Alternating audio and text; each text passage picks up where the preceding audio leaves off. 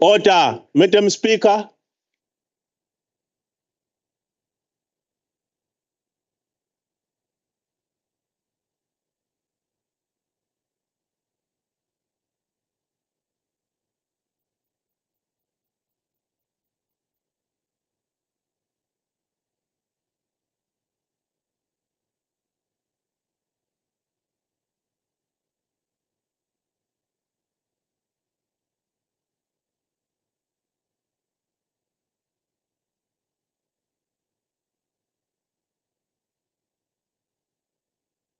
Good morning, honorable members. May we take this opportunity for a silent prayer or meditation.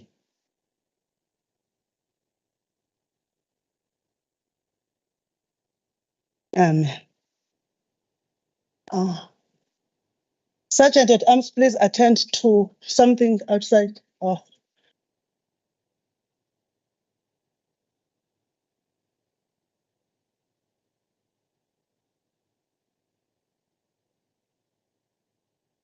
Honorable members.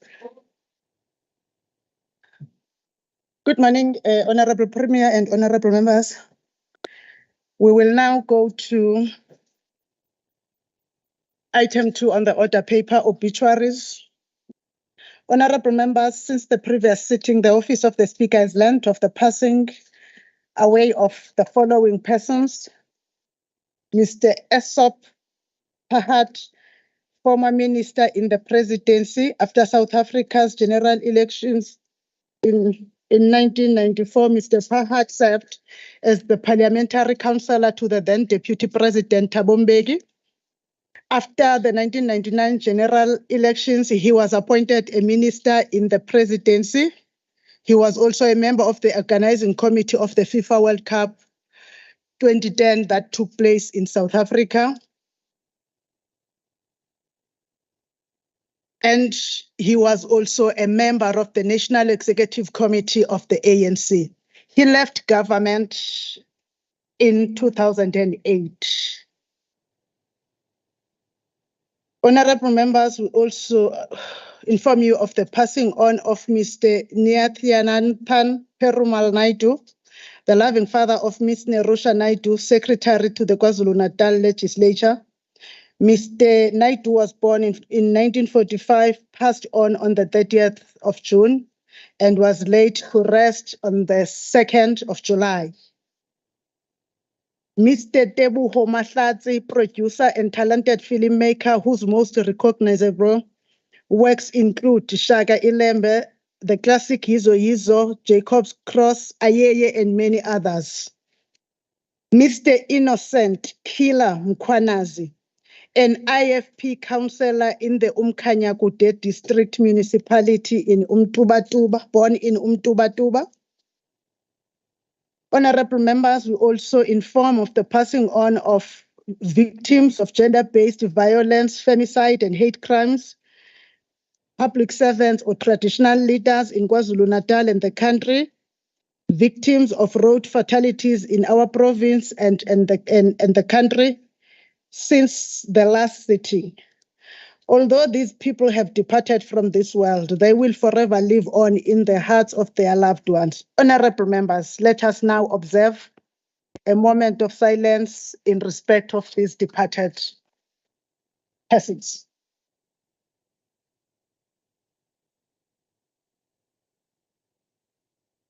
May their souls rest in eternal peace.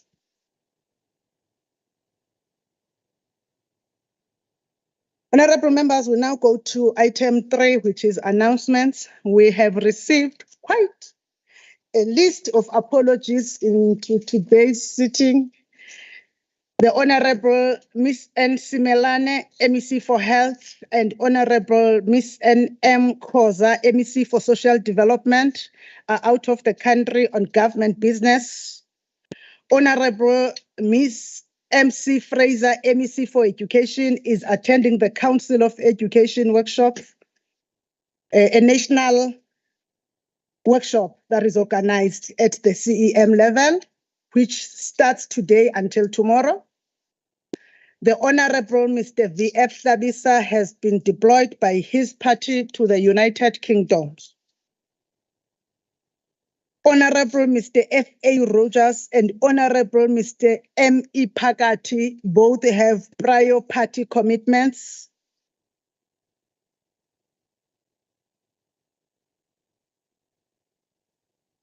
The Honorable S.M. Sonjita, who is also attending on an international empowerment program by the National School of Governance in China.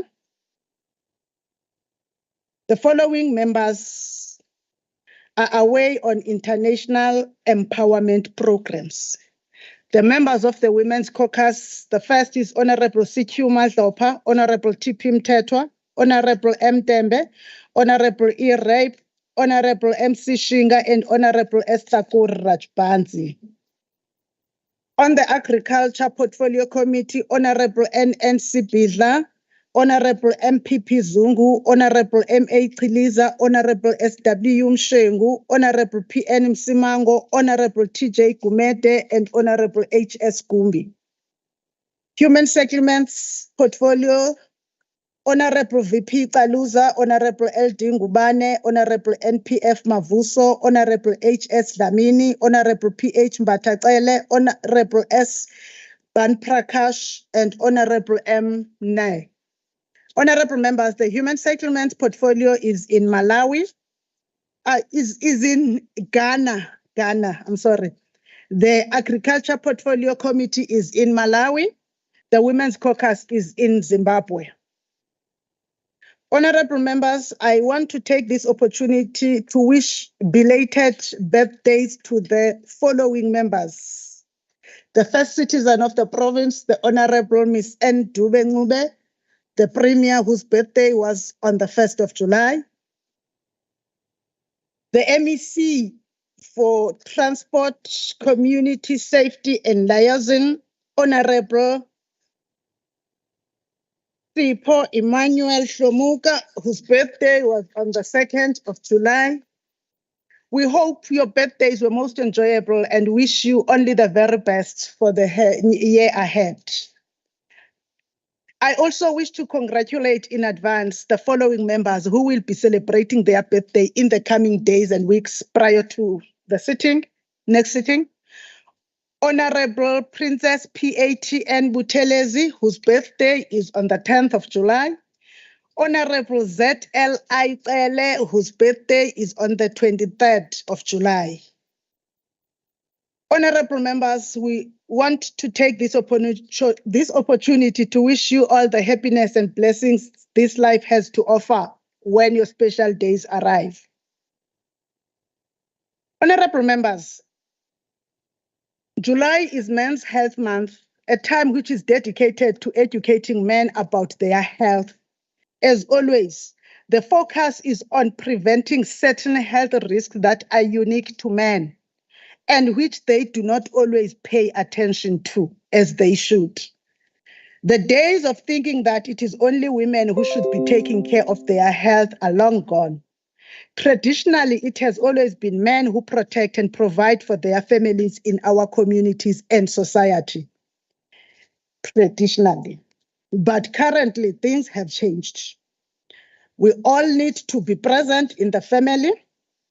And I therefore want to take this opportunity to salute and thank all men who will protect their families and communities, those who will speak out and act against gender-based violence, and above all, those who will go all out to embrace issues relating to minorities and sectoral interests at all levels of society. Importantly, also men who will know that their health issues are also affecting their partners.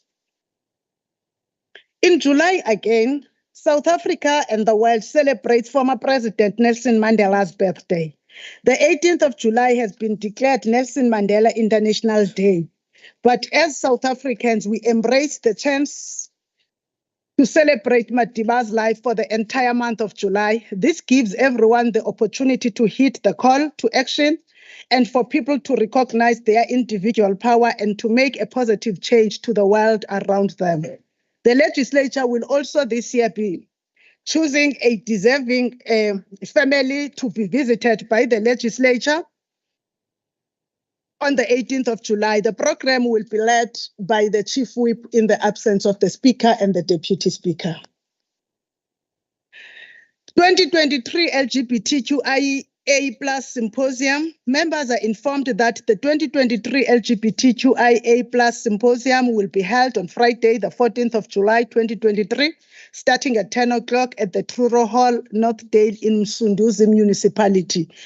We are aware that that is constituency period, but we appreciate, Chief Whip, that you gave us that day, as we had to move it from the 12th that it was originally destined for because of availability of government.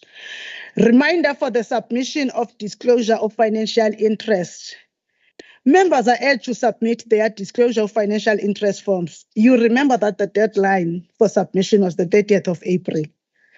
We don't want to remind members anymore. We are now reminding you for the last time. This will be left with the whips of the respective members that will not have submitted when we meet in the next sitting. SADCOPEC Governing Council. Honorable members are informed that the Executive Committee of the Southern Africa Development Community Organization of Public Accounts Committees, SADCOPEC, annual conference and annual general meeting will be held in the city of eThekwini in KwaZulu-Natal. The SADCOPEC's Governing Council will conduct a peer review with the South African Association of Public Accounts Committees, Council of Delegates to assess the state of readiness of SAPEC to host the scheduled meetings and events. These meetings will be held at the Southern Sun, Elangeni and Maharani from the 11th to the 15th of July, 2023. The members that are going to be representing the legislature were drawn from the Standing Committee on Public Accounts, led by the chairperson, who's also a member of the EXCO there. Honorable members will now move to item 4, announcement or reports by the Premier. Honorable Premier.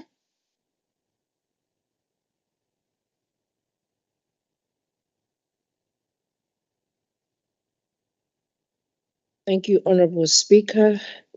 Good morning to you, Honorable Speaker. Good morning to all the honorable members. of the Executive Council and honorable members of this House. Honorable Speaker, we wish to join this House and the country as a whole in mourning the passing of the struggle icon, Comrade Isop Pahad. Comrade Pahad was a former minister in the presidency, a political activist, a communist and African Renaissance man. He was an active member of the ANC and the SACP during the liberation struggle. He went to exile in 1964 after being banned from all political activities by South Africa's apartheid government. He was instrumental in the formulation of policies during the early days of our democracy and also during the rebuilding of this country from the ashes. We wish to send our heartfelt condolences to the family, his home, the African National Congress, the South African Communist Party. We're saying, Hamba kahle, Comrade Pahad. Honorable members, Honorable Speaker, we start by expressing our sincere, deepest condolences to the families of Councillor Innocent Mkhwanazi, who was killed in Mtubatuba early this week, Councillor J.F. Mnyaka, who was also tragically killed in uMsunduzi municipality last week. We join all peace-loving people of KwaZulu-Natal in condemning these senseless killings of our councillors and our leaders. These developments rob us and our communities of a true patriots and dedicated cadres and can create instability in municipalities if go unchecked. As a province, we have been down this road before, and we are not about to return to the tag of being referred to as a political killing field. The criminals are within us in our communities, and we wish to plead with our communities to work with the police to ensure that these criminals do not hide among them. Let us work together with the police to ensure that these criminals are permanently removed from our communities. Honorable members, we also wish to send our sincere condolences to the family of a learner, Uminenhle Hlongwane, who was killed allegedly by a gunshot from a taxi driver who was demanding to pass through during a community protest in Ulundi. We ask the police and the whole criminal justice system to ensure that this matter is properly investigated and the law take its course.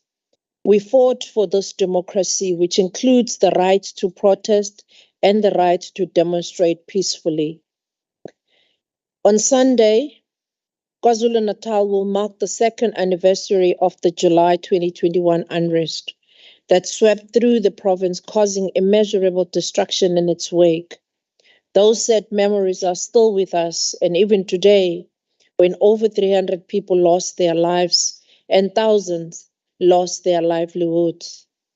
We are encouraged, however, by the progress that have been made in our journey towards the economic recovery, reconstruction, and transformation. We are buoyed by the resilience of our people, of our infrastructure, although not at full recovery stage, but we are inspired by the industries that have shown tremendous pliability. We can mention a number of businesses that have been able to rebuild themselves: Bridge City Shopping Center, the mass mart stores like Cambridge, Game Builders, Macros, and many others. Many jobs have been recreated, while others have also been saved. Just like Madiba taught us, never and never again shall we experience such as the province of KwaZulu-Natal. As we start the July month, also known as Nelson Mandela Month, we should do so with humility and humbleness that Madiba displayed throughout his life. We celebrate the life and the legacy of our former President Nelson Mandela. We do so as the province recovers from the April 22 floods, the devastating storms last week that left 7 people dead and the trail of destruction to property and livelihood. Let us all heed the call and work towards changing our province for better. Honorable members, KZN from this week onwards is a hive of and the epicenter of BRICS nations as the province gears up to host a series of high-level BRICS engagements. On July 14, the province will host BRICS Gender Divided Debate, which brings together female business and associations, political leaders and economists and government leaders. BRICS Gender Divided Debate is an important gathering that will delve deep into the political economy of gender in a multipolar world, with ultimate objective of framing tomorrow's multipolar world through a gender lens, and for women, by women in BRICS and African nation. We are also hosting this week the BRICS Sherpas who've started their meeting on Monday, and they will finish on Friday this week. On the 18th to 20th, the 9th BRICS Youth Summit will be held, and the meeting of ministers responsible for youth affairs will also take place in the province under the theme BRICS and Africa Partnership for Mutually Accelerated Growth, Sustainable Development and Inclusive Multilateralism. The BRICS Urbanization Forum will also take place on the 26th to the 27th of July, and this brings together ministerial delegates to local government, policymakers, and other stakeholders to discuss urbanization.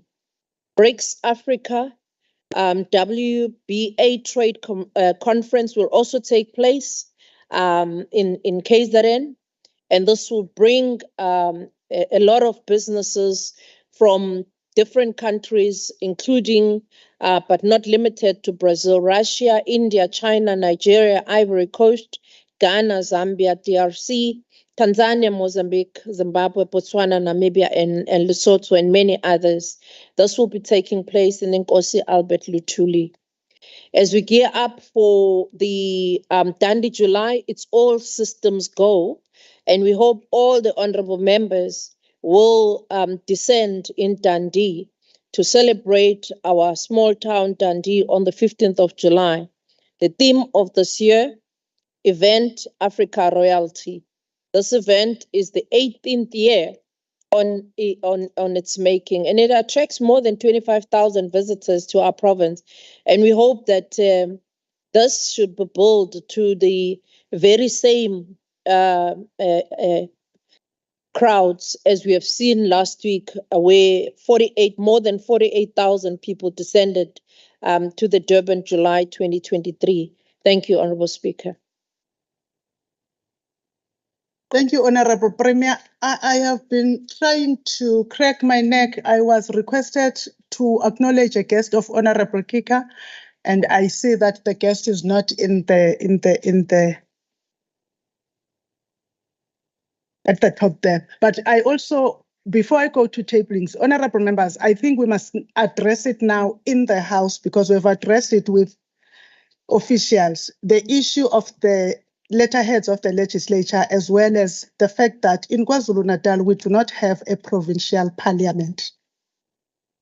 Whether it's letters that are written from caucuses of parties to this House, they must bear the official letterhead of the legislature or of that party. We wouldn't know of the party, especially correctly addressing KwaZulu-Natal provincial legislature.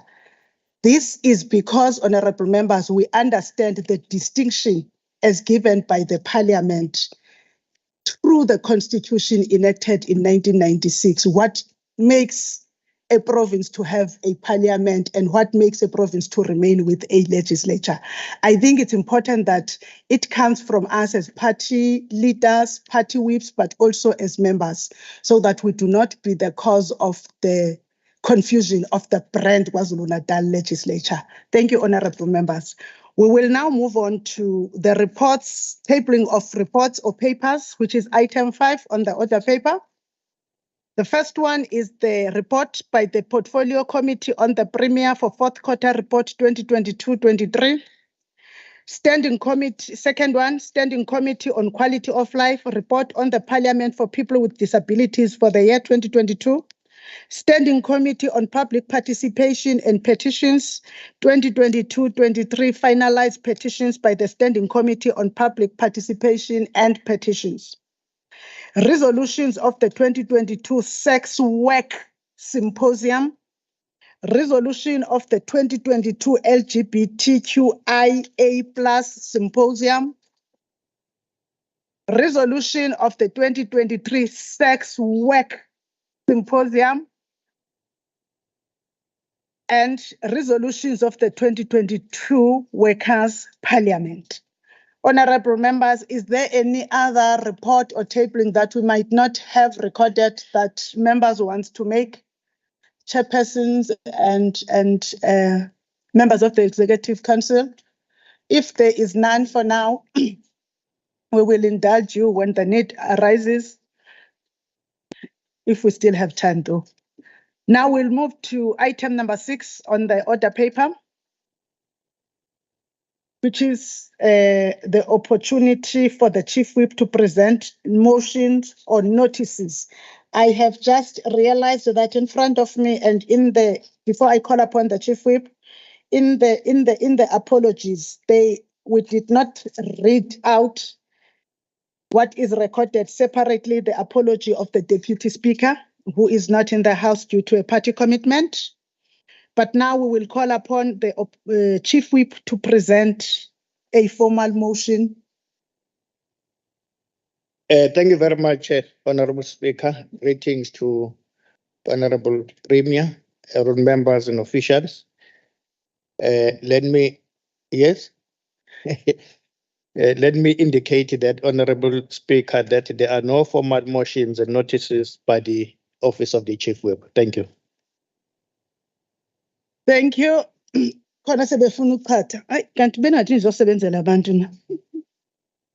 We will now go to item 7, which is member statements.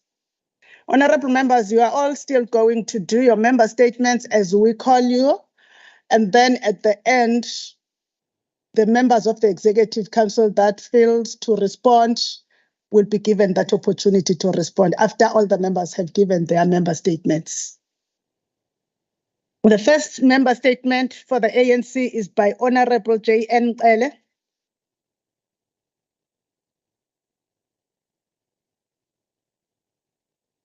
Thank you, Honorable Speaker. Climate change is a huge problem globally as well as here in South Africa and KwaZulu-Natal. Following the recent floods that took place last week, Tuesday, in eThekwini, which have received government gains when it comes to the damage caused to many families and the infrastructure. What are the government's plans in relation to the education of the people of KwaZulu-Natal on climate change?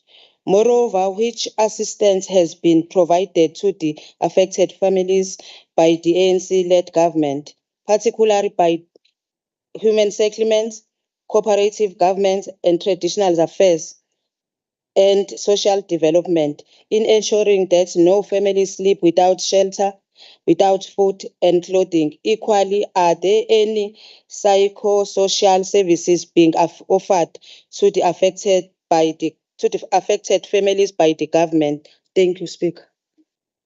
The next member is Honorable L.J. de Klerk of the IFP.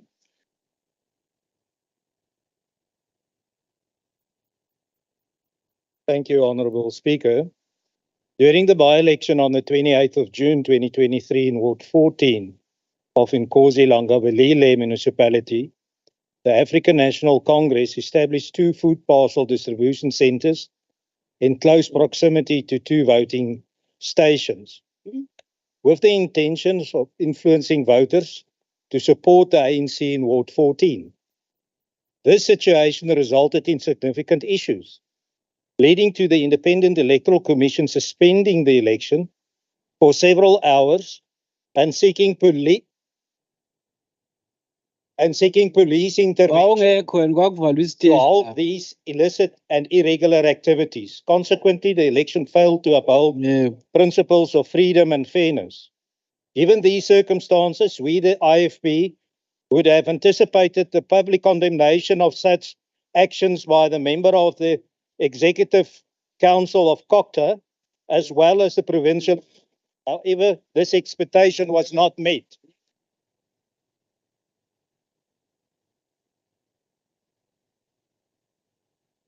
Oh, the next member statement is by Honorable LM Meyer of the DA. Members, singazigqumi izikhulumi ezikwipodium. Thank you, Honourable Speaker. In May, we learned that finally the government recognises the crisis in eThekwini somewhat and would institute a Section 154 intervention in Metro, although the DA maintains a 139 intervention would be better. But here we are in July, and it seems like so much else the ANC touches, the Section 154 intervention has disappeared like mist before the sun. The only movement we've had is when the ANC in eThekwini would not allow the MEC to address council on the intervention. Since May, the situation at eThekwini has also deteriorated considerably, and the people of eThekwini suffers under the collapse of the metro. The suffering of the people of eThekwini is made worse with the uncertainty of government's intervention, as no Section 154 has been gazetted. The MEC, bullied by the ANC council in the metro, has gone underground on this, and there is no movement forward. The DA calls on the MEC to inform this House on where we stand with the intervention in the metro and to ensure that good governance is implemented and that the needs of the people is put before the needs and internal strife of the ANC. Thank you.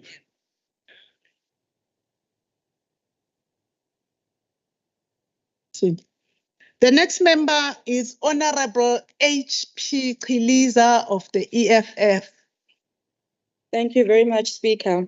Almost every day on our roads, we are greeted by scenes of carnage and destructions that are caused by the high number of heavy-duty motor vehicles that are transporting goods that should not be traveling on our roads. Truck owners employ unqualified persons to drive their trucks, while the trucks themselves are not roadworthy.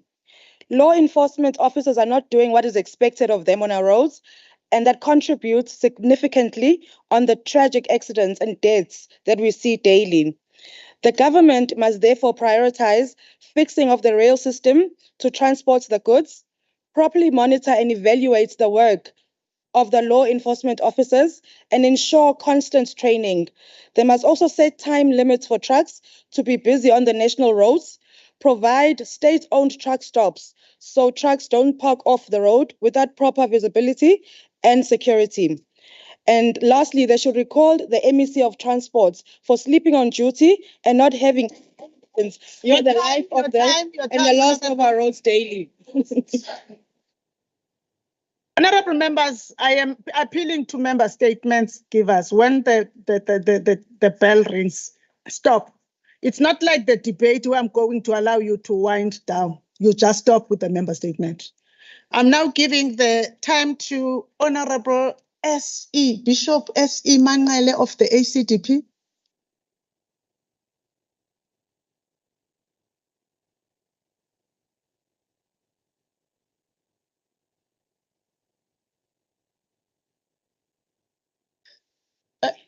No, Honorable Manqele uzovela lapha. It's your time, Honorable Manqele. Liyahamba isikhathi sakho. Thank you, Madam Speaker. The high rate of crime in the province. The question is, what the Department of Safety doing about collecting illegal firearms in the province? One is very much concerned about the very high rate of crime in the province. Our people are being butchered each single day from all corners, urban areas as well in rural areas. Thugs are heavily armed, sometimes more than the law enforcement entities. People are gunned down with the heavily powered machine guns and not just the pistols and revolvers. We all know the statistics released by the Minister of Policies. Thugs are not here to play, but for the business. And this House we should be looking at ways of how to protect our communities by removing the guns from the communities. Our children are The not next, safe even Honorable Mangale, thank you. The next member to present a member statement is the Honorable NJ Nkwanyana of the IFP.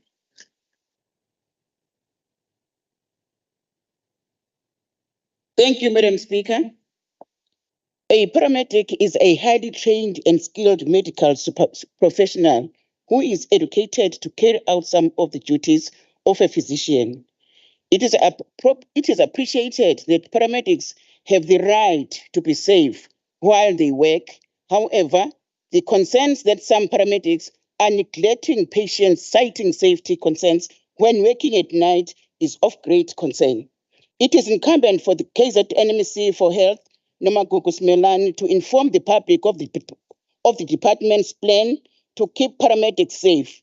The MSC must present a plan with tangible solutions to protect the paramedics and other service providers who have become soft targets for criminals. I thank you. Thank you. The next member is Honorable Nbim Tetwa of the ANC.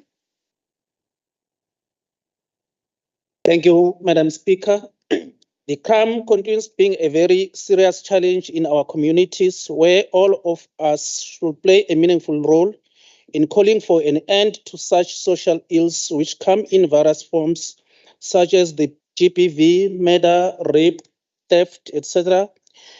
Part of dealing with problem is to get an understanding on what mechanisms, support, or programs are being implemented by the Department of Community Safety and Liaison to the vulnerable community in combating this scourge, working together with relevant stakeholders in building safer community and building a crime-free society. I thank you. The next and last member to present a member statement is the Honorable M. Dex of the ANC. The African National Congress in the KwaZulu-Natal Legislature congratulates the ANC Youth League on the hosting of a successful conference over the past weekend. We want to congratulate the newly elected leadership of the ANC Youth League. We also acknowledge the dignified way the conference proceedings were conducted. Indeed, young people are responsible and are leading. This successful ANC Youth League conference brings hope to millions of young people from all walks of life that indeed the struggle for radical transformation of their lives will be accelerated and be achieved in our lifetime. Now is the time to take charge, and for Africans from all walks of life and from across all political parties in South Africa to unite and attain economic freedom and expropriation of land without compensation. Roar, young lions, roar. Vote ANC 2024.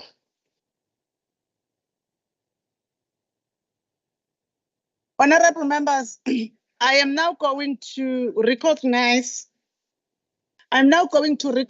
members of the Executive Council that wish to respond on the matters that were raised.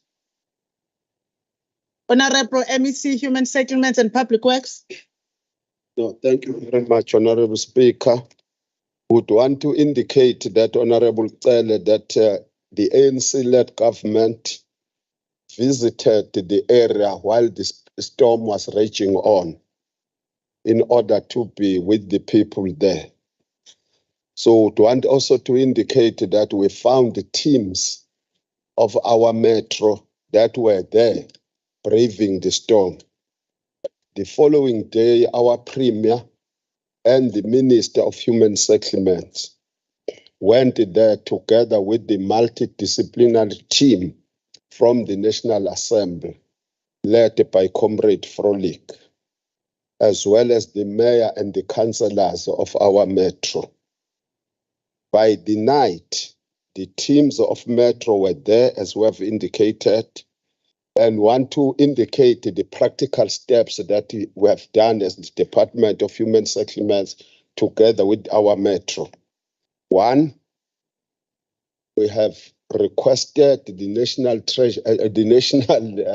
Human Settlements to release an amount of 201 million rand. Okay, It's up. No, your time. Oh, Remember, okay. honorable members, Then a member other than the premier or an MEC may be recognized. Oh, okay. No, you can continue.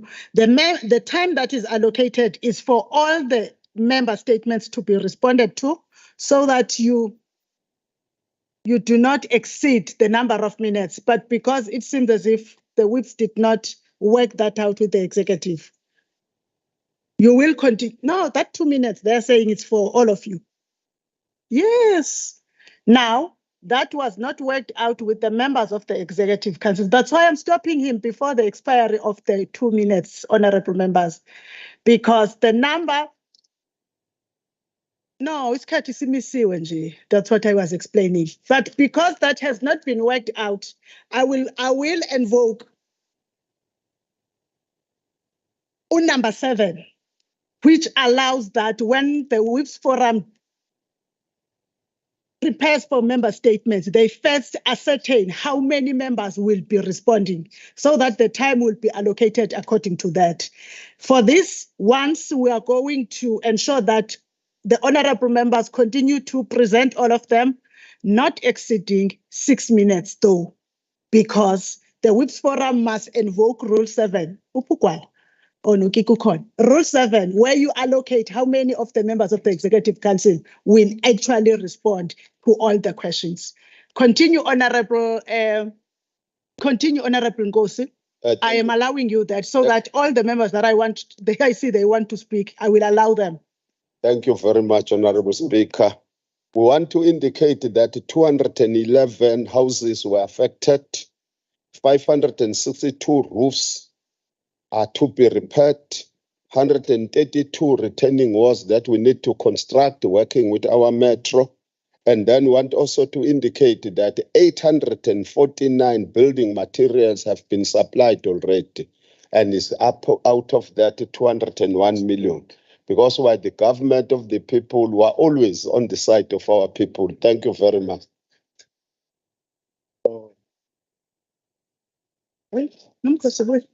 The next honorable member, and I'm giving you, all of you, to continue, that want to speak. Next honorable member that I will recognize was Honorable Stole Muloi.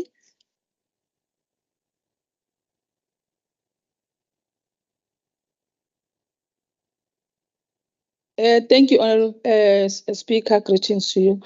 Honorable Speaker, I will first respond to the Honorable Member NJ Kele. The teams were distributed and go to Ugu and eThekwini as the weather conditions were affecting those two districts. And we want to also to indicate that people that were affected were given the social support by social workers that were distributed by social development, and also to indicate that departments were also called together in a joint meeting where education, health, HR, transport, and others were also asked to activate their respective contingent plans to ensure damages in the infrastructure is being taken place, and repairs will be done immediately.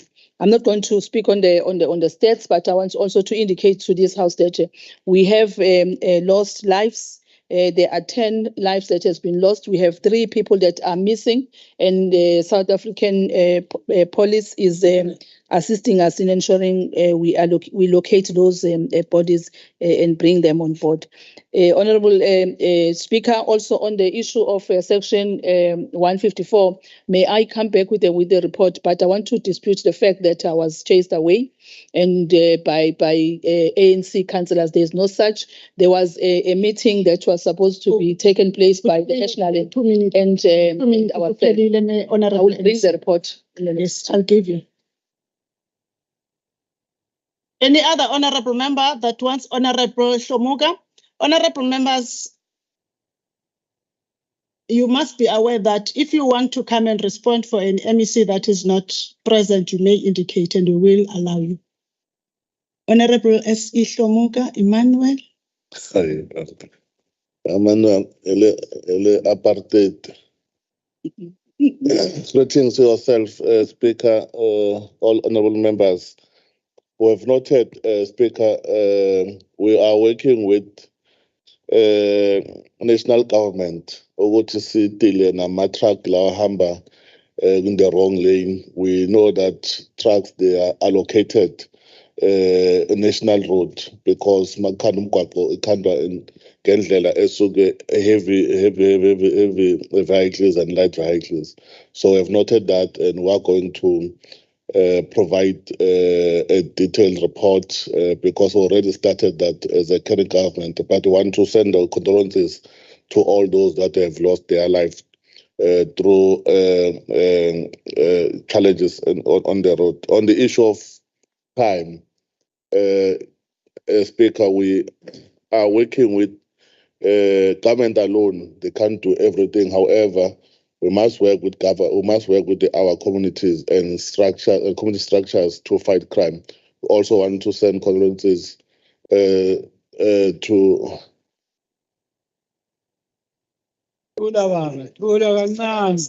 Susuvuma ukuphazanyisa isikhathi sakho.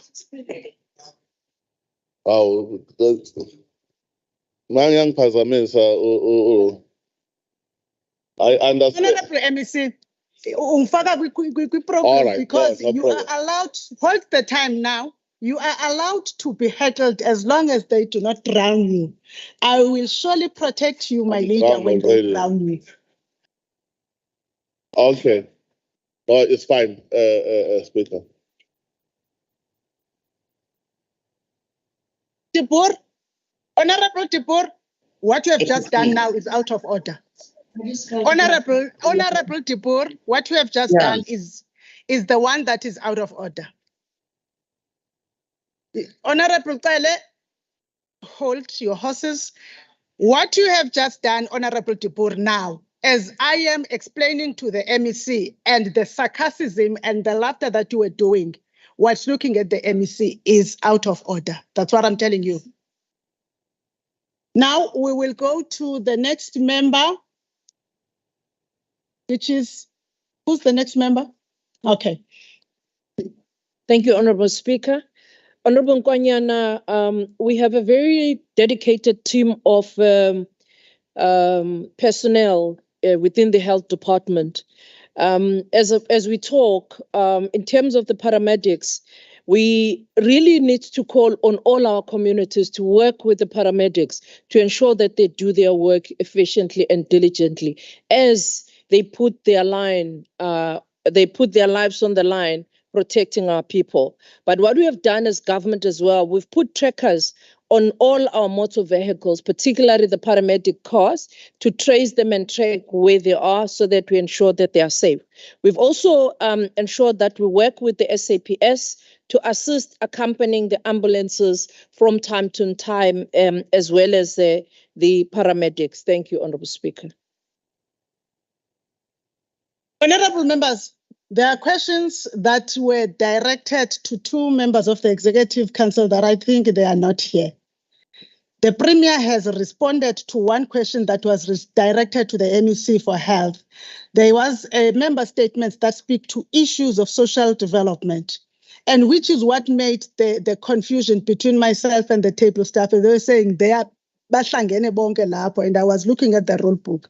Now, Premier, you are aware that there was no response on the one of the executive of the social development. The Honorable Moloi promised to give a report at some point. We will check whether that is permissible in terms of the rules, because you report to the committees. And I so believe that the reports are given at committees. And I also heard the Honorable member saying that there will be Honorable MEC Shomuka about the plans.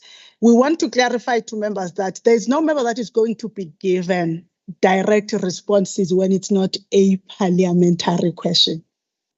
Any further expansion on the matter will be done at portfolio committee level, honorable members. Don't wait, including those that they are members of the executive councils were not present and could not respond. Those matters will continue to be dealt with at portfolio committee level. But we are done now with the members' statements. We are now going to the main orders of the day, which is the first one is the debate on the report of the Portfolio Committee on Public Works on the oversight visit held at Siphumelele Primary School on 21 June 2022. Honorable members, as we were reading the apologies, we read the apology of the members of the Agriculture Portfolio Committee that are in Malawi, and the Chairperson of Public Works, Honorable MPP Zungu, is amongst those members. Therefore, the member that is standing in for Honorable MPP Zungu is the Honorable Chairperson of the Whips Forum, the Honorable J.S. Numalo, the Chief Whip, will present the report in 10 minutes.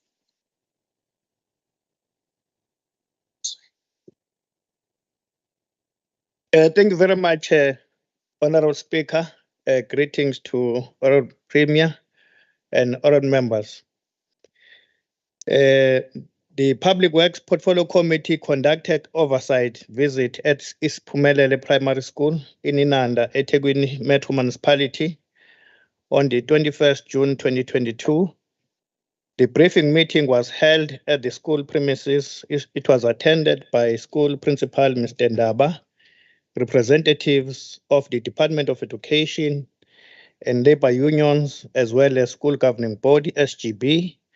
Also present was the senior management of the department, local political leadership, and the departmental stakeholders, such as contractor, Mr. Mbuyazi, consultants, electrical engineers, and architects. The oversight visit was conducted in line with the approved 2022-2023 committee's annual oversight plan.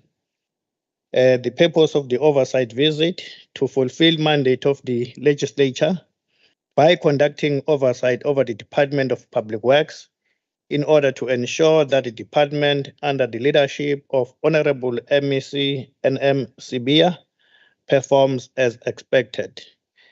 And 3, project background. It was reported that the client is the Department of Education. The school is Siphumelele Primary, located in Ward 107 at Inanda, Newtown C, Ezimangweni, within eThekwini Municipality.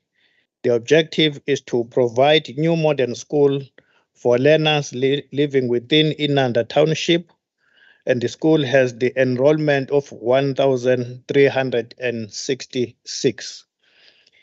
For briefing by the Department of Public Works, the project commenced date was the 7th July 2020, and the original completion date is the 7th July 2022, with a revised date of 18 September 2022.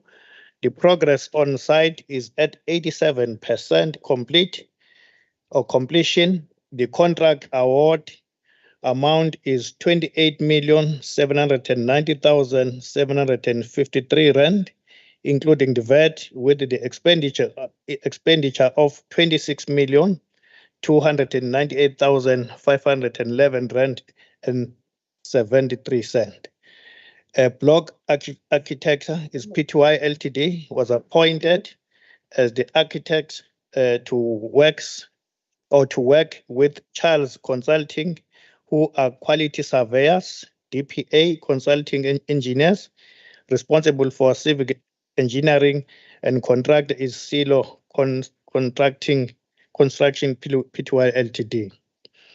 Project scope was construction of 21 new classrooms, 2 multi-purpose classrooms, 4 grade R classrooms, 1 computer rooms, 1 media center with smart board, 1 science laboratory, 7 office administration block, 7 storerooms, a kitchen, ablution facilities, 34 seats, guardhouse, a fence, associated site for works, and repairs and renovation to existing building. 6, community benefits from the project. It was reported that 53 expanded public works program, PWP, for work opportunities have been created, and all beneficiaries were recruited from local community of Ward 107. A female youth from the same ward was employed as a community liaison officer. officer. The project also established as a functional project steering committee, which comprises members from the local leadership, SGP, Business Forum, and Ward Committee, as well as EPWP officials within the region. The project has employed 2 people with disabilities out of the overall target of 40 youth employment that was set the project for, or a project to manage to employ 19 youth to date, which is equivalent to 47%, and 53 women have been employed thus far, the target against the target of 90.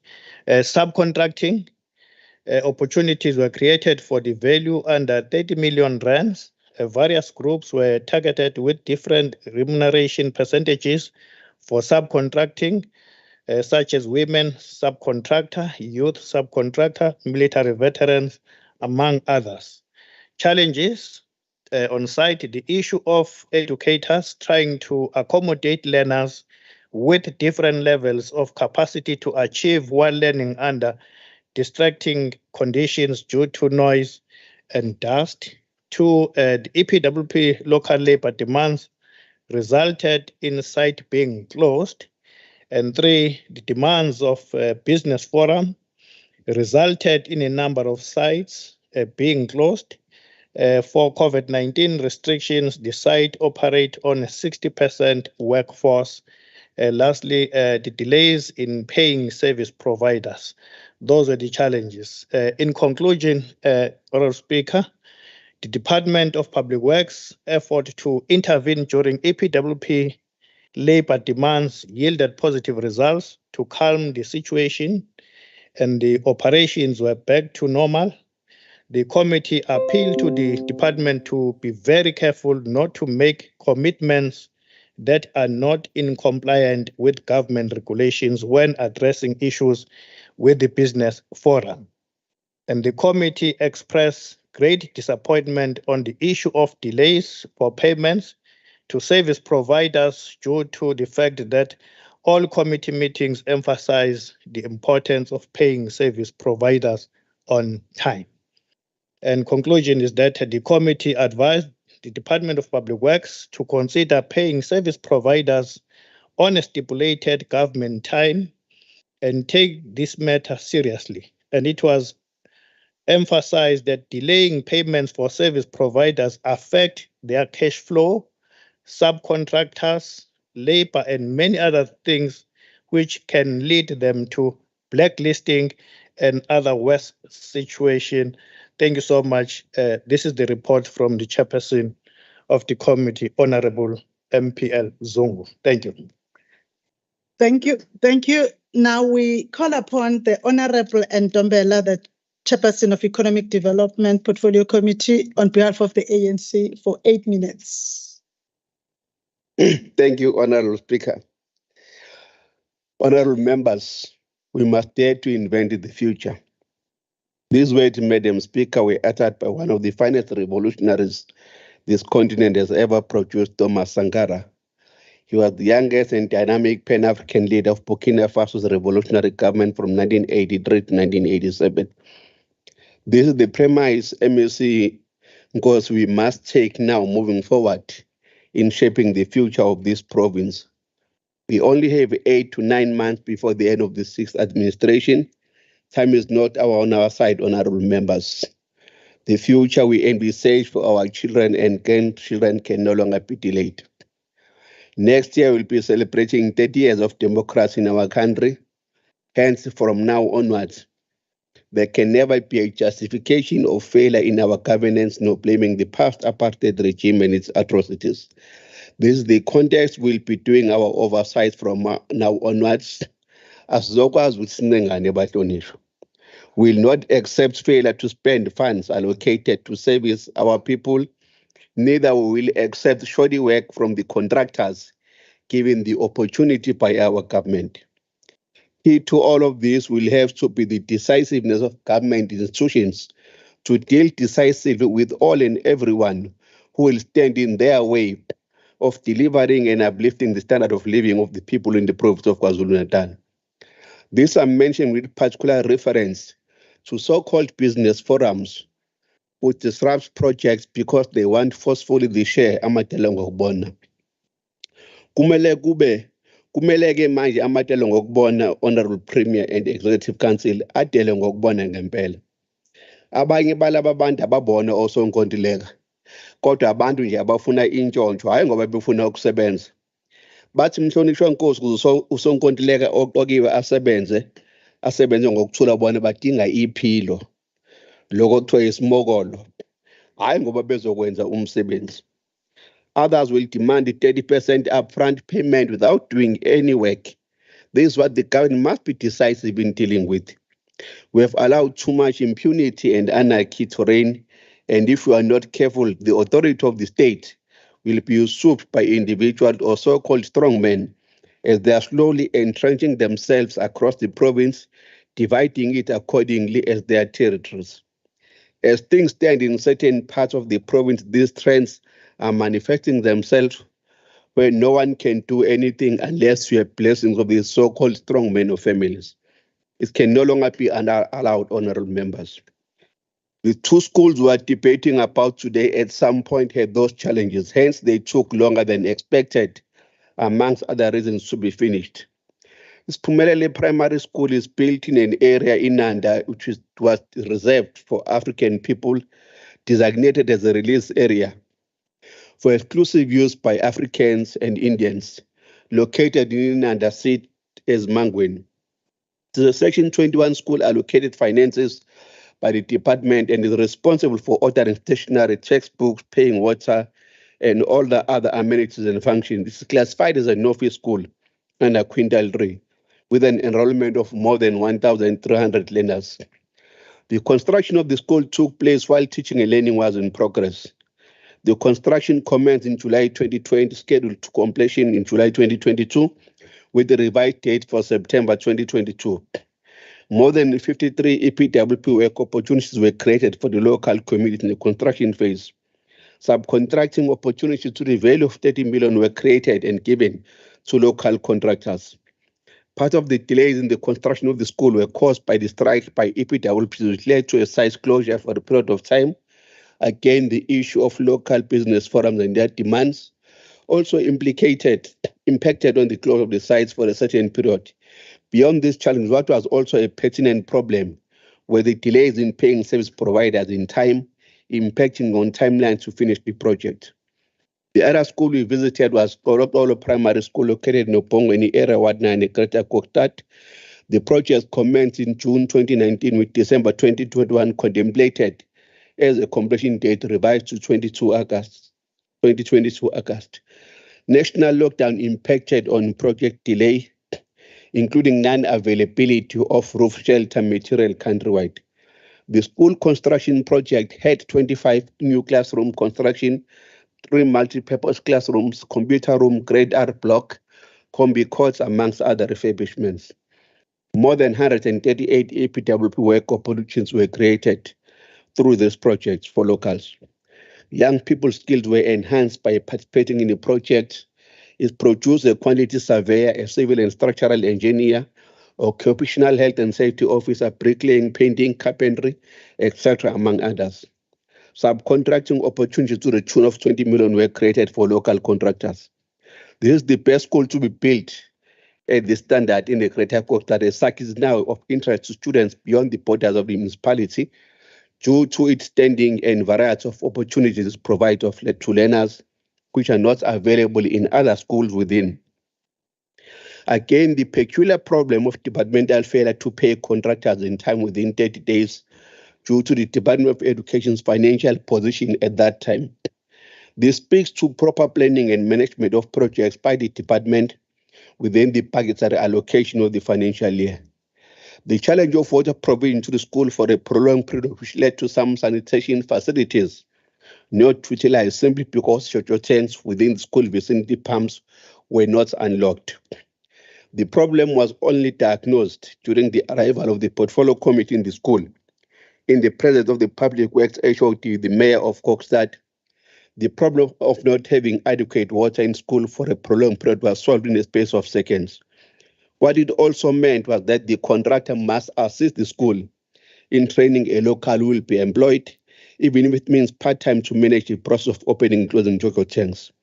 Sikulesa sikole bahlonishwa sathwala isimanga sokuthi isikole sinale ingqalasizinda enkulu kangaka sasinojojo tanks abangaphezulu kwa-8 abebengasebenzi. And uma usuthola ukungasebenzi kwabo hayi ngoba ukuthi amanzi isikole besingenawo amanzi for a period of about 6 months. Inkinga ukuthi unkontilaki wathi meqeda umsebenzi wangashiya umuntu amqeqeshile esikoleni ukuthi laba jojo tank ngoba phela bezosebenza uma impompi amanzi akaphuma empompini kuwena umuntu wasene bavulwa kanjani aphampwa kanjani amanzi saphume khona.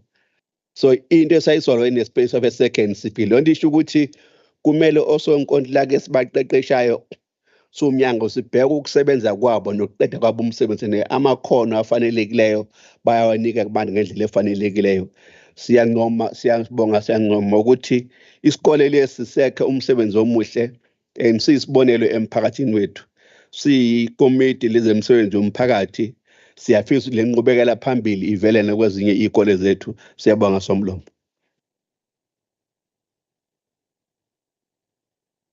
The next member for 10 minutes on behalf of the IFP is Honorable NJ Ngwanyana.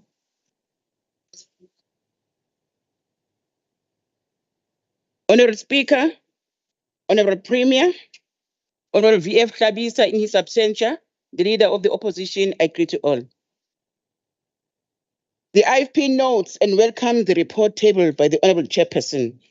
The Department of Public Works and Infrastructure remains the implementing agent for client departments with regard to construction and maintenance of provincial infrastructure. It is a fact that school is one of the most important and fundamental institutions in our society. It's where we learn about the world around us and develop the skills we need to succeed in life. Schools are very important because they teach us many different skills that we'll need later in life. That is why, under the leadership of the IFP founder and the IFP president emeritus, Prince Mangosuthu Buthelezi, more than 6,000 classrooms were built in KwaZulu, and it was done without massive budget provided by the democratic government.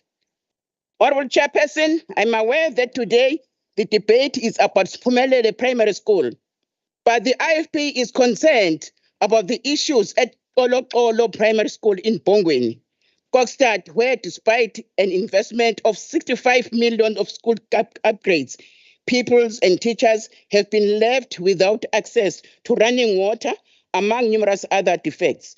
During a recent oversight conducted by the KwaZulu-Natal Public Works Portfolio Committee, substandard workmanship evidenced by broken stairs, railing, and downpipes and expensive imported locks that are costly to replace were discovered. Moreover, the installation of three-phase power led to a monthly 15,000 bill, irrespective of usage, burdening the school's budget. The IFP is concerned about incompetent contractors who get chosen so that they benefit the corrupt officials within department. The most important aspect of a quality of project is the workmanship. Unfortunately, poor quality workmanship can destroy projects already but in place. The question remains, how an incompetent contractor was awarded a tender? What action was being taken against the contractor? All these questions must be answered as public funds have been used. The IFP demands that greater attention should be given to project supervision by regulators in the construction industry, since poor supervision of work is the major problem of our workmanship. The supervisory team of construction firms, the local authorities, and works should increase their supervisory activities on workers of construction sites to improve workmanship quality. Regular in-service training and workshops should be organized by contractors to help improve the quality and skills of their workers. Government and contractors associations should develop a standard for acceptable quality material that can be used in the construction industry and ensure full compliance by all the contractors. compromise contractors who are given massive skills in all key project manage processes and skilled personnel in their companies, and the law must help us to conduct background checks on them. In abject poverty, we propose that the stipend be increased to take into account in the inflation rate and in the increase in the prices of basic foodstuff. We believe that people who participate in the EPW program must be empowered to start their own businesses. By doing so, this will assist in creating more job opportunities. What happens to them after the project is completed? What skills does the EPW leave with them? Are they suitably skilled to get employment in other sectors? Again, people should also be employed directly and permanently by municipalities with benefits, as this will go a long way in addressing the unemployment challenge facing our country. The IFP further proposes that people living on the streets in urban areas and in our cities must gain access to job opportunities through the EPWP. This will help reduce the number of street beggars. The EPWP is the one way of assisting the homeless people. It is crucial that those without employment not only gain employment, but also trained in skills that will enable them to remain employed after certain projects come to an end. The IFP supports the promotion of economic growth and development through contractor development programs as well as infrastructure programs. Honorable Ngubane? All the time. Honorable. I rise on a point of order. A member Tata a cell phone in the house. Honorable Ngubane. That is why I was calling him back, Honorable MEC. We will attend to him when he comes back, but when ill discipline is done by a whip of a party, it becomes something else. Sincere apologies, Honorable Ngwanyana. Thank you, Chairperson. We are pleased to note that some contracting opportunities were created to the value under 30 million. The IFP believes that we must contribute towards transformation in the construction industry and in development of SME contractors, which have been recognized by the government as crucial for industry development, economic growth, job creation, and poverty alleviation.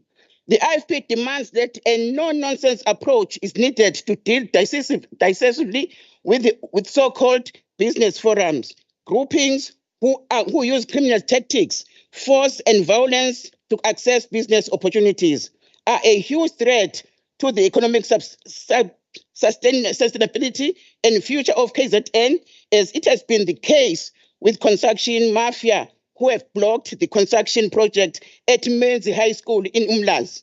We must recall that these forums emerged in 2016 in eThekwini, the same year that Honorable Zandile Gumede was elected as eThekwini Mayor. Legitimate businesses are still stifled, threatened, and forced to divide up their work with selected contractors. The IFP urges Department of Public Works to ensure that service providers are paid on time, which is within 30 days. In terms of Section 30 of the Public Management of Finance Management Act, PFMA, the accounting officer for the department must settle all contractual obligations and pay all the amount they are owing to the contractor. I thank you. The next speaker for 5 minutes is the Honorable Dr. Aikika of the DA.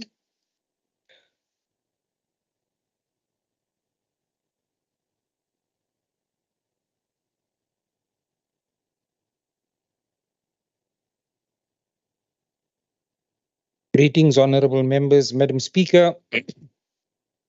The DA has from this podium repeatedly said that the triad of quality education is honest and proper leadership, sound infrastructure, and intense parental involvement. Each of these facets have also been elaborated upon, and we can detail them endlessly, and you will find that they have all deteriorated against the current leadership of the province. It is rather irritating that the House is discussing a report from 2022, when at the time, the current MEC for Education was the portfolio chairperson of Public Works, and she's not even here to participate in a matter that directly related to her during that time and her as the MEC now. The Honorable Dube, who's coming up to debate, was there then. This report is a few days shy of being a year old, and it worries us that the House is tardy in bringing matters for debate. Inappropriate reports are suddenly withdrawn, and changes are made when these matters should have been rectified and verified at the programming stage. Notwithstanding, Madam Speaker, 2 MECs of Public Works, and now we are on to the third, perhaps even the fourth MEC for Education, given the factional battles between the Mtolo Duma faction of the ANC, have confirmed in reports to parliamentary questions that the Department of Education is cut off at the knees by the delays in payments to the Department of Public Works. This was very politely acknowledged by the Honorable Ntombela. While the Department of Education considers Public Works to be amongst its preferred implementing agents, it takes advantage of the relationship like an estranged ex-spouse that does not want to pay child maintenance. The MEC for Transport will soon find out as the funds dry up for the Learner Transport Program. I say to you, Madam Speaker, #rescue KZN. At the time of the report up for debate, we heard that the schools were at different stages of completion, and we have already heard from the honorable members before me where these are. Let me highlight a few matters of concern in general that relate to infrastructure in education and the state of affairs. Public Works, if after hearing this and still want to continue to do work with the Department of Education, will be like somebody who has Stockholm Syndrome. The Honorable Ntombela's massive departure from his leader's narrative of blaming apartheid and all those before him is certainly significant in today's debate. Between the financial years 21-22 and 2023, Program 6, the infrastructure budget in the department has seen a steady decline with a sudden rise in this financial year and with allocations in the next financial year dropping yet again. Education spends 91% of its budget on paying salaries, leaving a meager 9% for everything else from learner transport, which is about to collapse, textbooks, early childhood development, to ensuring that the majority of the learners who are in grade 4 can read with meaning, which they cannot. I say this again, #rescue KZN. We have 73 schools that are still not connected to electricity, 1,048 schools that have been damaged by storms, and 356 in the last year alone. There are 23 schools currently at various stages of being repaired. And at this pace, it will take the Department of Public Works, together with the Department of Education, another 50 years to catch up with only those schools that have been damaged. Again, I say, #rescue KZN. While we tell the right side of this house about the rapid school build program in the Western Cape, they mock and scoff at us. But I want to tell you that while we are sitting here scratching our heads to find out why we can't do certain things, the Western Cape Education Department built a school from scratch in 65 days. Like I said, #rescue KZN. We still have a backlog of 980 schools with asbestos roofs and pit latrines, and the department still says there are 106 of these left. You'll remember the former MEC Mshengu, who stood at this podium and said that all schools will have pit latrines eradicated by the end of 22. What a damn lie that was. Between 2012 and now, the department has closed 251 schools, plans to close another 255 in this financial year, and 1,005 by the end of 2028. Doesn't rise. I'll be back. The next speaker for 6 minutes on behalf of the Economic Freedom Fighters is the Honorable LM Meyer.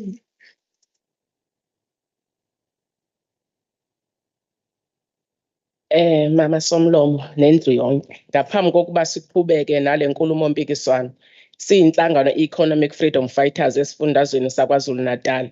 Sifisa ukuba siqale sikhuze lesihlava esidlangile osomathuba bakulesi sifundazwe abazibona befanelekile ukuba bagwamande imisebenzi kahulumeni yokulungisa ingqalasizinda phecelezi construction projects ngaphandle kokulandela imigudu efanele.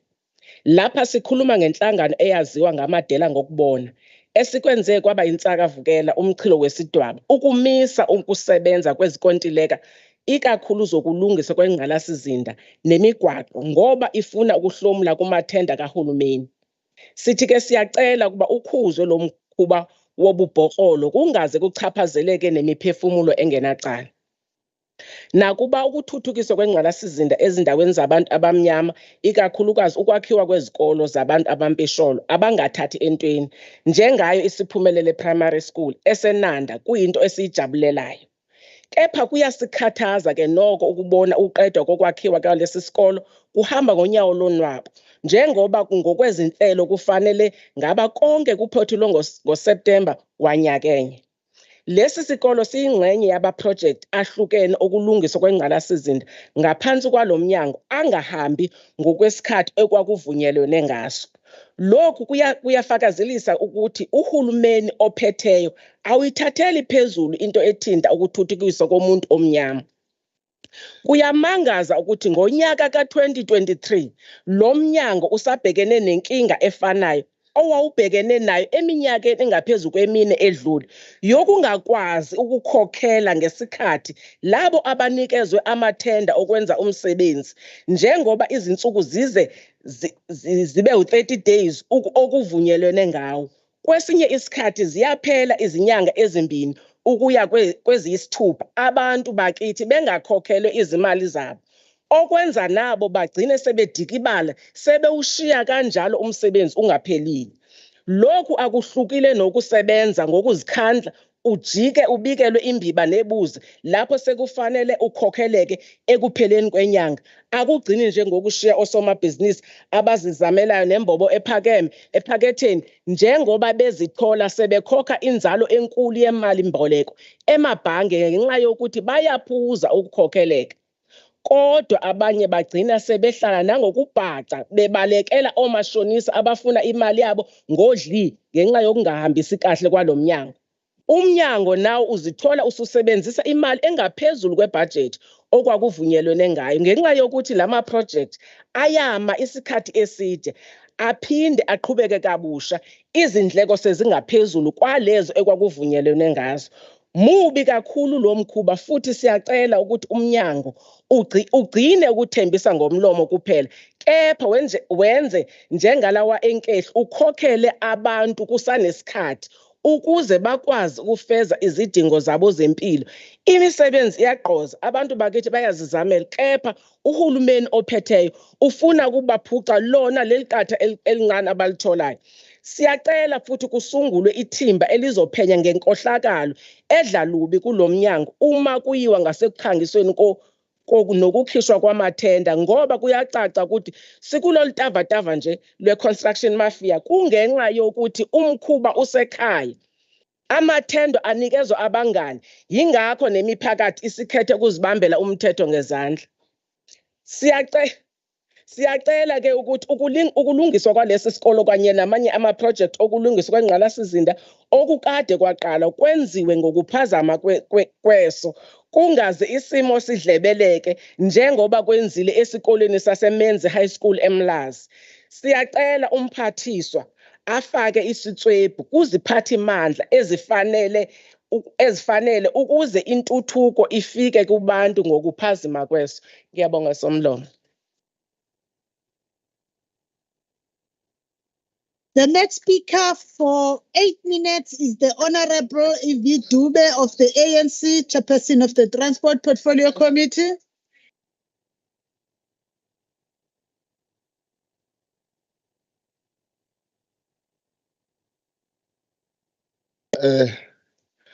Ngiyabonga kakhulu Somlomo, ngibingelele uMthombeni engekho, ngibingelele uPremier wethu, executive and members of the Legislature on my right hand side.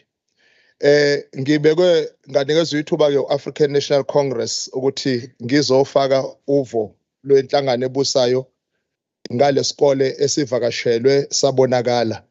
Kodwa kunento okufanele siyiqondise nje ethanda ukuba amanga esizozijwayeleke ekutheni inkatha yakhe izikole as more than 6,000. Lento itshengisa uba amanga anzima ngoba recently uphenyo nje libonisa ukuthi izikole KwaZulu-Natal ziyi-6,021.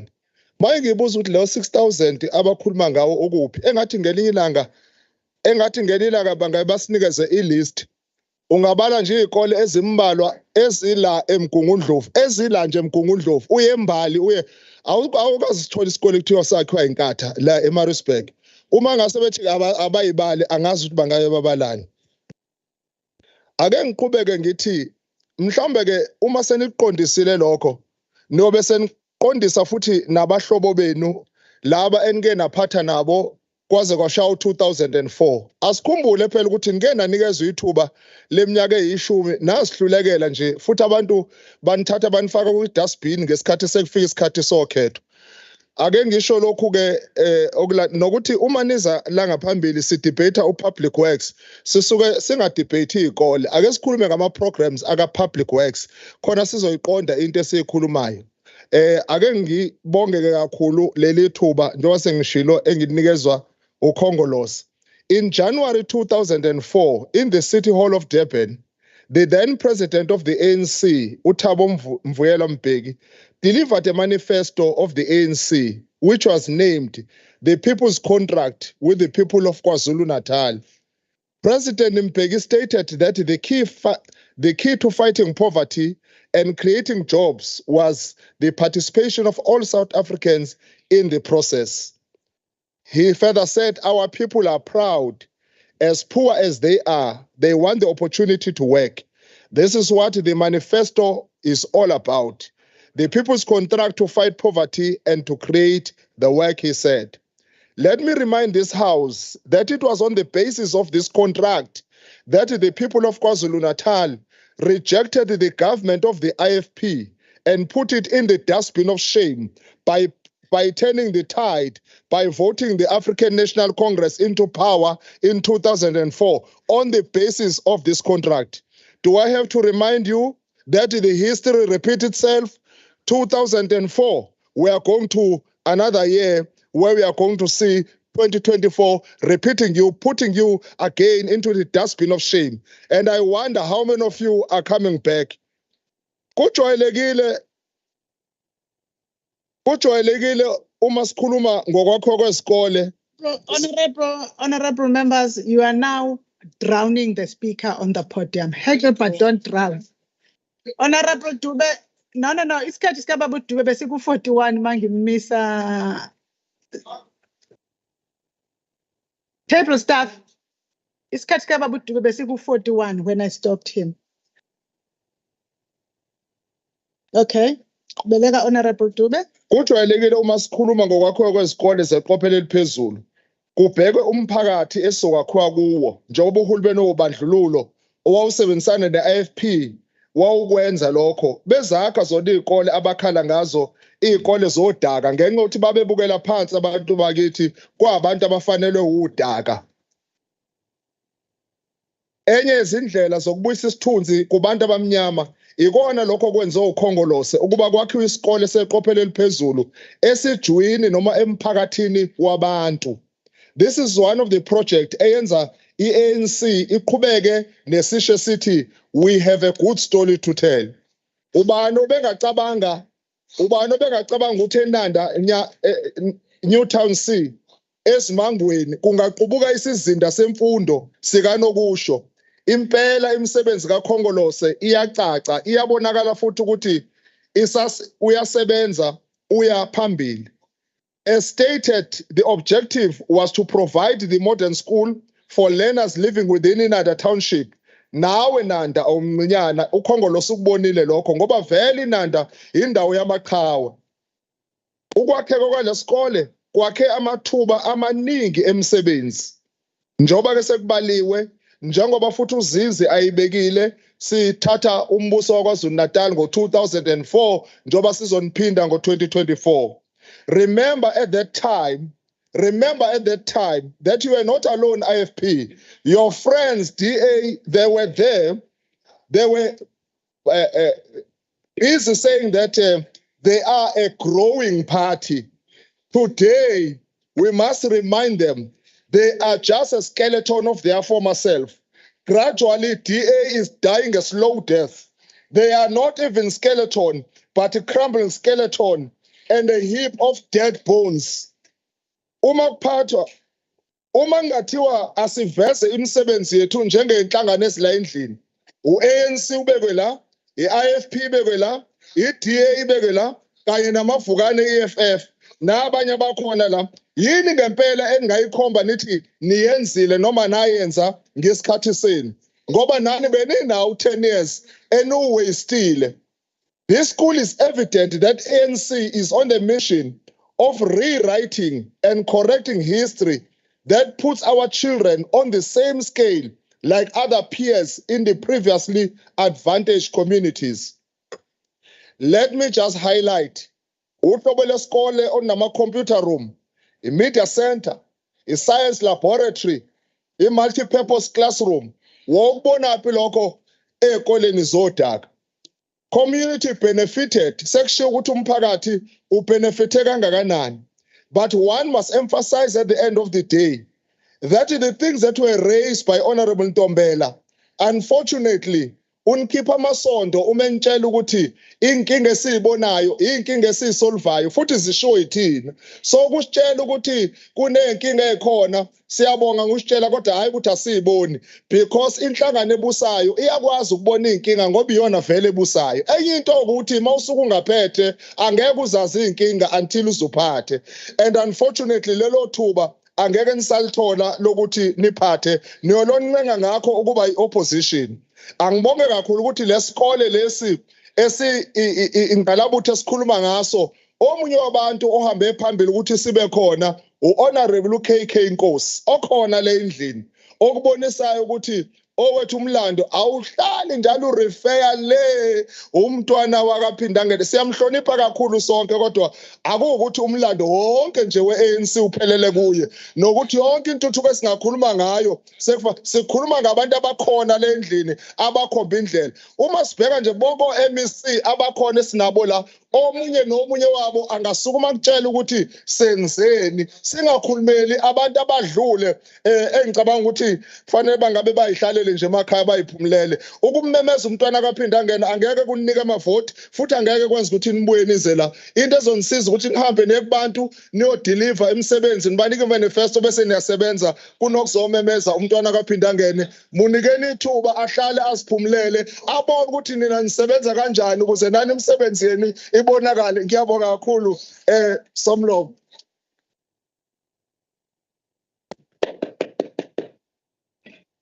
The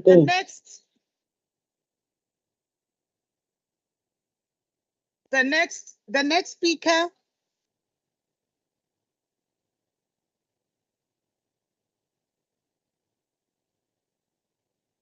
May we not make the house a ground of former teachers, please. The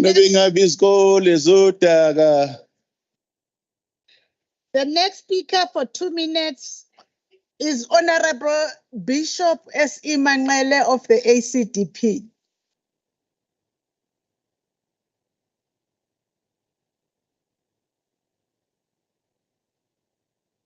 Honorable Manqele. Thank you, Speaker. Yes, Speaker. Thank you very much. We are still going to experience problems of unwarranted demands. The people, especially the labor forums, were not properly workshopped or given the correct information or facts about the projects in their areas. Right from the beginning, some times ago, normally they will think they own the project or the tender and not in the correct way. This happens all over the KwaZulu province. The MEC confirmed this in uKhozi radio station recently, that they introduced this issue of 30% being awarded to local laborers. What lacks is the really workshop of what that means. As a result, we see these stoppages of all the time the project has to start.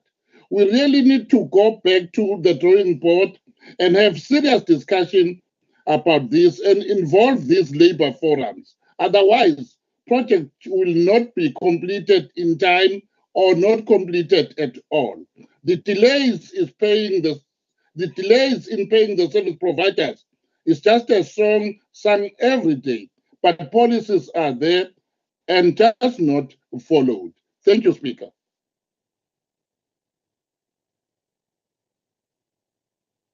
The next speaker for 3 minutes on behalf of the DA is Honorable Dr. Aikika.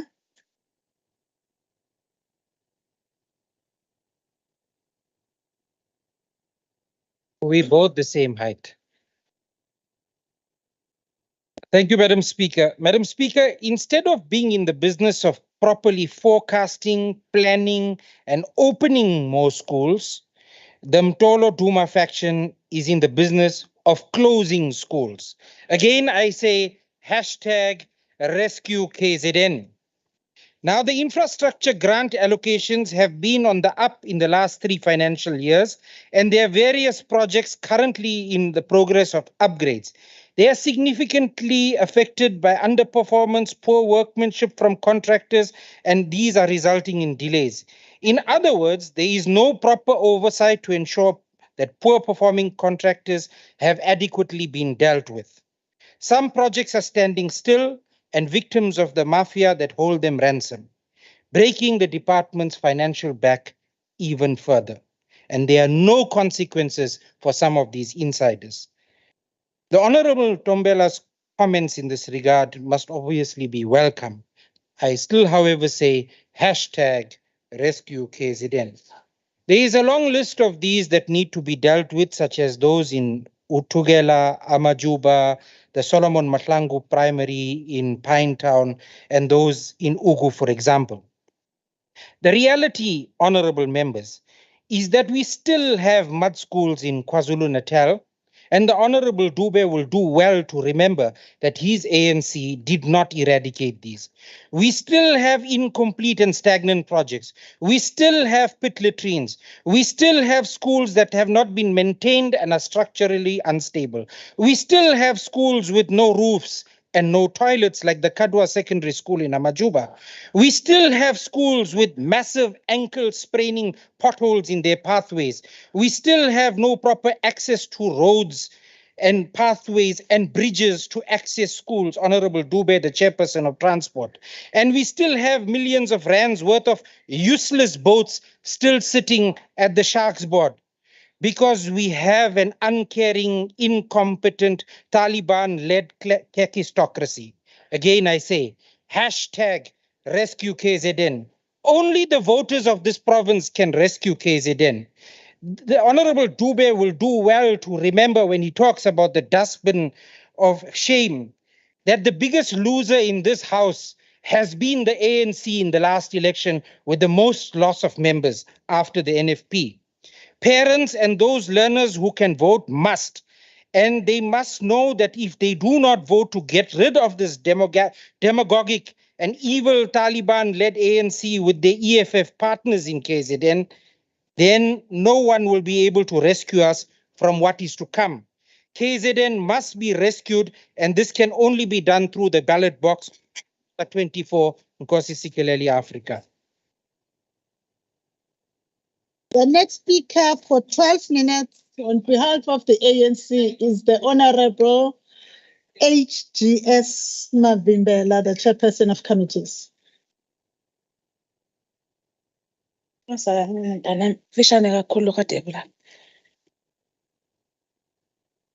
Mhlonishwa somlomo eshamthetho dadewethu noNtembeko boys, ndunankulu wesifundazwe sakithi KwaZulu-Natal, mhlonishwa mama uNcube. Ngiyabingelela umalungu ahloniphekile esishamthetho. Ngifisa ukuthi ngentobeko nonke nibiphilile. Ngalenyanga eningizimu Afrika nasemhlabeni wonke jikelele sibungaza utata uMadiba okungenxa yomnikelo nefagugu lakhe emzabalazweni wenkululeko eningizimu Afrika okwaholela ekutheni kuzalwe inqubo yentando yeningi esekelwe yiphalamende. Yile nqubo yentando yeningi enombono wokwakha iphalamende labantu elisebenzayo nelisabalalisa izidingo zabantu libuye futhi liqhutshwe ugqozi lokufezekisa izingqalasizinda ezingcono nempilo engcono kubantu bonke baseningizimu Afrika. Impokophelo yokumela liphinde futhi libe yizwi labantu ekwenzeni imisebenzi yalo iyalelwe umthethosisekelo yaphasiswa futhi umthethosisekelo nokuqapha ukusebenza kweminyango kahulumeni. UKhongolose enkonfeni yakhe kazwelonke yama-55 ubuye waphinda futhi wazibophezela kabusha ekuzinikeleni ukucija izinqubomgomo nasekwenzeni ngcono ikhono lethu lokuqapha ukusebenza kweminyango kahulumeni okuyisekelo salokhu ukusheshisa ukuletha kwezidingo ebantwini ukuze siqede ububha, sidale amathuba emisebenzi, sibuye sakhe nemiphakathi enakelelayo. Ngokuqinisekisa isishayamthetho sesifundazwe esinamandla, esinamasu nezinhlelo eziphusile ukuqapha ukusebenza kweminyango kahulumeni, siyingxenye yoguquko oludingekayo kwephalamende ukuqinisa ukusabalalisa kwethu ekuqedweni kobubha nasekudalweni kwamathuba emisebenzi. Ngokubambisana nalokhu sike saba nohambo ngokuhambisana nalokhu sibe saba nohambo lokuqapha ukusebenza savakashela eSiphumelele Primary School ngenhloso yokuthi ngoba sengathi abahlonishwa badidekile bazi ukuthi sikhuluma ngokuvakashela kwethu eSiphumelele Primary School, yingakho ngithi angugcizelele lokhu. Sibheke futhi ukuthi siqede ukuhlukumezeka, ukuziphatha okungekho emthethweni okungahambisani nomthethosisekelo ohlangothini lukahulumeni nasezinhlakeni zomphakathi ngoba thina sinalowo msebenzi sonke njengamalungu esishayamthetho ukuthi senze njalo. Senze uhulumeni aphendule ngokuthi izimali zabakhokhintela zisetshenziswa kanjani ngaleyo ndlela sibe siphucula ukusebenza ngekhono kokonga nangempumelelo kukahulumeni wethu. Siqinisekise ukuthi izinqubomgomo ezimenyezelwe uhulumeni zibuye zigunyazwe yiphalamende ziyalandelwa yini kanye nokuphuculwa kokusebenzela obala kahulumeni futhi siqinisekise nethemba kubantu kuhulumeni nokuyinto engumbandela osemqoka ekuphumeleliseni kwenqubomgomo ukuze singagcini sidideka bese silokhu sikhuluma ngemenzi sikhuluma ngesiphumelele la. Ngokuqinisekisileyo ekusebenziseleni kwale komiti zibe khona izingqinamba okungahlangatshezwanga nazo nezaxazululwa ngempumelelo. Lezo zingqinamba zimbandakanya izimfuno zabasebenzi ohlelweni lwe-EPWP. Kungabi sengathi asizazi ingqinamba ezatholakala nezaholela ekuthenini kumenze ukusebenza ukuze bezoqonda laba bangazi ukuthi kungani isikole singaphelanga ngesikhathi okufanele siphele ngaso yilezi inselele zaba ngalokho kanye nezimfuno zamaforamu yosomabhizinisi nezaholela ekuthenini kumenze ukusebenza laba-ke sibabiza ngamadela kubona engikholwa ukuthi siyavumelana ukuthi asikwazi ukuthi sibavumele ukuthi baqhubeke nokumisa imisebenzi kahulumeni ekuletheni izidingo ngoba akufanele kube njalo. Esinye isithikamezi esabakhona kwaba yi-COVID-19 eyenza ukuthi makusetshenzwa ukusebenza abasebenzi basebenze ku-60%, okwasekwenza ukuthi ukunikezelwa komsebenzi kungabi njengoba kufanelekile ukuze umsebenzi uzophela ngesikhathi osifanelele. Kodwa ngokuvumelana kanye nokubonisana nomnyango zathathwa izinyathelo eziphuthumayo nezibonakalayo nezinqala ukuxazulula lezi zinkinga esengizibalile ngenhla. Ngaphandle kokupholisa amaseko, umnyango wezemisebenzi yomphakathi wakwazi ukungenelela kukho konke lokhu waqinisekisa ukuthi ukusebenza kuphinda ubuyela kokujwayelekile. Lobu buholi obuphusile nobunegalelo sithi izandla zedlula ikhanda emnyangweni wezomsebenzi yomphakathi. Malunga ahloniphekile, nakuba lo hulumeni uqhubeka nokwethwenja izigidi nezigidi zabantu baseNingizimu Afrika, lo mnyango usenomsebenzi omkhulu ohlalele ukuqinisekisa ukuthi ukhulisa ithemba labantu ngokwenza imisebenzi yawo ngokuhambisa umyalelo onikezwe wona kanye nalokho okulindelwe umphakathi ngobubanzi. Lo myalelo ufaka phakathi ukufezekisa lezi zinjongo ezilandelayo nokuyizona ezingumongo wokulethwa ngqo kwezidingo.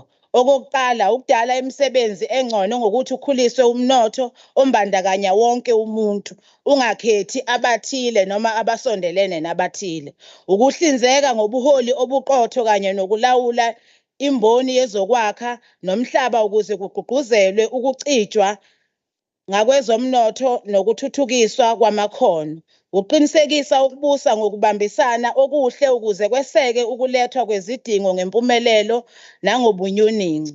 Ukuhlinzeka ngengqalasizinda yokuhlala ezizinzileyo nokubhekelelayo. Nokufaka igxalaba entuthukweni edidiyele yasemakhaya. Ngesikhathi uhulumeni kaKhongolose uthatha izintambo zokuphatha kulesi sifundazwe, okwakuseqhulwini kwaba ngukuqinisekisa ekuqhubeni uhlelo lokunika amathuba kulabo bantu bakithi ababencishwe amathuba ngesikhathi samadlagusha kusabusa oKika nabangani babo. Ukuqinisekisa ukuthi osomabhizinisi abancane sibabiza ngama-SMMEs bayawathola imisebenzi kanye nokuvala igebe elikhona ngokuhlangana bezana nokuthi ezikhundleni ezivelele kube khona wonke umuntu, ikakhulukazi abesifazane nabakhubazekile. Nanokuqinisekisa ukuthi amalungu ahloniphekile. Lokhu yikhona kanye leli komiti lesishayamthetho elakubona ekwakhiweni Siphumelele Primary School. Abantu bendawo bathola amathuba okuba ngosonkontileka abancane. Umphakathi wendawo yaseNanda wathola ukuqasheka nokwambandakanya nabantu abakhubazekile. Ngale kwalomklamo empokophelweni yawo yokuba isikhungo sokuqalisa ingqalasizinda esingujikelele esifundazweni kulohulumeni wehlandla lesithupha, uMnyango Wezemisebenzi Yomphakathi usuphothule imiklamo ebalelwa ezinkulungwaneni namakhulu 270 emisebenzi. Kule misebenzi kusetshenziswe izigidigidi ezinhlanu nama-52 lezigidi zamarandi, 5,512 million. Njengoba lo mnyango wazinikela ekuqaleni kwalonyaka ukuqinisekisa imizamo yawo yokuzivuselela idlondlobalise ukuze isikhungo sokuqalisa ingqalasizinda ezingujikelele sifuna ukubona ezinye izingqalasizinda zisondezwa ebantwini bakithi, nekuyinto ehambisana nesizathu sokuba khona kwalomnyango sokwenza impilo yabantu phaqa baseNingizimu Afrika ibe lula futhi ibe nesidima. Lokho kuyokwenza ukuthi sibone abantu bakithi bencipha ukuthi bathutheleke emadolobheni. Malunga ahloniphekile, njengekomiti lesishayamthetho sinomsebenzi ukuthi siyazifezekeza izibophezeliso zethu esinikezelwe zona zokuqapha ukusebenza kukahulumeni ngokusobala, ngokuvulelekile nangaphandle kokwesaba.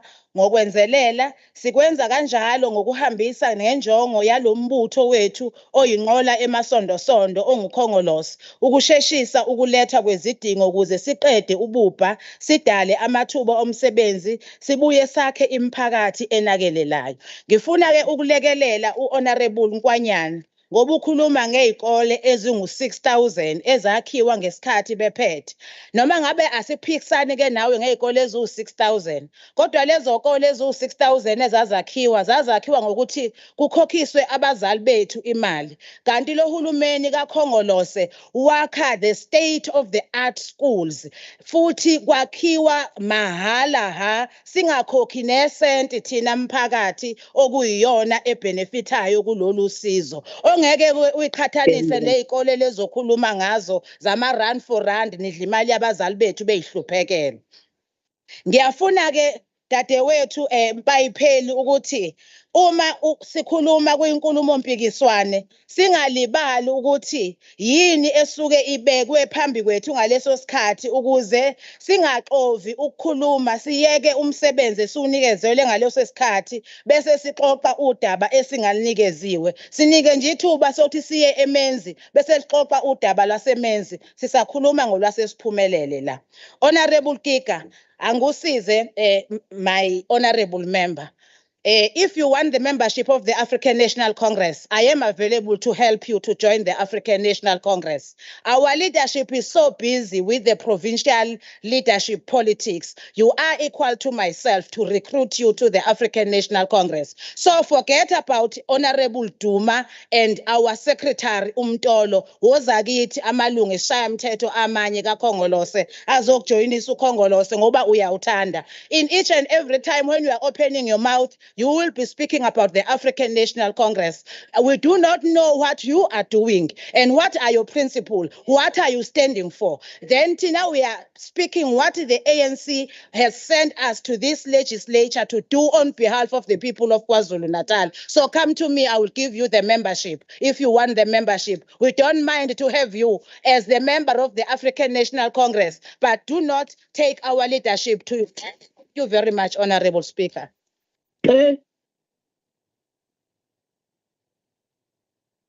We now give an opportunity to the Honorable J.S. Ngumalo, the Chief Whip, to respond to the debate in 5 minutes. Mkhatshwa.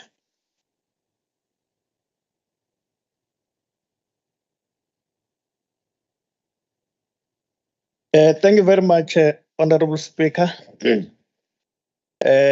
Let me start with Honorable Ntombela Mahlobo. Mhlamba sibonga kakhulu Honorable Mahlobo ngenkulumo osiphe yona. Ikakhulukazi ukunqoma umsebenzi omuhle owenziwe uhulumeni we-African National Congress la kulesifundazwe saKwaZulu-Natal ngokwakha ingqalazinda nezikole eseqopheleni eliphezulu. Njengoba kade esho la Honorable Mavimbela, lesikole zezinye zekole esingathi the state of the art. Isikole esibukeka ngendlela esakheke kahle ngawo. Siyabonga kakhulu lokho. But okunye okubekile Mahlobo ubeka into ebaluleke kakhulu indaba yenkinga esibhekene nawo njengesifundazwe saKwaZulu-Natal ngendaba yama-business forums. Agcina emisa ama-projects. Lokho bese kuba nomthelela ongemuhle ekutheni ama-projects aphele ngesikhathi. We have raised issue yamadela ngokubona, for instance. Kodwa ke siyabonga kakhulu futhi njengoba ushilo ukuthi siyawunqoma umsebenzi omuhle owenziwa uhulumeni wethu waKwaZulu-Natal we-ANC kubanjiswane namaphoyisa ukuba kulisane nalesihlava esibhekene naso sokumiswa kwama-projects.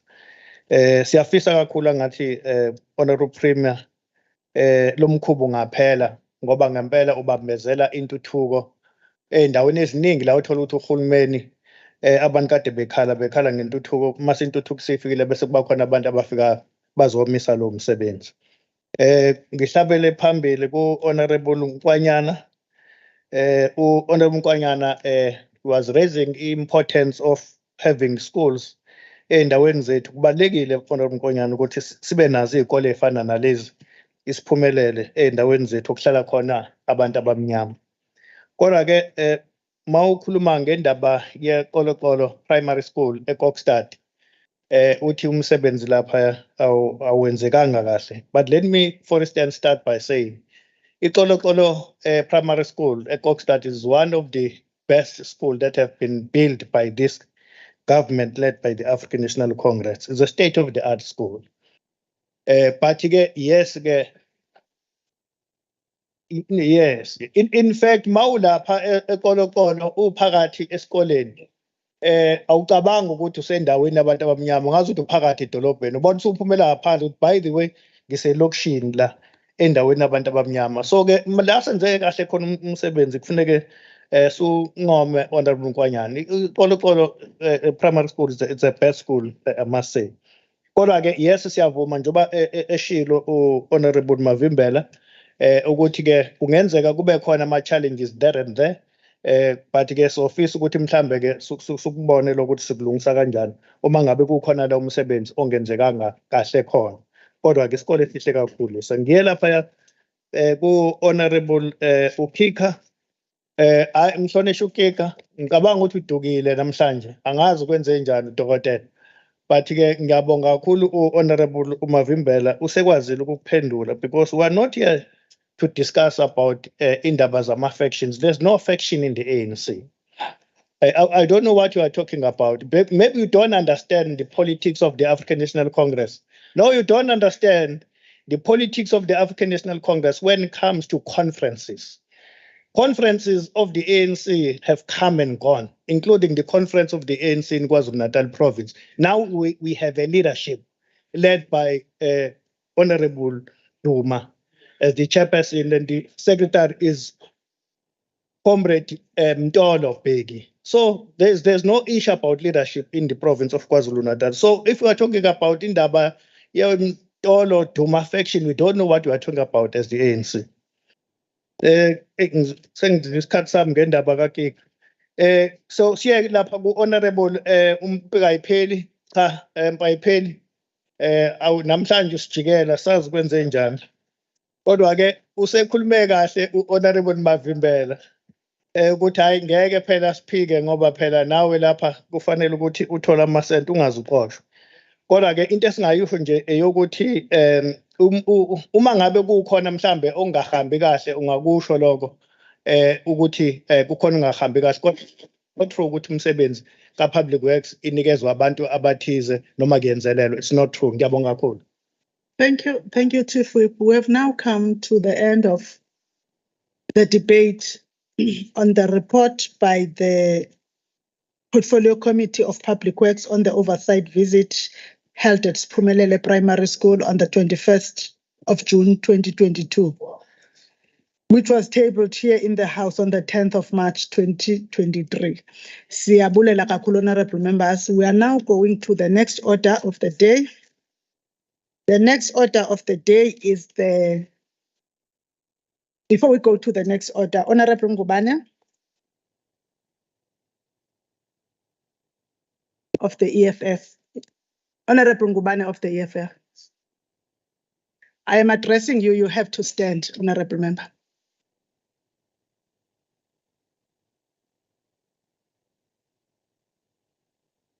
Honorable Ngubane, Rule 54. 3 on the conduct of members states, a member may not use electronic devices in a manner that disturbs or disrupts the orderly conduct of proceedings of the House. Electronic devices must be operated silently at all times. Phone conversations are not permitted. When Honorable N.J. Nkwanyana was debating on this recent debate, you took a phone call leisurely through the House, even when Honorable MEC Zuma was saying order, and when I called you, Wasuya Puma.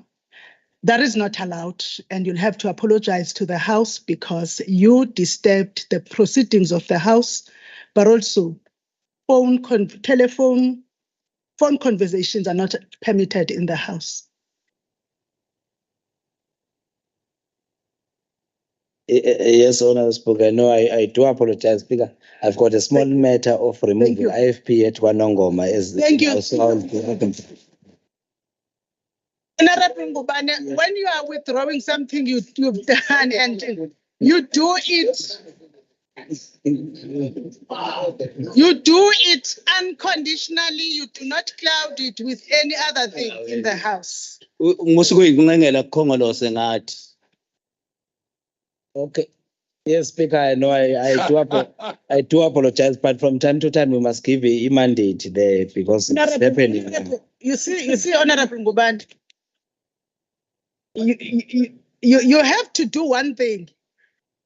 And if you want to do something else, you do it some other time, no masikisi.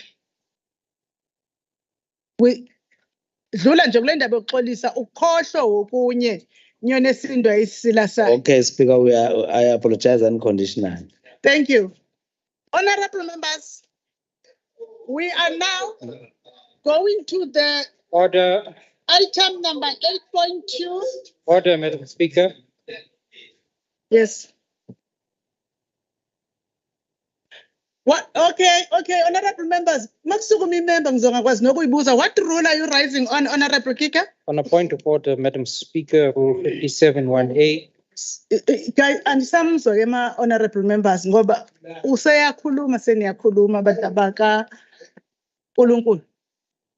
Madam Speaker, please allow me. Rule 7, ban? Rule 57(1)(a). 57(1)(a). Yes. A point of order. Yes, Madam Speaker. Please allow me to apologize to you for the misunderstanding in my correspondence with you. That is not a point of order. But that is not a point of order. Is in the House now. Honorable Kika, that is not a point of order. That is not a point of order. Sit down. The next debate that we are going to is a debate on the First Democratic Alliance party motion as raised in the House by Honorable LM Meyer on Thursday, the 29th of June, 2023. In that regard, I'm going to call upon Honorable LM Meyer to introduce the first DA party motion as the mover of the motion. Honorable Meyer, you have 10 minutes.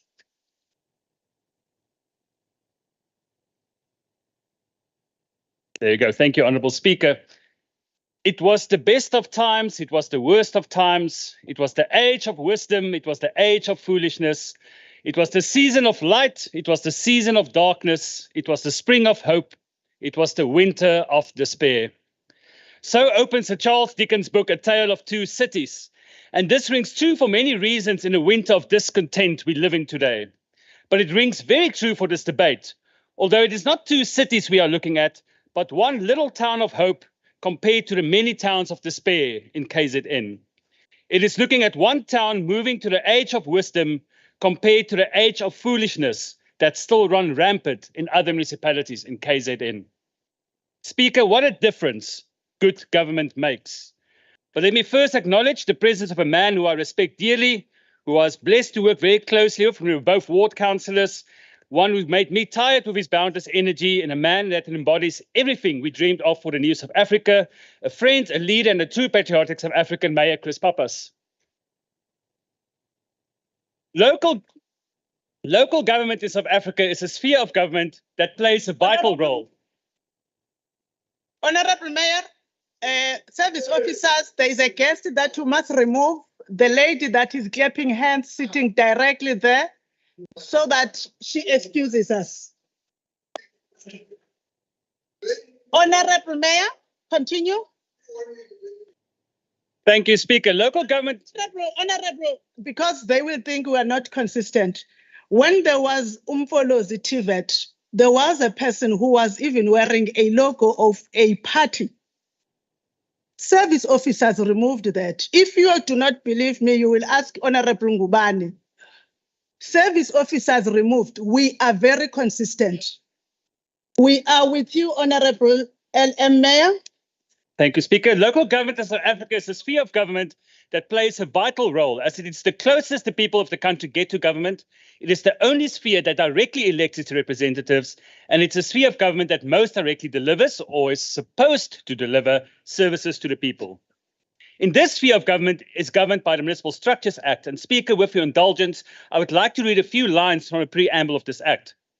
The constitution of our non-racial democracy enjoins local government to seek to provide services to all our people, but to be fundamentally developmental in its orientation. There is a need to set out the core principles, mechanisms, and processes that give meaning to developmental government and to empower municipalities to move more progressively towards the social and economic upliftment of communities, the provision of basic services, and specifically the poor and the disadvantaged. The new system of government requires an efficient, effective, and transparent local public administration that conforms to constitutional principles. And the last one I want to highlight, there is a need to ensure financially and economic viable municipalities. Whereas these are the aims of local government, in KZN, it would seem only one reaches these lofty heights, and that is uMngeni. Now, before I proceed, I can already predict what the ANC's response to this debate will be. And as expected, it will be a rhetoric aimed to divide, not unite, one aimed to destroy instead of build. It will be one of their free pre-written speeches, more obsessed with race and protecting the once glorious movement, and less with reality and wanting to work together to build a better South Africa for all. But through this, I'm always reminded of a quote, of which is probably the only Afrikaner the Honourable Duma won't have something bad to say about, and that's Bram Fischer. He said, "The glaring injustice is there for all who are not blinded by prejudice to see." And whilst this was said in a different context, it still rings true. For the injustice done to millions of citizens in this province due to the lack of service delivery is there for all to see, but some are so blinded by their own prejudice, they refuse to see. But let us not deal with emotions, let us rather speak with facts, Speaker. The Municipal Infrastructure Grant is one of the most useful tools municipalities have. It is a grant received from the national government to improve infrastructure that does not eat into the dwindling finances of the municipalities. It is there to be used and be used for the good of the people. But in KZN, Speaker, the picture is not so good. If you look at reports that appeared before COCTA, uMsunduzi spent less than 70% of their MIG funding, and there are a few that spent less than 50%, like Amayuba, Greater Kokstad, Dr. Nkosazana Dlamini, Harry Gwala, Mpufana, and others. We also had the shocking news this year that our only metro, eThekwini, under the leadership of its jiving mayor, had to send back 322 million in various grants. Maybe he thought no one would notice while the power was out at the July. Now, not spending grant money, and especially MIG money, is not a saving. As I always say, in government, underspending can be as criminal as overspending. Not spending MIG monies means not building roads, not building bulk infrastructure for housing development. It is not putting the infrastructure there for water in every house and electricity in every home. Not spending this funding is not providing services to the people. This is why, under a DA-led government, the uMngeni municipality, for the first time in 5 years, spent 100% of its MIG. Recognizing its success, the National Treasury has even given additional funds to uMngeni. As of eThekwini, it seems the national government knows more of what's going on in KZN than the provincial one.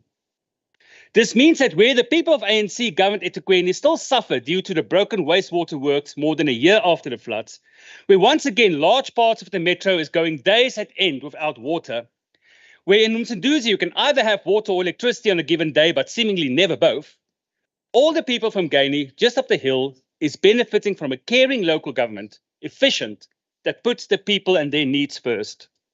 What a difference good government makes. The Municipal Structures Act also speaks to the upliftment of people and the provision of basic services. Now, whilst it's quite the fashion amongst ANC leaders in this province, who have no way in defending their own dismal record in government, to go to the tired old stories how the DA is only for minorities and only for the rich, and looking at their cars, it looks like the ANC leaders must be included in that list of the rich. But again, if we drop our prejudice and look at the facts, uMngeni becomes the shining beacon in a dark province. Since the DA took over government in uMngeni, the number of people registered for free basic services has increased 25-fold. This means that in a year and a half since uMngeni became blue, the number of people that received free basic services is now 25 times more. Yes, under years and years of ANC mismanagement, on the 31st of October 2019, only 133 people were registered for free basic services. This number has now gone up to 3,050. So next time you want to say who is the caring government, remember these numbers. In Umgeni, 25 times more people are now registered for free basic services after a year and a half than under decades of ANC misrule. In its much larger neighbor, uMsunduzi, only 5,032 people are registered for basic services. That number should be 4 or 5 times as high. And this goes even further, Speaker. Municipalities like Kokstad, KDM, Escort, Mvoti, Mandeni, Reinkonyeni, NDZ, and Ndumeni, and others give 50 kilowatts per month of free electricity to indigent. uMsunduzi, good for them, gives 70. And little old Umgeni, under a DA government, they provide 200 kilowatts of free electricity per month to the indigent. I did not misspeak, 4 times more than the other municipalities in the province. And be reminded, Umgeni does not owe money to Eskom. Umgeni went further and wrote off 42 million of debt for audited poor households. This means the spectre of debt is lifted from those households. That is what a caring government looks like.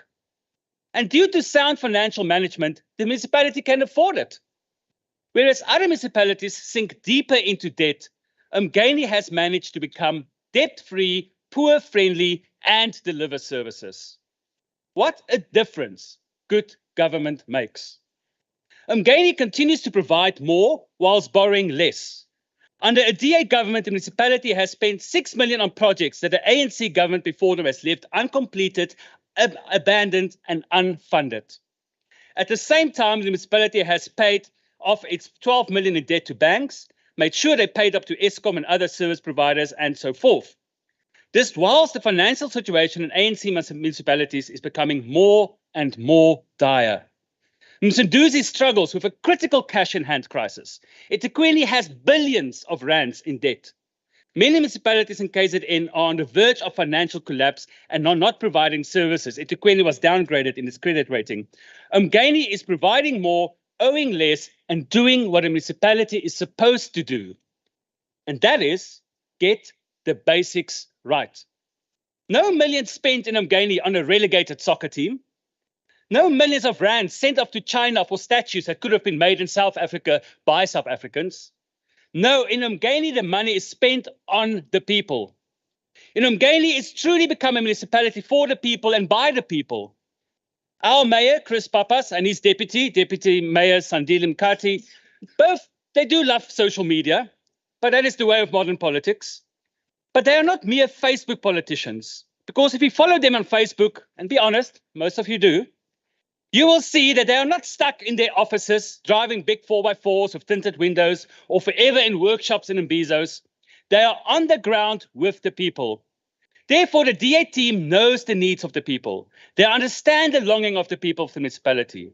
And this is why, and this upsets some of this house greatly, this mayor and deputy mayor are thought to be the most popular politicians in this province. And why? Because they actually care. Because they are with the people, and this is the DA way. What a difference good government makes. Thank you, Speaker. Thank you, Honorable Member. Now, the next member on behalf of the ANC for 8 minutes is the Honorable Z.L.I. Cele, the Chairperson of COGTA Portfolio Committee. Thank you, Speaker. Honorable Speaker, Honorable Premier, Honorable members of the Executive, Honorable members of this august House, ladies and gentlemen, I greet you. Shame on you, Honorable Mayor, for coming to this House to celebrate a racist Charles Dickens, who was the owner of a plantation in Tennessee in the 1975, who owned slaves. And you come here to a democratic South Africa and you celebrate that racist. But it's typical of the DA. Free basic services in Umgeni on an indigent policy that you've never supported in any platforms whatsoever.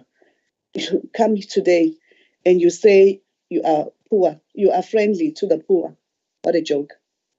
I would like to take this opportunity, African National Congress, Sondo, for choosing me to be part of this debate. I would like to begin my debate with a quote from the former president of the ANC and South Africa, Comrade Thabo Mbeki, on President Oliver Tambo. And I quote, "At least so far, the history records will say that our movement handled the process of negotiations successfully, including all fronts of struggle in this regard. It will say that we succeeded in difficult struggle to establish our democracy and ensure the stability and permanence of the national democratic revolution. I close quote.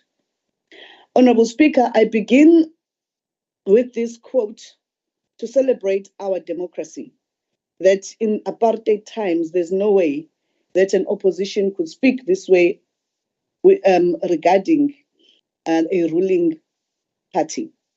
But in South Africa, you are allowed to do so. So let's get to it.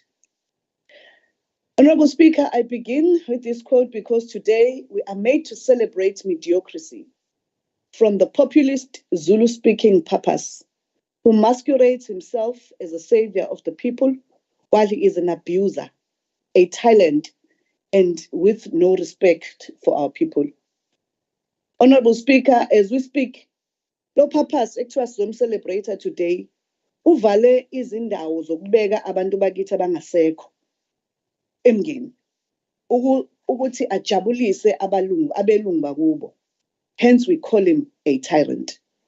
I wonder if when the DA crafted this motion, were they thinking about the people of Mpophomeni, eMagwababeni, eBumlandini, eJapan, eKorea, eMathangeni, noma abantu baseMevani Township, Howick West, Ashifu, Kahaza, noma kwaMgwagwa.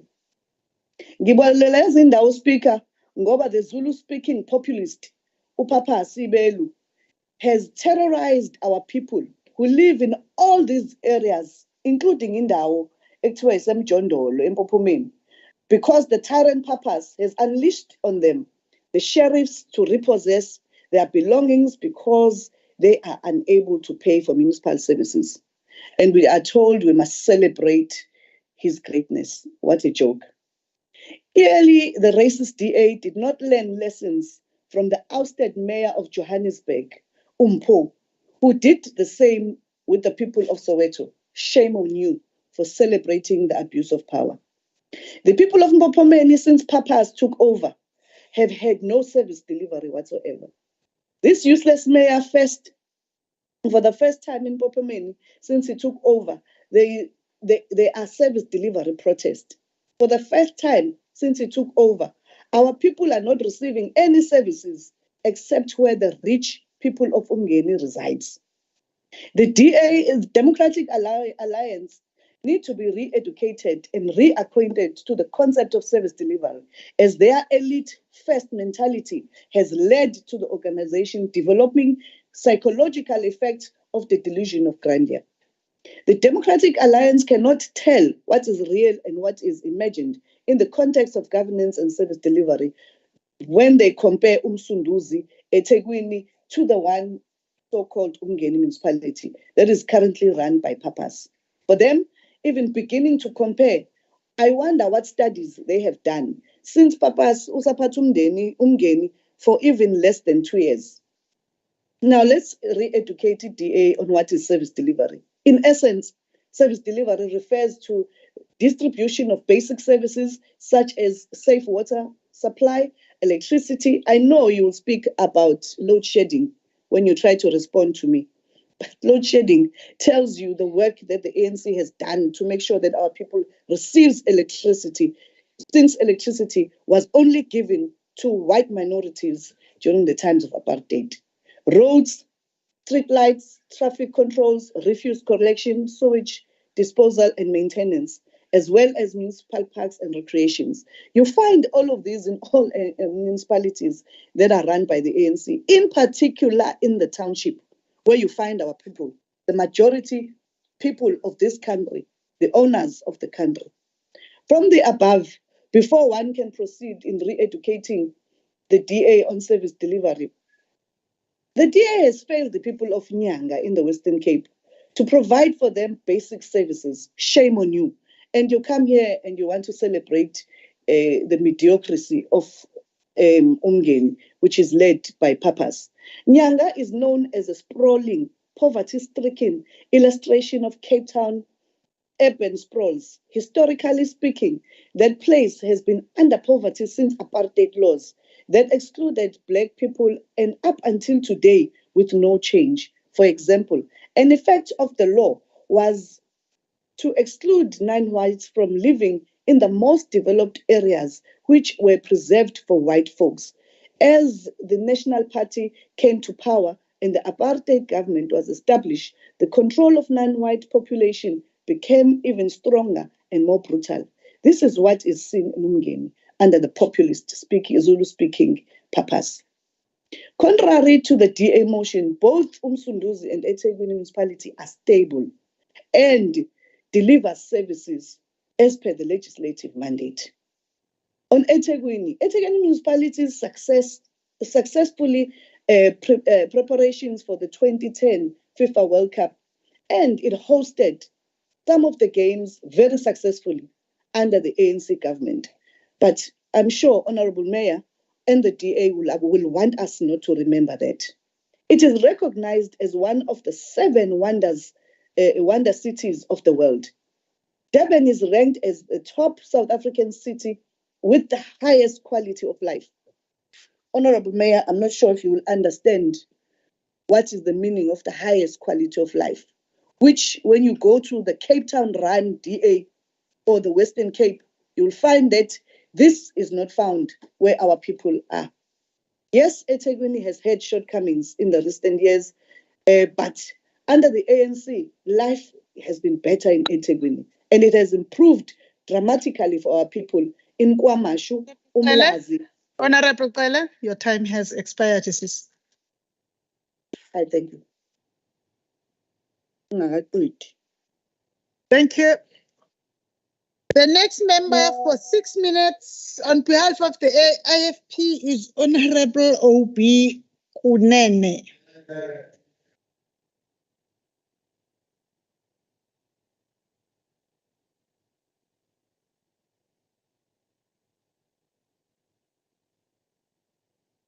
The Honorable Speaker, the Honorable Premier and Honorable MECs, Honorable members of this august House.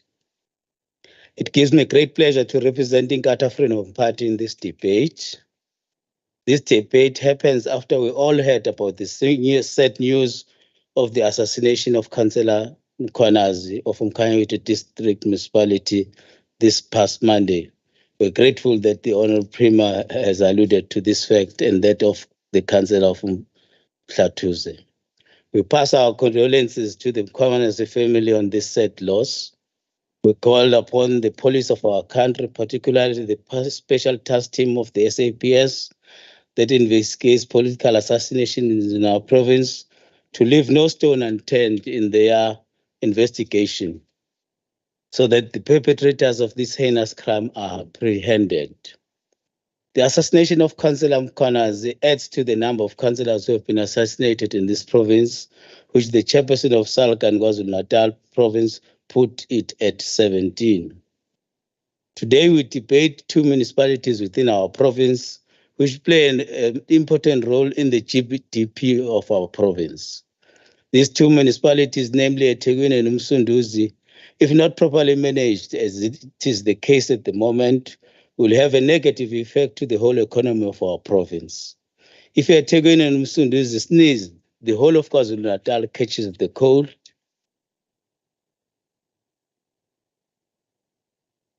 Unfortunately, the ANC as the governing party in these 2 municipalities has failed to run these municipalities, and by extension, they have failed the voters of this province and the population of this province. uMsunduzi municipalities has been under administration for donkey years, but the situation does not improve. What was supposed to be an intervention for a definite period has turned into a permanent feature, such that it seems one cannot imagine uMsunduzi municipality without intervention, which is an unacceptable thing to think about. This also tells a story on the kind of administrators that the department has appointed to turn these municipalities around. As we speak, uMsunduzi municipality is facing fierce opposition from the ratepayers of this municipality who are concerned about the exorbitant rates that they are required to pay. eThekwini municipality intends to increase the tariff by 18.49%. This happens on the back of poor performance by this municipality. The Auditor General in a 2021-22 Consolidated General Report on the local government audit outcomes revealed that uMsunduzi municipality has taken a step backwards, having received a qualified audit opinion for the 21-22 financial year. The challenges facing these two municipalities can be summarized as follows. eThekwini, collapse of infrastructure resulting in lack of water supply. High and unacceptable crime rate, which scares investors. We can remember the assassination of AKA and no one has been arrested. High number of homeless people, which is now estimated to about 10,000. Unpalatable situation of beaches, which negatively affects tourism. Slow pace of house delivery, while in 2006, this municipality delivered 15,000 houses per annum as compared to 4,000 houses that are delivered now per annum. Many people still live in what is supposed to be temporary settlements called Lindela. The failure by the municipality to implement catalytic projects, which the provincial government would do best to assist this municipality in order to unlock the potential of this municipality. Unaffordable rates resulting in disgruntlement by ratepayer groups within eThekwini. uMsunduzi municipality, the issue of intervention by COGTA, which has been in place for more than 5 years, but still the municipality is dysfunctional, is a challenge. The issue of forensic investigations, which are not resolved due to political interference. Unfilled critical ports, which affect service delivery as a result of that. Water and electricity outages.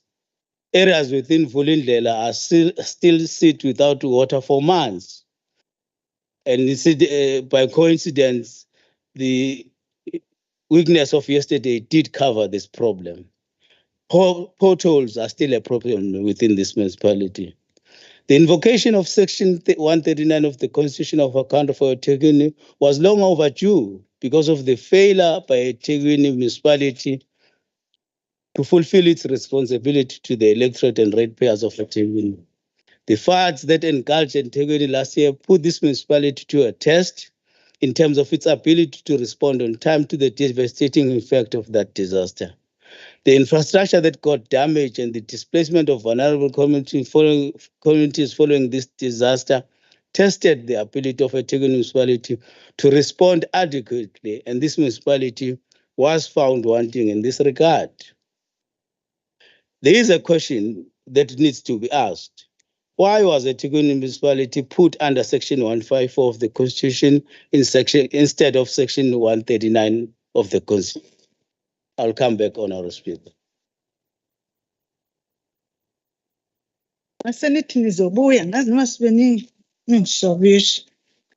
The next speaker on a lighter note. The next speaker for 4 minutes is Honourable S. Hussein on behalf of the DAs.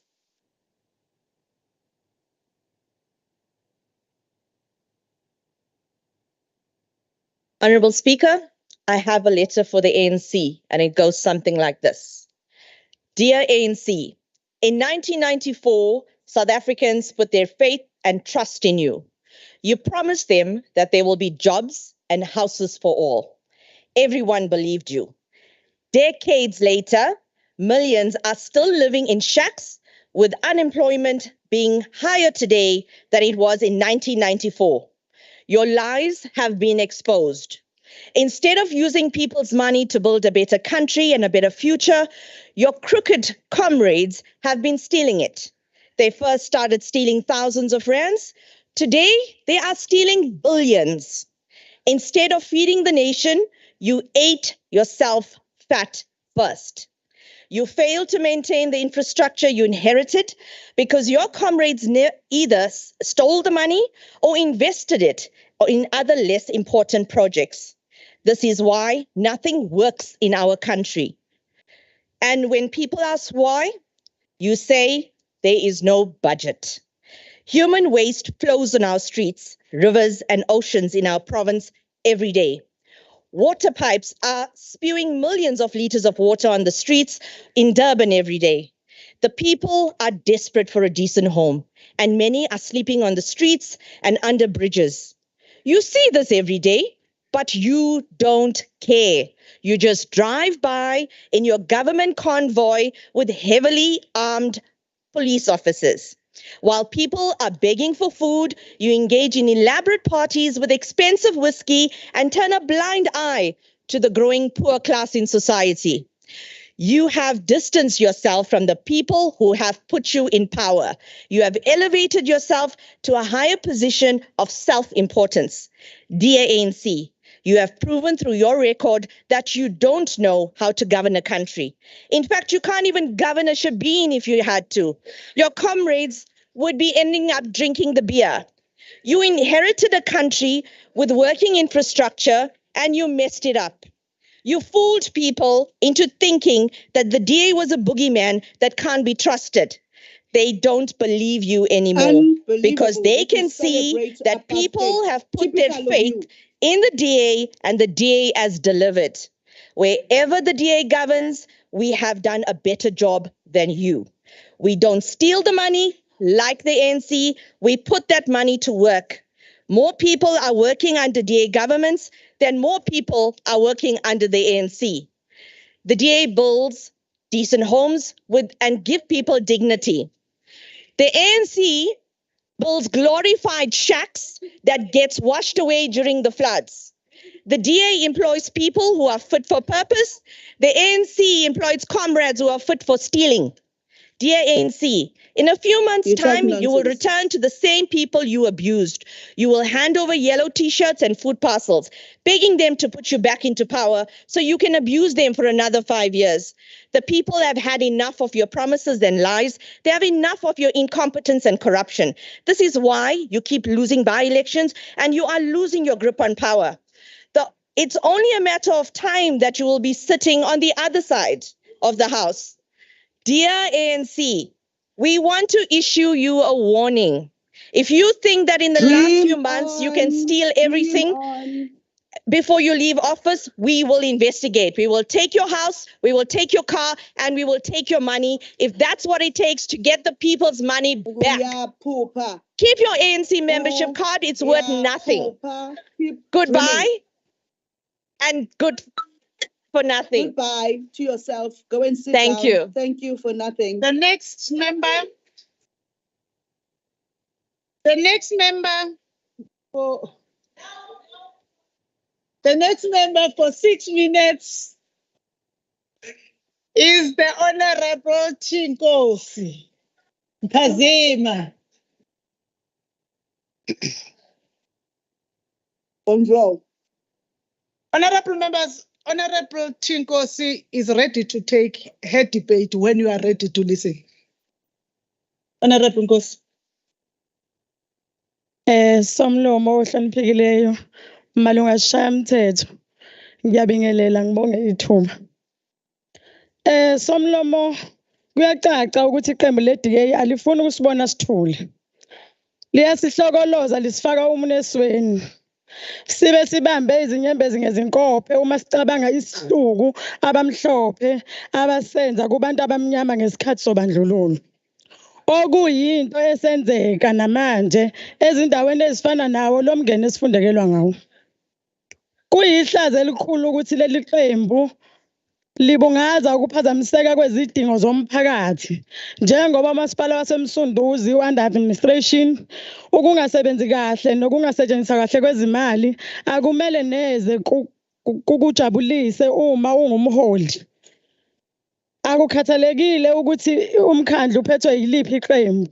Uma nje kuthinta umphakathi nabantu bakithi kumele kukukhathaze nawe. Kodwa ke asikulindeleke vele lokho kulaba. Njengoba bethi uma kungaphatha bona kungabonakala intuthuko nomehluko. Angibuthathi ke qotho somlomo obuholi obuziqhakambisa bona. nobubona bona buyisisombuluko kuyo yonke into. Somlomo uma leli qembu likulungele ukuphatha isifundazwe njengoba bephupha nje. Kunokuthi lithi asibukele kulona ntanda kubuka wabo ophethe lo mkhandlu wasemngeni. Ubuzovela necebo lokutakula umkhandlu waseMsunduzi ukuqinisekisa ukuthi intuthuko iyaya emphakathini. Kanti ke nezinga lokucabanga nje liyalekelela eyimene njengalezi.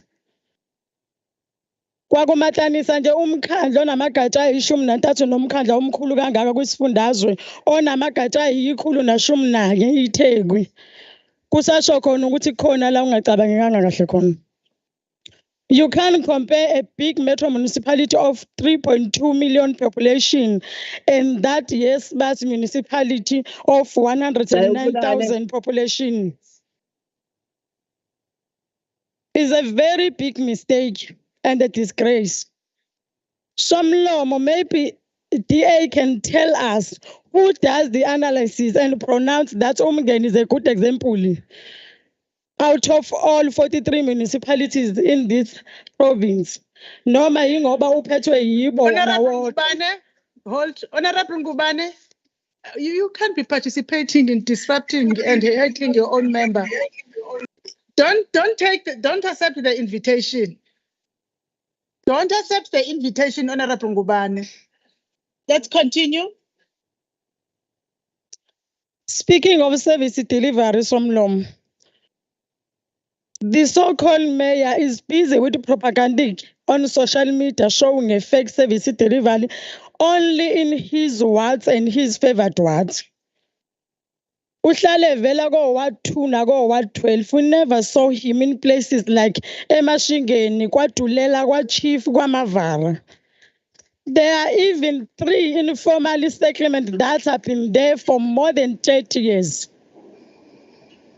He must stop pretending as if he allows blacks by speaking isiZulu kwasona asifundiswa omama bethu bembelethile bemculela uthula duthula mntwana thula nkosana. That young man has big hatred for our people. That is why he never show his face in rural areas. Kwakhona la bona la khona nabantu abamnyama ezithombweni unontanda kubukwa yingoba usuke kulama ward asemaplazini where his cousins and his uncles are having amaplazi emhlabeni wokhokho lapho kuhlukunyezwa khona abobhuti bethu namosisi bethu besebenza ngokuzikhandla beholelwe amaklinati. If he cares that much for his people and his community, he must give his deputy mayor, Councillor Sandile Mnikati, his role and his duty to go and build proper houses for people of iZuzokuhle and Ishiyabazali, where there is an informal settlement. There abantu bethu abahlala abanamanzi, abanagesi, akukho ngisho ama-toilet. We never saw uNkosana in that places. We can't be fooled by an apartheid beneficiary who manipulates our people by speaking isiZulu. If the DA is saying the Umngeni municipality is good as they are doing, is making an example of it, please tell this house ukuthi how many black businesses have benefited, how far with the economic development, how many wards asefakelwe amazi abantu benganamanzi nje Ward 8 nase Ward 9. Kwezinye indawo awekho sidalo nje amanzi. The famous Papas is not an honest person. That is why he keeps on graveling off road. There is no new development. Vela abantu abamnyama bafanele ubhuqu nezintuli. Lesifundazwe asisoze saphathwa abacindezeli namasela antshontsha umhlaba wethu. Ukuphatha lesifundazwe kudingakala ukuthi ube namavoti kuzo zonke izindawo. Okungelula-ke ukuthi leli qembu lithola amavoti ey'ndaweni ey'njengakoHluhluwe, koNongoma, koMaphumulo, koMsinga, koLundi. Kwalawa abawatholayo ingoba bavotelwa omzala nomalume baba abahleli emhlabeni wokwebiwa. We also are aware of the special umngeni tourism ophethwe usibalo ohlala uhlomula kakhulu kusabelo zimali kuneZulu Mpophomeni tourism. In 2023 financial year, the Zulu Mpophomeni was given 100,000, where else umngeni tourism was given 300,000. Okay, okwangelinye ilanga lokho ngiyabonga somlomo. Usuyobatolike ke disapasi. Thank you.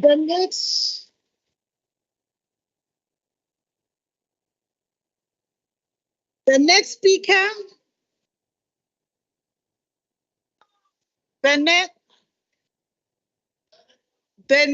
next speaker is Honorable B.N. Sithole Muloyi, MEC for Cooperative Governance and Traditional Affairs in KwaZulu-Natal for 9 minutes on behalf of the ANC.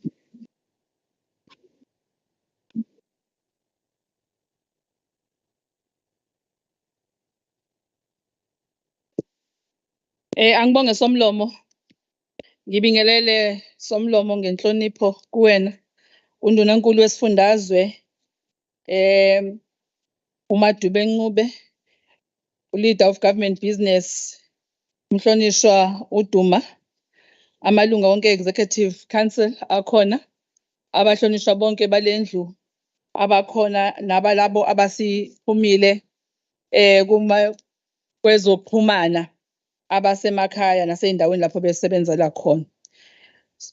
Abasiqoshela izindaba, abasebenzi bonke abakhona beshamthetho abasilekelelayo, bahlonishwa ngenkulu inhlonipho, sithanda ukunibingelela. Funa ukusho ukuthi-ke namhlanje somlomo sifisa ukuqala ngokuthi sikhalisane nemindeni yalamakhansela adlulile emhlabeni, singayenzi siyipolitiki kodwa siyikhulume ngobuntu ukuthi ubuhlungu ababuzwayo sinabo. Sifisa ukukhalisana nabo sithi kubi lokho kwenzakalayo. Okubuhlungu kakhulu-ke kuye kuthi noma amanxeba engakapholi kutholakale kuqoshiswana ey'nkundleni lapho kuxoxiswana khona kukhulunywa iy'ndaba ezihlasimulisa umzimba. Umangale nje ukuthi uhlobo olunjani labantu olwazi ukwenza kanjalo emntwini, kusho ukuthi ubuntu bethu buyaphela sekugcwele ubulwane. Asiphumeni-ke ebulwaneni uma sikhuluma ngey'ndaba zesizwe, sikhulume ngobuqotho, sikhulume futhi ngokwehloniphana. Kuyawusenza lokuba siqhubekele phambili. Ngimi lapha-ke ngithunywe umbutho wesizwe, African National Congress, okunguye ongithumile uba ngiyobheka ukusebenza kohulumeni ngokubambisana kanye nokusebenza kokuphathwa kwey'ndaba zomdabu lapha kwisifundazwe sakithi KwaZulu-Natal. Funa ukusho-ke ukuthi-ke namhlanje njengoba sizokhuluma kule nyanga yabesilisa, siyakholwa ukuthi abantu besilisa bazokwazi ukuthi bazinakekele, basinakekele nathi singalokhu sikhuluma udaba olulodwa lokuthi bayahlukumeza, siyahlukunyezwa, asihlalisiwe kahle. Siyafisa ngelilanga-ke sikhulume sithi nanka abantu besilisa beshaya inhlabalihide bekhalisanga ngokuthi awakavela amadoda aqotho azoyeka ukuhlukumeza isizwe, ahlukuneze onozala besizwe, abenza isizwe sibe khona ngenxa yobukhona abantu besifazane, ngoba noyedwa lapha endlini owesilisa ongazalwanga umuntu wesifazane nalabo abafisa ukuthi bangabe benza ngenye indlela akwenzeki ngoba indlela yendalo isho njalo. Sifisa ukubonga kakhulu-ke leli thuba engilinikwa uKhongolose ukuba ngizokhuluma kule nkulumo ethinta ukusebenza komasipala ababili abaholwa nguKhongolose. Impela uKhongolose wavotelwa uyabahola labo masipala, noba siyathanda noba sithandi, kodwa-ke okuhle kakhulu ukuthi sikwazi. Usekhulume kakhulu-ke umhlonishwa usihlalo wami lapha we-portfolio committee okuningi asekushilo. Ngizowengeza-ke kulokho ukuba sazise ukuthi cha, noma ngabe niyakhuluma nithi kubi, akukubi njengoba nisho. Uma bekabe kubi njengoba nisho ngabe phela akusangenwa eThekwini. Malunga alendlu ehloniphekile, I stand before you today to shed light on the significant improvement in ANC-led eThekwini municipality in the recent months. Our metro continues to be the hope of the masses and demonstrates the government commitment to the changing of the lives of our people. I'm proud to address this house and highlight the ANC-led municipality's commitment in listening to the concerns of the people and bringing about positive changes. In the recent years, our metro experienced challenges in its waste collection, particularly in Umlazi Township. However, I will focus on the decisive action taken by the municipality in bringing change in all the areas that they have been highlighted. A turnaround strategy has been implemented by eThekwini municipality, which has led to the expansion of the EPWP program, resulting to the employment of close to additional 1,000 workers. This demonstrates the caring nature of the ANC-led government, which seeks to uplift the majority rather than focusing on selected minorities. The commitment to job creation and economic empowerment is a cornerstone of the ANC government. One of the noticeable achievements in eThekwini is that the considerable improvement in the waste collection service. The municipality took decisive decision to address historical challenges and make significant progress in stabilizing refuse removal. Funa ukusho-ke ukuthi-ke kuningi esikwenzile kangakumbi-ke njengoba kade sinama-floods eThekwini nakuma-district amanye, kodwa kakhulu eThekwini ngoba iyona eyahlukumezeka kakhulu. Kuningi okwenziwe ukubuyisela uzinzo. Imigwaqo ibuyiseliwe esimeni, amabhriji abuyiseliwe esimeni, abantu bebehlala ngaphandle sasikushilo lokho ukuthi sobanikeza indawo yokuhlala ephucukile. Njengokhongolose silekelelene neTheku ukuba kwenzeke lokho kuholwa umeya weTheku ongilunga lika-African National Congress. Somlomo-ke siyaziqhenya ngalokho sithi-ke kulaba abangakuboni lokho ingoba bengafuni ukubona umahluko, befise ngathi konke bengahlale kukubi. Yingakho beyohamba bayokupuluta nezinto ezindala bazibuyise bazenze zibe zintsha. Bangikhumbuza umntwana akaphinde angene ngelilanga ebuza intatheli ukuthi nenziwa yini ukuthi nithathe indaba ey'ndala. You take all stale news and make them new. So-ke nabo-ke benza njalo laba be-DA bathatha all stale news and they make them new. Akuzukushintsha-ke lokho ukuthi kukhona uzinzo eThekwini. Ngiyafuna futhi ukusho ukuthi ukungenelela kwethu njengomnyango asingeneleli ukuba ngoba sithi kubi kakhulu noma sesithi sizothatha over, kodwa esikwenzayo ukuba siyosupport ngoba umthetho usection 154 awukhulumi ngokuthatha over, ukhuluma ngokuthi sizobasupporta kanjani omasipala. Siyomsupporta umasipala waseThekwini ngezinsiza ezithinta ezabaqashi, ezithinta eze-service delivery, nezithinta konke okungukusebenza nokuphathwa kwezimali kuleya mkhandlu. Sifuna ukusho ukuthi-ke sizwile ukuthi-ke siyamaniswa nanokuthi-ke labo masipala be-ANC babhekwa ngehlo le-DA. Cha sifuna ukusho ukuthi cha umhlonishwa uPapasi laphaya emngeni akukho lingaka lenzayo ngaphandle ukuthi wenza lento eyenziwe Western Cape ukuthi ahamba yoma endaweni la kugcwele khona abelungu ewadini yabelungu akhulume ngalo project encane bese funa sonke-ke sithi-ke hayi iyasebenza i-DA. Mzuku wangena empophomeni, wangena kaHhaza, wangena emaplazini lapho abantu bakithi behlukunyezwa khona bengakwazi ukuthola amanzi nogesi ney'ndawo zokuhlala. Siyombona ukuthi-ke ngempela i-DA iyabaza abantu, iyabasebenzela, kodwa kwamanje asinako nje ukuthi esingamncomela kona. Siyafisa ukuthi uma benqomana banqomanelele kude basiyekelele ukhongolose usazophatha lapha kulesi sifunda ngoba simele lokho lapha ukwenza izidingo zabantu kuba zitholakala. Njengomnyango-ke thina sizosupporta uqinisekisa ukuthi zonke izinto eziyisidingo. Zolo lokhu-ke imeya enkulu ehloniphekileyo ekhuluma kakhulu isiZulu iziskiphe ngamakhala beyilekelelwa umkhandlu walapha eMsunduzi lwabathi uyabheda. Kade kusho umlilo lapha ya umeya simbonile ney'nqola zakhe ekhona. Bezikuphi-ke ze-DA iy'nqola? Bekuphi amakhansela e-DA? Kusho ukuthi-ke siyobona-ke ngokulandelayo Mzuku benze lokho ukuthi-ke bayazi ukuthi bakhuluma ngani ngoba kwamanje basapolitika nje futhi nakhona ipolitiki elula kakhulu engeke samelana nayo ngoba sibhizi lana siyasebenza sishintsha impilo zabantu, asinaso isikhathi sokudlala sixoxa iy'nganekwane emini engathi asazi ukuthi sikuphi. Sizwile-ke ukuthi i-department ithumela abantu abangafanele, kodwa ngokwazi kwami i-department mayithumela abantu la kusuke singenelele khona sithumela abantu abasuke benalo ulwazi lokuphathwa kwahulumeni nokusebenza kwahulumeni. eMsunduzi sithumele kanjalo. Uma sibona eMsunduzi sifanele nazi ukuthi sekune-improvement enkulu kangangokuba uNational Treasury has written a letter saying ukuthi i-spending saseMsunduzi has improved immensely. So-ke isingisi-ke leso sisho ukuthi kunozinzo olukhona kwezezimali, kunozinzo lwezabasebenzi eMsunduzi, kunozinzo lokunikezela kwezidingo ngqangi ebantwini bakithi. Uma-ke kukhona ongakuboni lokho sizomthatha ngengalo sihambe naye siye simkhombisa ukuthi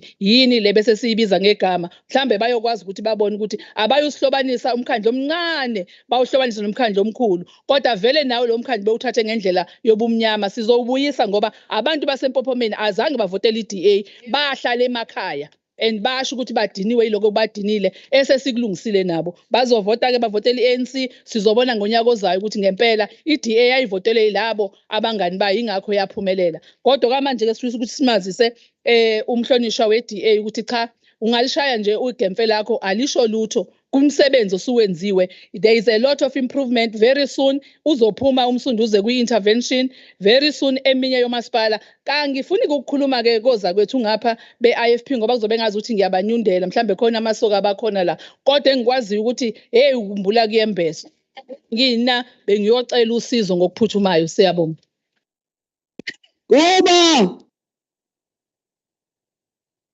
Honorable members, the next speaker for 2 minutes is the Honorable Bishop S.E. Mangele of the ACDP. Thank you. Thank you so much, Speaker. As ACDP, sometimes umuzwa kudontshwana ngapha nangapha ubungasazi into uzothini uzodonsa abantu uyeke bani. But if what is reported about uMsunduzi municipality is true, it sets a good example of how municipalities should run. If it is a propaganda, then we are not interested in propaganda. We need good governance. Service delivery should be more prioritized. According to ACDP, this benchmarking and comparison between the standard of the municipality can assist in order to help those municipalities who are falling behind.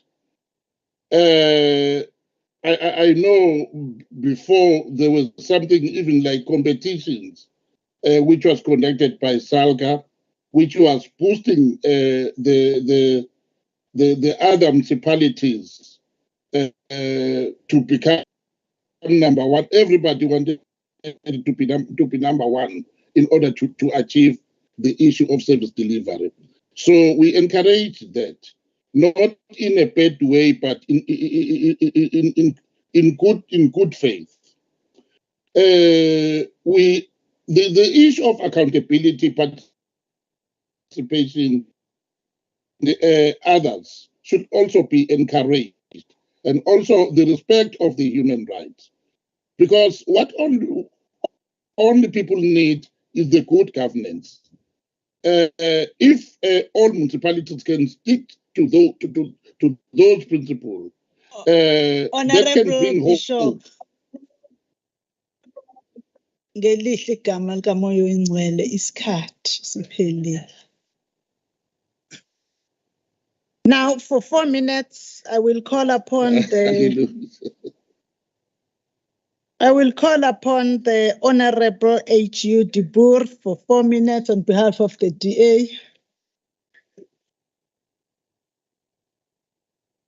Thank you, Honourable Speaker. Honourable Speaker, let me preface this debate by saying that the only turnaround strategy that's happening in the city of eThekwini is by the Honourable Mayor Kaunda there, who does a lot of turning around and singing apparently these days and has taken up a musical career instead of looking after the governance of eThekwini. And quite frankly, I think that his behavior has become an embarrassment to the city, one of the 4 largest cities within South Africa, and we have a mayor who's more interested in singing and dancing than what he is in the proper governance of that city. Let me also address the comments made by the Honourable Nkosi of the EFF and the Honourable Tele of the ANC, and let me just label their comments as nothing but inflammatory, lies, and it's jealousy. It is driven by jealousy because the Democratic Alliance has sustainably showed over these past 10 to 15 years that where we govern better. And honourable members of this House, enjoy Cape Town. It is one of the most diverse, cleanest and safest cities in the world. And that is why honourable ANC members enjoy going to Cape Town and enjoy going there and having drinks at the waterfront with their friends. There's no denying it, honourable members. But let us get back to eThekwini and uMsunduzi. There was a dream. It was the dream of the ANC to have a unicity. So you got your comrade Michael Sutcliffe. Do you remember him? And you made this amalgamation of all these little towns. And then we discovered not long after that service delivery was starting to plummet. And we are fortunate that we have 2 former mayors of eThekwini here today. Soon, There was a waiting list of more than a year to get your trees pruned. The roads were falling apart. There was waiting lists to get sewage repaired. There was waiting lists of 2 weeks, 3 weeks. Soon, very soon after that, we saw that there was no chlorine to chlorinate the treatment works. There was no crusher run, and those issues continue to this day. To this day, service delivery is not what it should be in the city of eThekwini. Not long after that, that was at the time when Mayor Khumalo was still producing apparently 16,000 houses per year. The Honorable Zandile Gumede took over as mayor. And then all of a sudden we were producing 8,000 houses. And then after that, it was just transit camps. At the same time, the city became ungovernable. Exco was being held hostage. DSW workers were protesting outside. Metro Police was ungovernable. Metro Police members were being killed. This was an ongoing issue, and it continues to this day. Then the ANC government decided it was a good idea to build that white elephant of a stadium where there is still, Honorable Gumede, a tree growing out of the stadium because there's no maintenance on it. The IRPTN system, the IRPTN bus system is still not operational, yet there's been billions upon billions that has been spent on it. And then after that, they dumped the Honorable Khumalo. He was left out in the political wilderness by the ANC. Then they turned against the Honorable, the same ANC turned against the Honorable Gumede, and they left her out in the political wilderness. And yet the ANC comes here and speaks about there being no factions. There are factions, because if it wasn't so, we wouldn't have seen these two honorable members being stabbed in the back by their own, very own political party, the ANC. There are so many service delivery issues and not enough time to speak about. But I will tell you this. The city manager who used to run the city of Durban is now at uMsunduzi. And when you start connecting the dots between poor service delivery, ANC mayors, political appointees, cadre deployment, it all comes back to the same three-letter word at the end of the day, and that is the ANC. So don't be jealous about the Honorable Chris Papas. He's doing a great... Thank you, Honorable Speaker. The next member for 4 minutes on behalf of the IFP is the Honorable O.B. Kunene.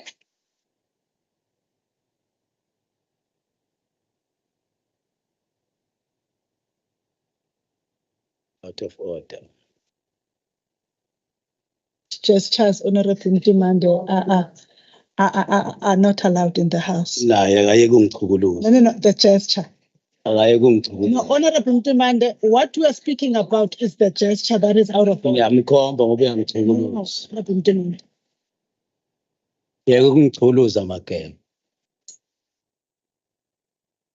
Honorable Ntimande. Honorable Ntimande, it's the gesture that is not allowed in the House.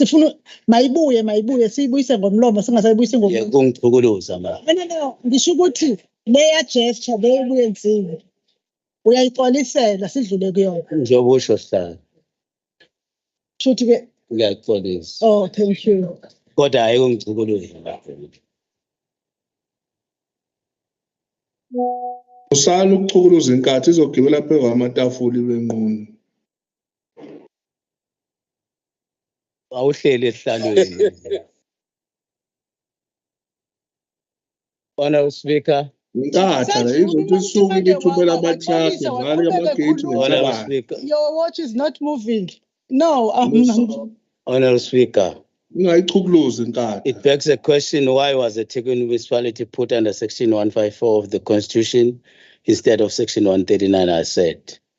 The IFP is keen to know whether the section 154 intervention in eThekwini municipality led by Dr. Cassius Lubisi has commenced or not. Further to this, it is alleged that eThekwini municipality paid an amount of 579 million in a matter of months to several companies to fix street lights in eThekwini when it could have paid much less. There are also allegations that a logistics company has taken eThekwini municipality to court over a 90.2 million rand water tanker contract. Over and above this, the Auditor General's report issued a scathing report against eThekwini municipality around city finances and the failure to deal with irregular expenditure amounting to 1.5 billion rand, and the failure by the municipality to perform routine maintenance of sewer plants. In addition to this, the Auditor General stated that of the 9 municipalities selected for auditing, it was established that wastewater discharged from wastewater treatment plants did not comply with wastewater standards and practices in accordance with the Department of Water and Sanitation Raindrop Report of April 2022. eThekwini and Ugu district municipalities, which are both led by the ANC, were named as culprits in this report. To fix all these problems, our country requires dedicated professionals who are properly qualified, who possess requisite skills and experience to pull these municipalities out of the challenges they are currently facing. It also requires a political will on the part of those who are elected to lead these municipalities, thereby serve the electorate and residents of these municipalities. I also wish to respond to what the Honorable MEC said, when he refers to the IFP. But I just want to say we are not intimidated by what she said. The IFP will continue to point the shortcomings out without any fear. The IFP does not tolerate incompetence and has charged the leaders of the municipality led by it to serve the people that they lead with integrity. The IFP is also not ashamed in acknowledging the good work that is being done in Umgeni municipality, as led by the Mayor Papas. Best practices must be shared so that the voters of this province benefit. The Honorable the Honorable Dube wishes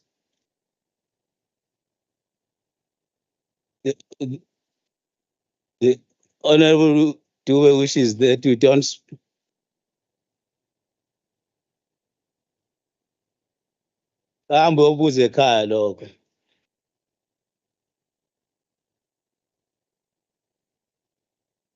In conclusion,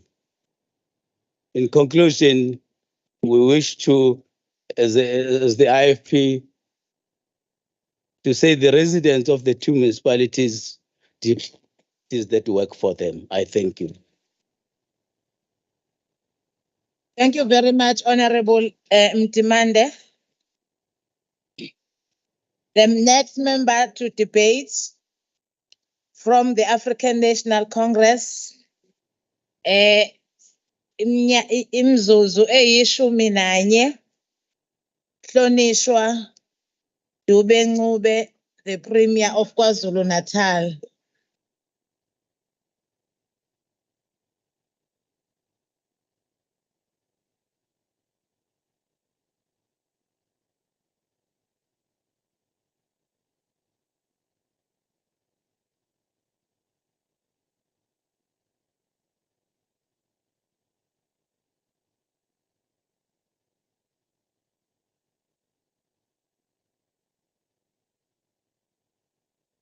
Thank you, Honorable Speaker, Honorable Chairperson of the House, and honorable members of the Executive Council, including the leader of the ruling party, Honorable Duma, on the virtual platform, and honorable members. Honorable members, I rise on behalf of the African National Congress as we enter the important month of July, the Nelson Mandela month, to speak about the DA motion before this honorable House. Ironically, attempts to claim to know Madiba parade him as their own. What a shameful new low by Democratic Alliance. Allow me to start by saying the Democratic Alliance, which is displayed clearly in the abused by Umgeni local municipality leadership of the image of Tata Madiba on their website in their colors in the DA.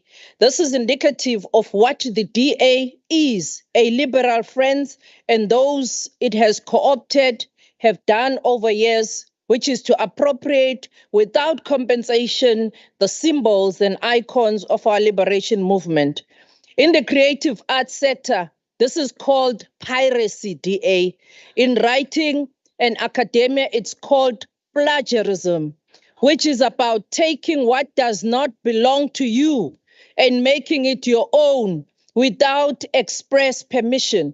This is a sheer theft, and it needs to be called as such, corruption of the DA.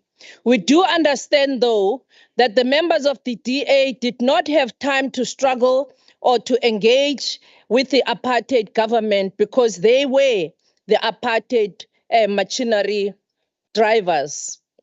As a result, the party does not have any of its own heroes who resonate with the downtrodden. That is why they even claim our own Madiba. They do not have any Winnie Madikizela Mandela, no Albertina Sisulu, no Lillian Gois, no Ruth First, no Dulcie September, no Chris Anis, except to plagiarism that is claiming Madiba that they don't even know and they did not recognize when he was alive. Sengathi angabavukela uMadiba lapha ekhona. Honorable members, in the article by Daily Maverick, well-known senior research associate for Socio-Economic Research Institute, Dr. Imran Bakas, warns us about what he called the art of denialism, about the basic facts of history at odds.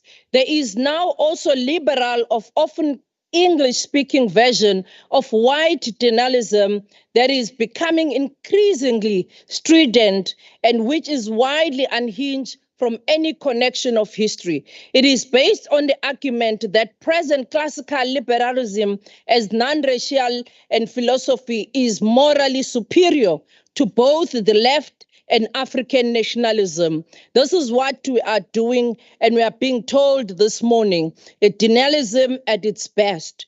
We are being asked to deny that apartheid past continues as key impediments even today after 29 years of the end of apartheid. We are being asked by the DA to deny that racial subjugation was central to the ideology and the program of apartheid and colonialism. DA is a liberal, but they must listen to Dr. Bakas when he says apartheid and liberalism are one. Deep root and fascism, including Afrikaner nationalism here at home, lie in the liberalism and dehumanization of colonized and enslaved people. And this is what we see in the DA here in Mgeni municipality. In this motion, we are not being told, and we are being told about Cape Town, the Western Cape as an example. Yet in the article published on the 7th of June 2023, Professor Warren Smith of the University of Cape Town cites Cape Town's estimated Gini coefficient, the measure of inequality, at highest at 0.69, as being amongst the highest in South Africa, in the fourth highest in Africa, and social indicators favoring white people, and poverty for the people of Cape Flats. Akusho mina, akusho Professor Warren Smith. Unemployment in Cape Town has been increasing from 18.3% in 2011 to 29% in 2021. I need not to say what it is today. Western Cape provincial government's own social economic profile of the city, out of a 1.1 million household, 185 and 14.1% were in such structures as we see our Black communities being subjected to. We are asked to forget that the DA leader, Helen Zille, referred to the Black people in the Western Cape as refugees.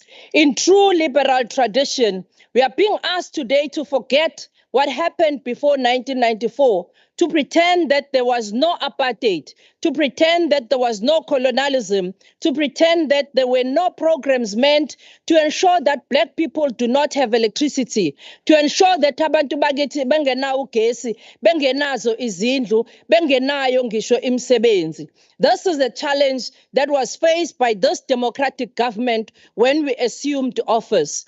This is a challenge that is faced by black people of the DA, even those in the DA, where they are patronized and the attitude like the Papasis, the Ziles and them, where the Honorable Ngango today, Bo Helen Mashaba, Bo Maimane, Bo Lindiwe Sisulu, Olindiwe Masibugo. We call these leaders, remember that the ANC is a true home of non-racialism because bashilo bephuma ukuthi cha ubandlululo ludla lubi lapha kwa DA.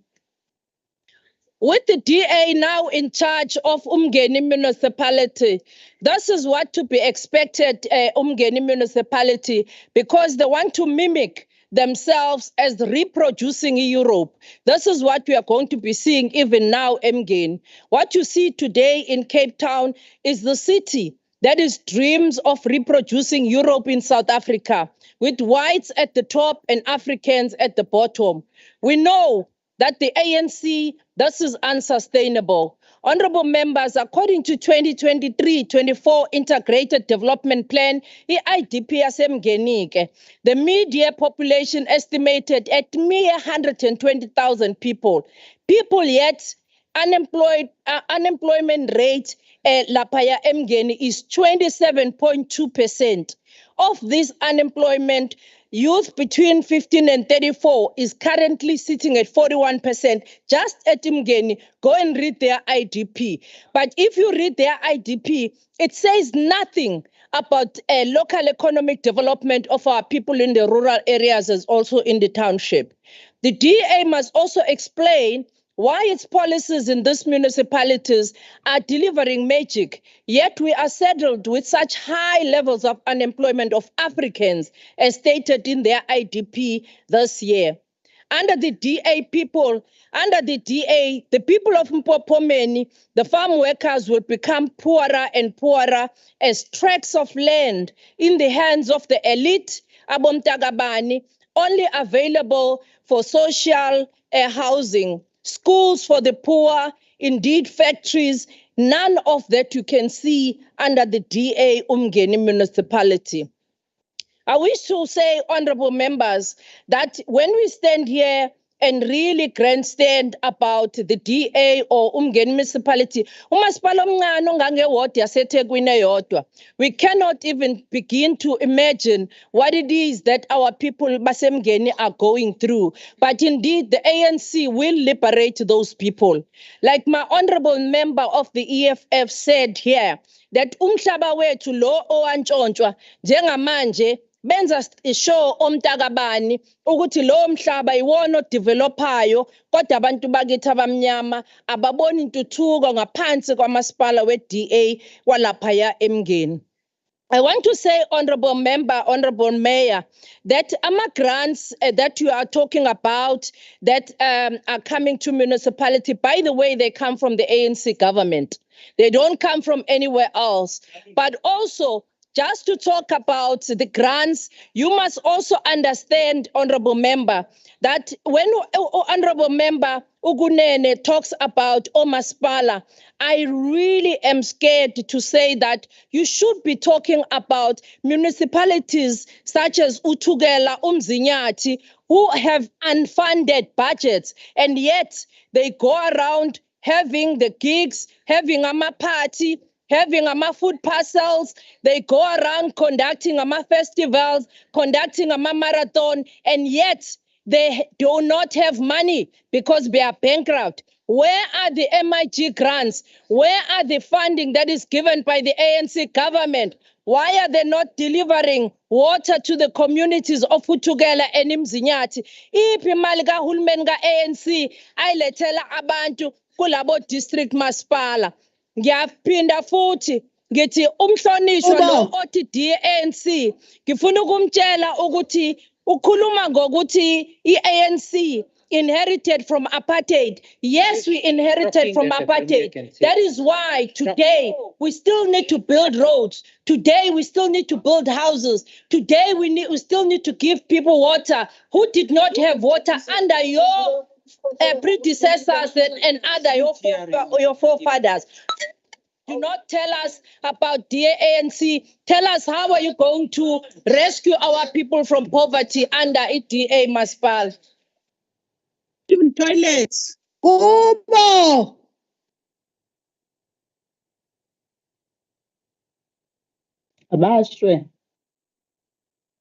Thank you very much, Honorable Premier. The next member to close the debate in response, it's Honorable LM Meyer of the DA for 5 minutes. Thank you, Speaker. Sure, it seems those in these benches do indeed prefer emotions to facts, but I can see the ANC follows improvements in Mngeni closely. As Breyten Breitenbach, Afrikaans poet and a man jailed by the apartheid government, said, in dancing with the enemy, one follows his steps, even if you are counting under your breath. Let me quickly just address a couple. I can't address all of it because there's so little facts here. Let me start with the EFF. Thank you. I appreciate you pointing out all the failures of the ANC-run district in not providing the water and the bulk infrastructure that's needed for the houses. So thank you for the EFF for agreeing with us in this debate that the ANC is failing. And to answer the honourable member from the EFF's question, this year, 18 black businesses received 25,000 Rand each for business development. Don't see that in the ANC municipalities. 25,000. Let me also just add, Speaker, that for my honourable chairperson, Google is indeed your friend. If you Googled, you would have seen that Cape Town has the highest quality of life in South Africa, not Durban. If you Googled, you would have seen Dickens never lived in America. He was born after slavery ended, and he spoke against slavery in America. And if you Googled, you would have seen what the difference is between party and state. Chairperson, I also wanted to point out to the Premier the difference between party and state. That is a very important one to have. But I hear the Premier was supposed to address a public meeting in Mngeni last week. You won't find it on social media because so few people showed up. They didn't even put it there.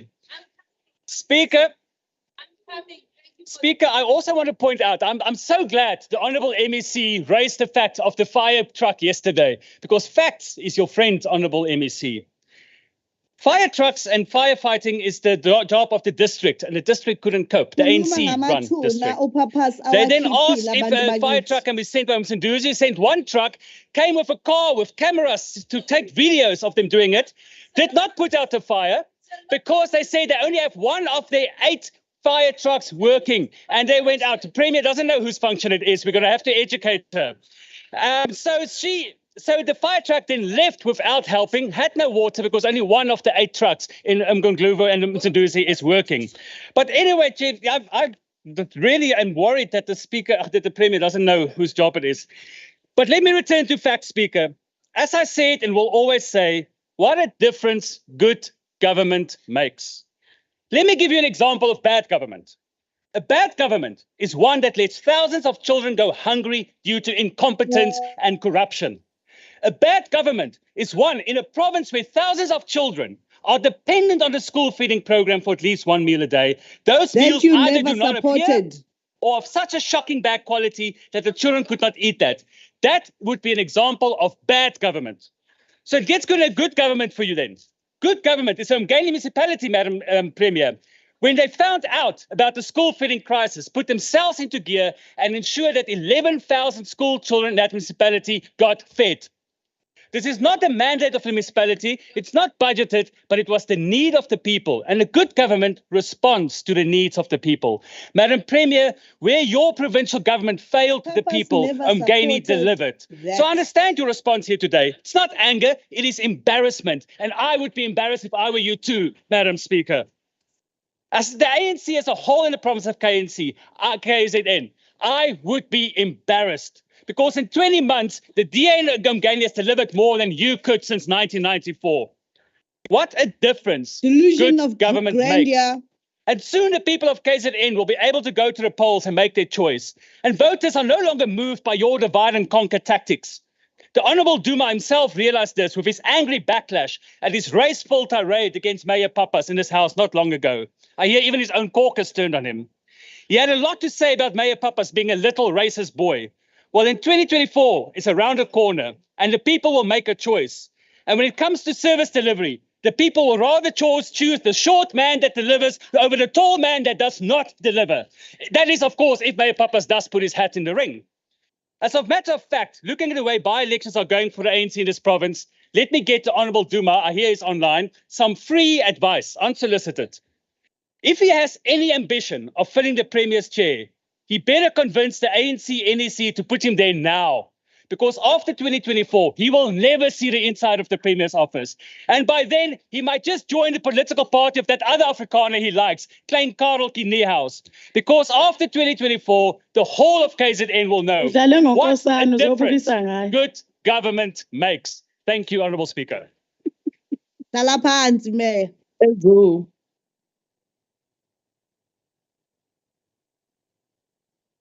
Thank you, honorable members. We have now come to the end of the debate on the DA first party motion as moved by honorable members. What we are doing with members in the gallery is gonna earn you consequences in terms of the rules.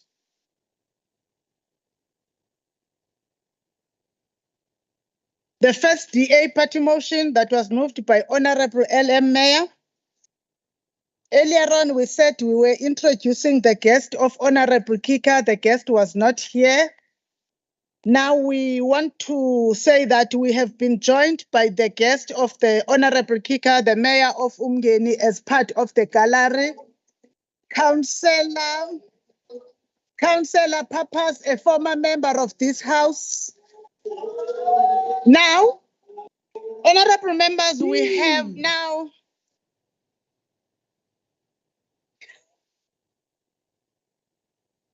now come to the third item.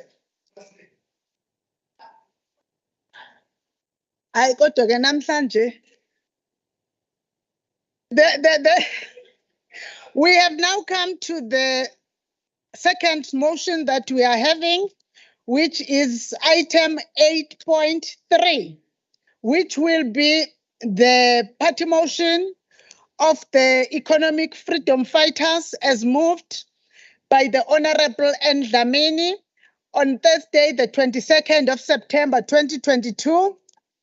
In terms of the rules, when the member is not in the house, you allow another member to present your motion.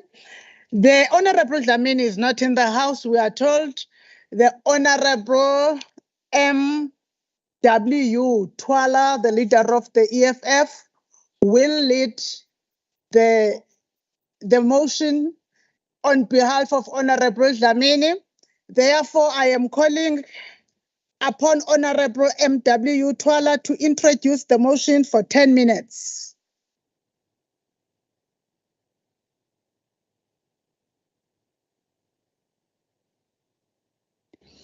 Thank you, Honorable Speaker. Okay, let me first greet the Honorable Premier.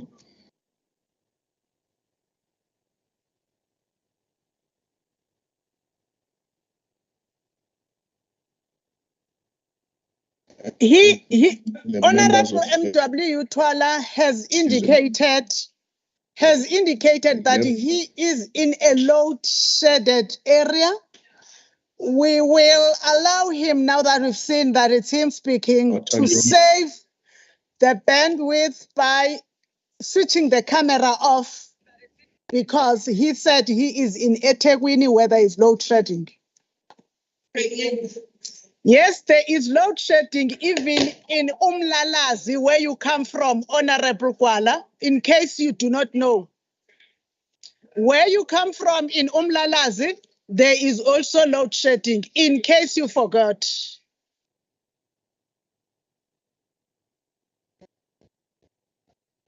So Babu, omhlanisha uthwala siyakuvumela ukuthi ungayiswitcha i-video off because you had reported prior. Thank you.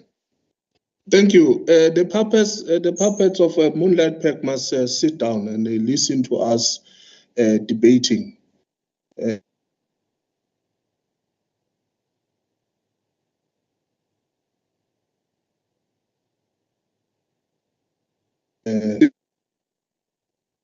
Anti-racist organization, since its inception, stands here today to defend the defenseless who were killed by racist Indians simply because they could no longer enjoy the fruits of freedom of movement in their own country of birth and province of residence.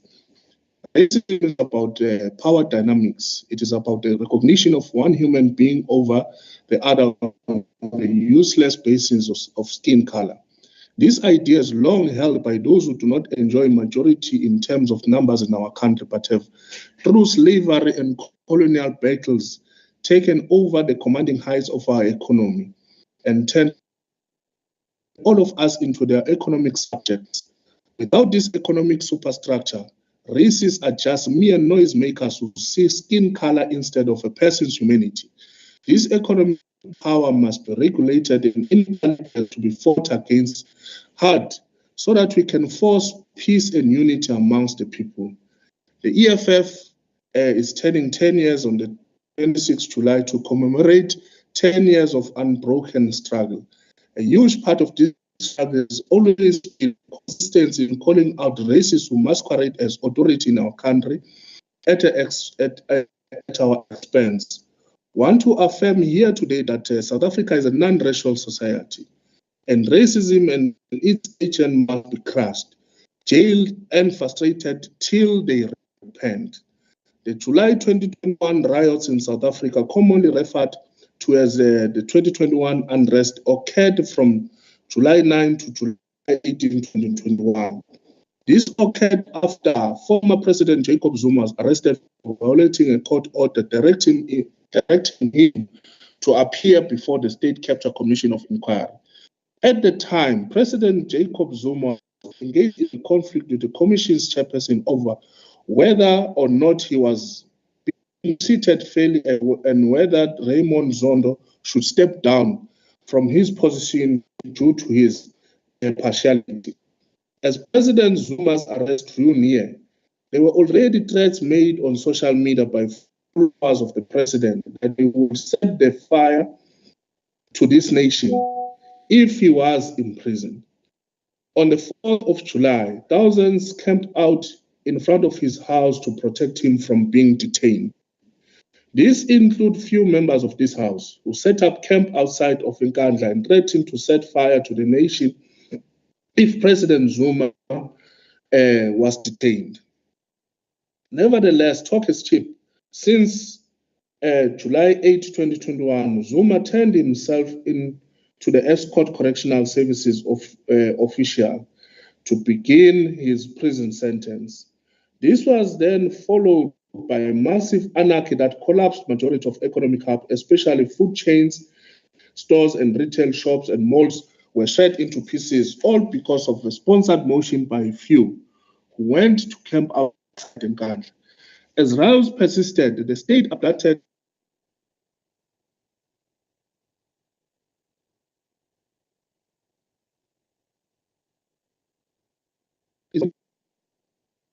address to put an end to the riots. Since there was no longer any law enforcement in the nation, this then led the floodgates of vigilantism open and witnessed many people who took up arms and declared themselves as the law.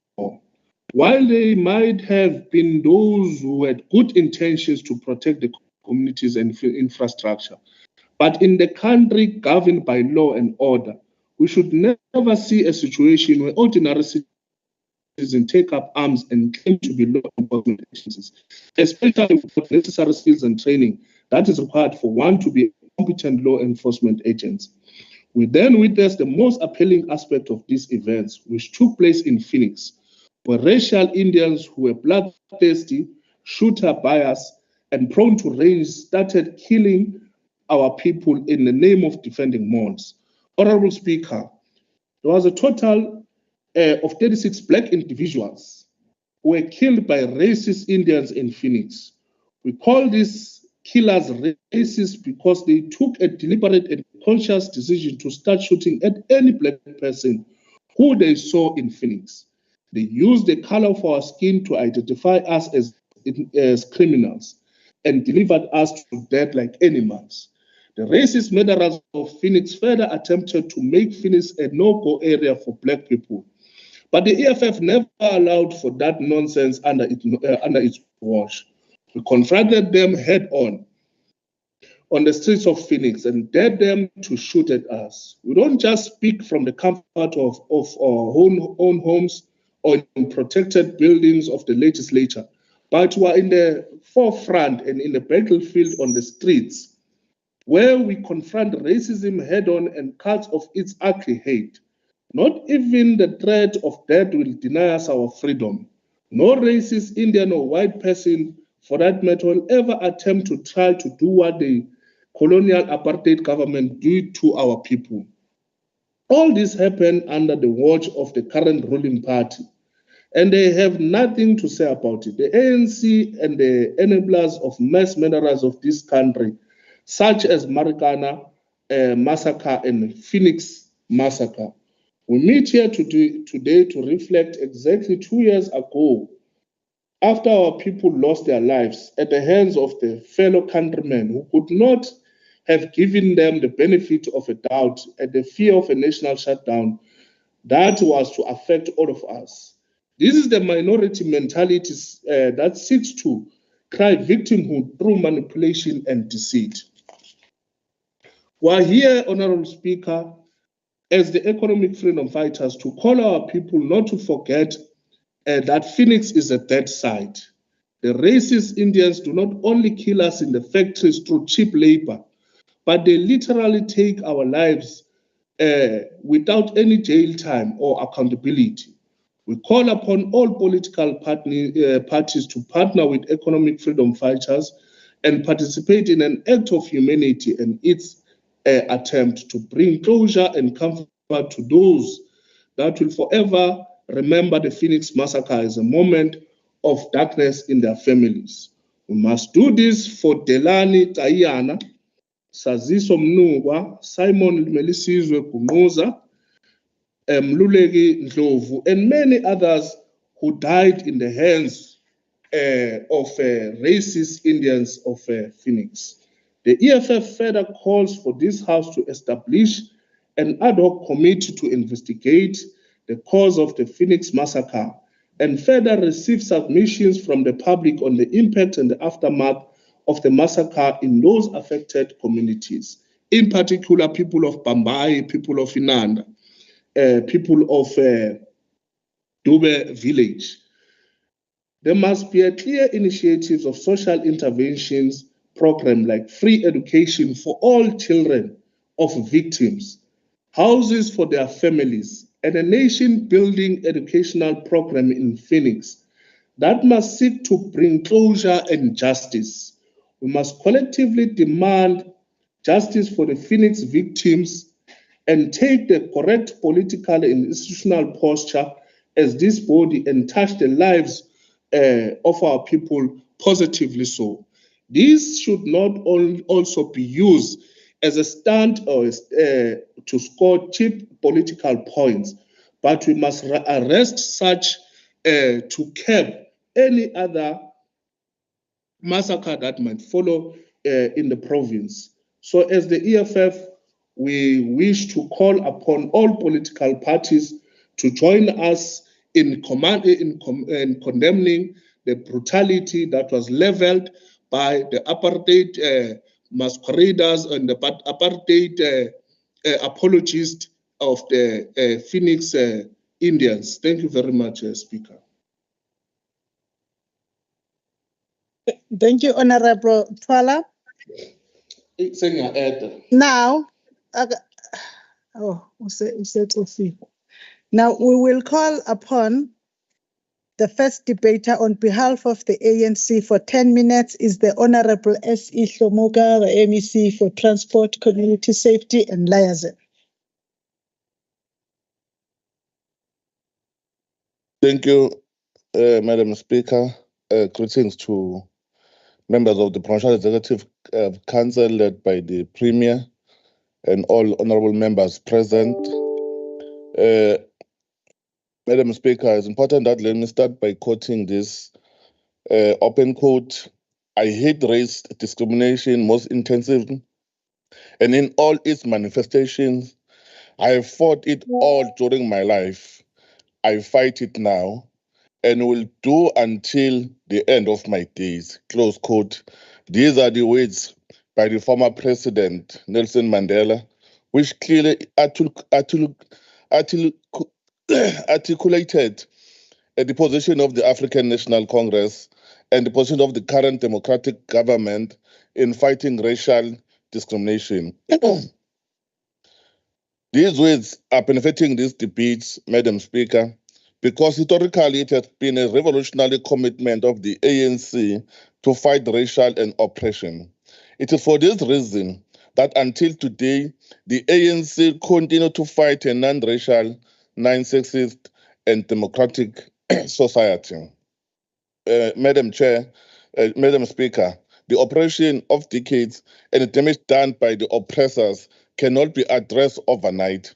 Over the past 29 years of freedom and democracy, the ANC has, through progressive legislations and policies, seek to build an equal society where there is no race that's superior over the others. Today, Madam Speaker, people are free to walk anywhere without fear and victimization. Today, there is no reserved areas for whites only. We are equal, we are all equal, which are the basic principles outlined by our Constitution of Republic. The ANC has demonstrated over the years that it's capable of building and transforming this country. We are now busy with the second phase of our transition, wherein we want to make sure that Africans and Black people in particular can participate in the economy of this country. We dare say this country belongs to all who live in it. Speaker, the ANC government is at work addressing the alarming level of crime in our society. Unfortunately, all of us as political parties in this august house must take responsibility because the level of criminality demonstrates the kind of society.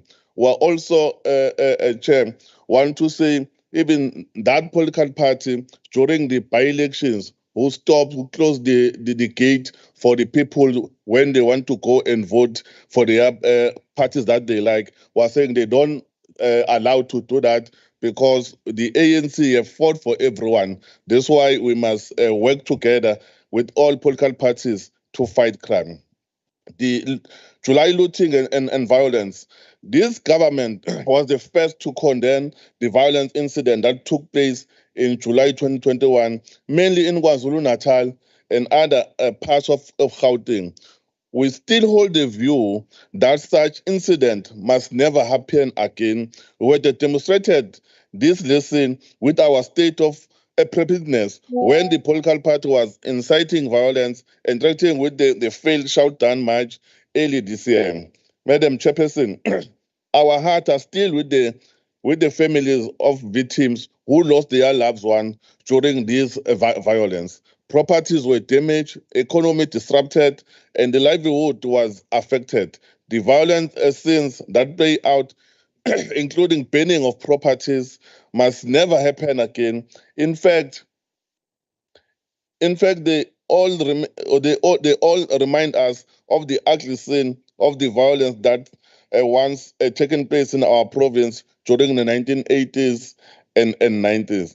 Anyone who knows the history of this province would not encourage violence of any form. There are serious lessons that as a society we have learned from such incidents. As a government, we are now aware of what needs to be done should this incident take place in our province. The private sector must appreciate the role that was played by the private sector in working with our government, ensuring that we protect our people and also protect the infrastructure. On the progress on the Phoenix cases, as government, we're upfront in condemning the violence that erupted in Phoenix and elsewhere in the province. There is no go zone in the province. That's why we're saying our people, abantu bakithi basenanda, bakamashu noma ekuphi ayikho indawo fanele bangakwazi ukungena kuyona, including Phoenix. That's why we're saying there's no go zone in this province. We are clear that incident that happened in Phoenix were motivated by the racial tension, butchering of our people, banning them. The kind of brutality has no place in our democratic system. It has for this reason that we supported the intervention by the Minister of Police, Minister Cele, and the Provincial Commissioner of the province, and to investigate all the matters or the cases that have taken place in Phoenix. The fact that the majority of these cases have affected and arrested suspects are attending trial as an indication that under this government, racial motivated violence will not be tolerated. We will also agree that was a massacre and the style used in killing African people was well organized by those who killed our people in Phoenix.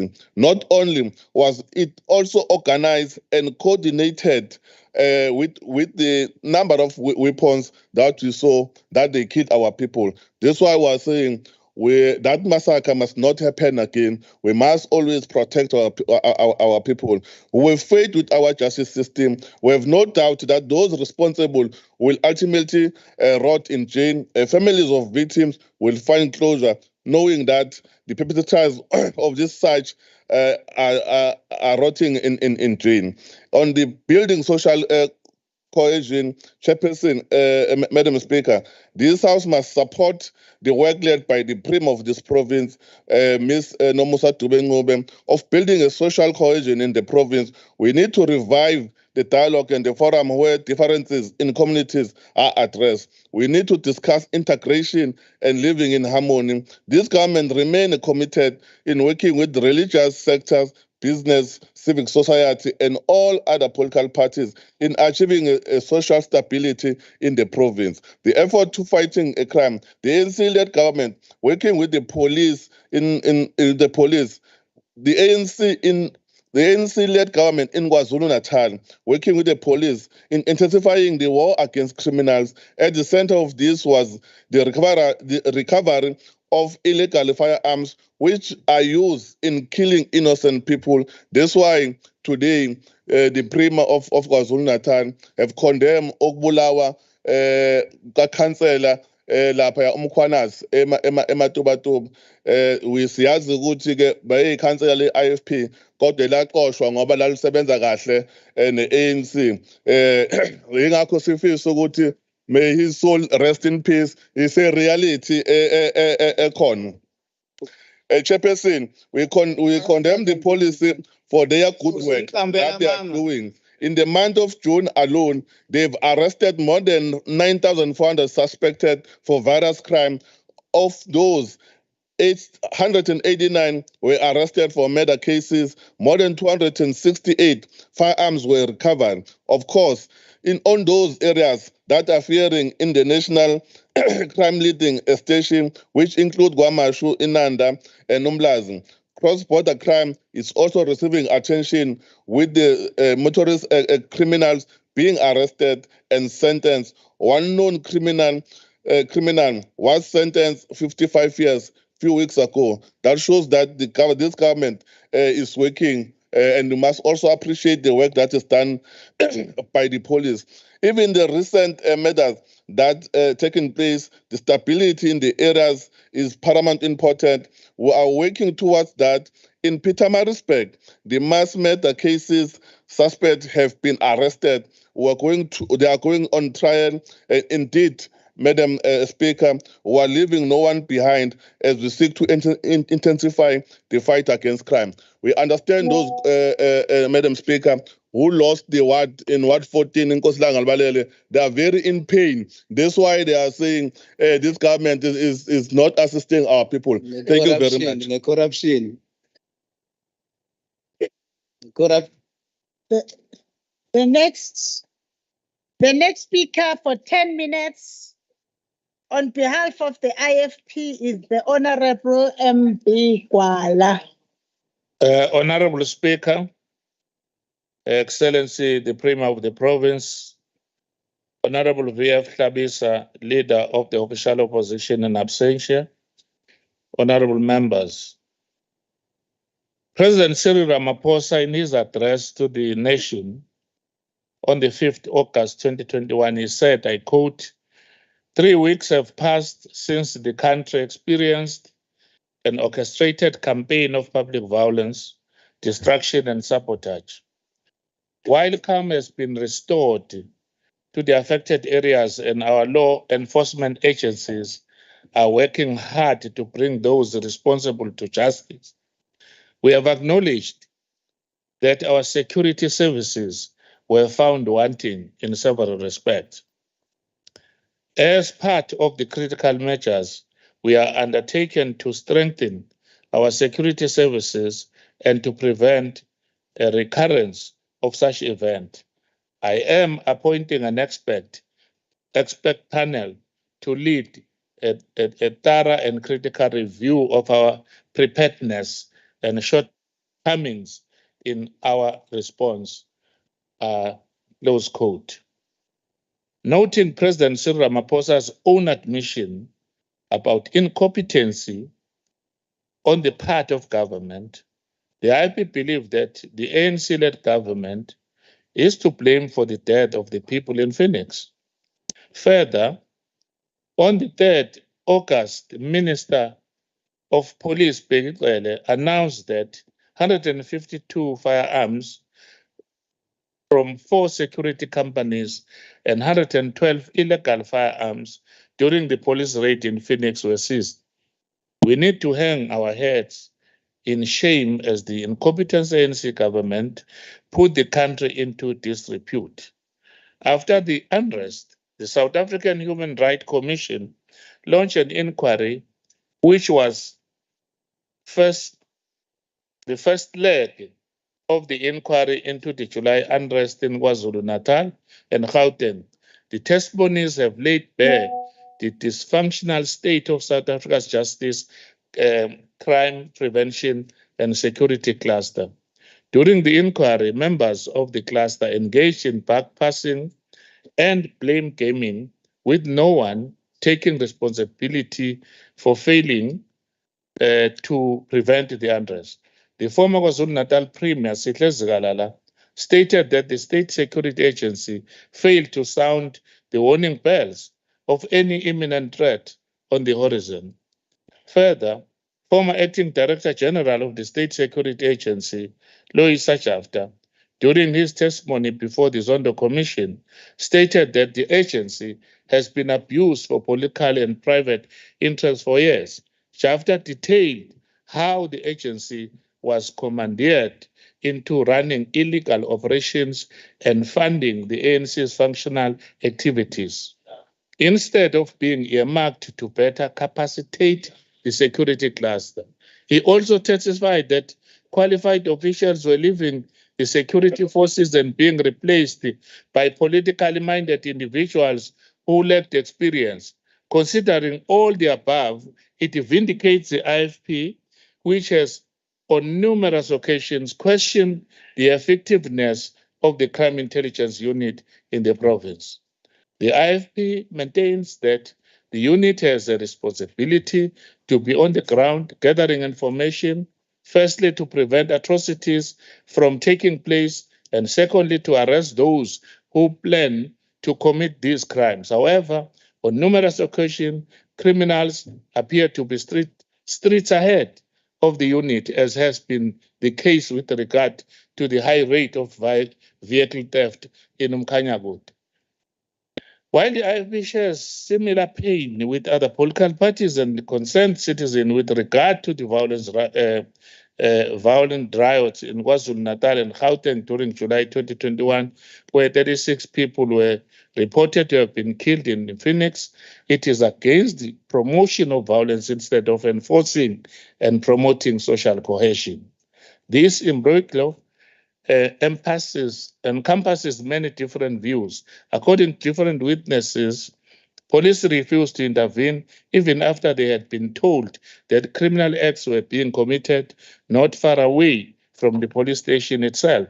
The insinuation is that the police were complicit in the bloodshed. The IP believed that what happened in Phoenix and in other areas where matters with deep racial undertones were committed should be condemned, and the culprit appropriately punished, and no death should be celebrated, irrespective of what the reason might be and who did it.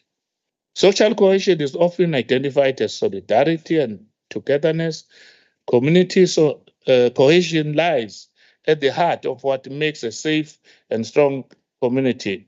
Effective delivery in community cohesion also tackles the fractures in society which may lead to conflict and ensures that the gains which changing communities bring are a source of strength to local areas. Community cohesion is therefore critical to the quality of life of local people, and as community leaders, local authorities have an essential role to play in facilitating this. Cohesive communities are communities which are better able to tackle common problems, to provide mutual support, and to work together for a positive future. When the violence erupted, the IFP acted to quell the violence and to restore peace. IFP founder and IFP president emeritus, Prince Mangosuthu Buthelezi, took upon himself to quell the violence as he visited Phoenix, where he hailed Phoenix residents who protected businesses, homes, and their neighbors as heroes, but slammed racist vigilantes. Beside that, he intervened in Ulundi together with the IP's leadership, the mayor, and the community, standing together in cooperation with law enforcement to restore calm. During Prince Buthelezi's visit to Phoenix, the floodgates of hatred opened against him. Hundreds of social media posts wished a slow and painful death on him. Prince Buthelezi is an architect of social cohesion, as he has shown tremendous respect for all people, irrespective of their race or status. It is unfortunate that the leading party that is supposed to lead social cohesion hates other political leaders with a passion. How can they be capable of bringing peace and stability, let alone to manage social cohesion, when they talk of excellency? Mr. Mandela is good, but when we talk of Prince Mangosuthu Buthelezi, we are committing crime, an unforgettable sin. As as I was speaking, when I mentioned his name, basazoqhubeka futhi ngiyabazi kade ngibabone lesitili. The 2017 World International Security and Police Index, measuring the ability of police and other security forces to keep a country and its people safe, South Africa ranked 89 out of 127 nations covered, making it the 39th worst police force globally. The index was based on an assessment of four main categories, looking at the capacity, process, legitimacy, and outcomes of a security and police force. Capacity takes into account the numbers of security officials, including police, private security, prison security, and armed forces. This is an indictment to the government of South African Constitution, which has weakened the police force compared to other countries, such as the state of Philadelphia Constabulary, which has more powers than ours. It is a fact that our justice system favors criminal more than the police and ordinary citizen, especially crime victims. It is shocking that our communities have lost trust in the police, but prefer to report crimes in crime-fighting organizations such as the SCAP. The IFP is calling on the government to address the problem in our crumbling criminal justice system. Police must be given stronger powers and protection, even if it calls for the Constitution to be amended. The fact of the matter is that police arrest criminals and are then left down by the courts, releasing criminals, and they are restricted in using excessive force in retaliation when faced with dangerous criminals. I thank you, Honorable Speaker.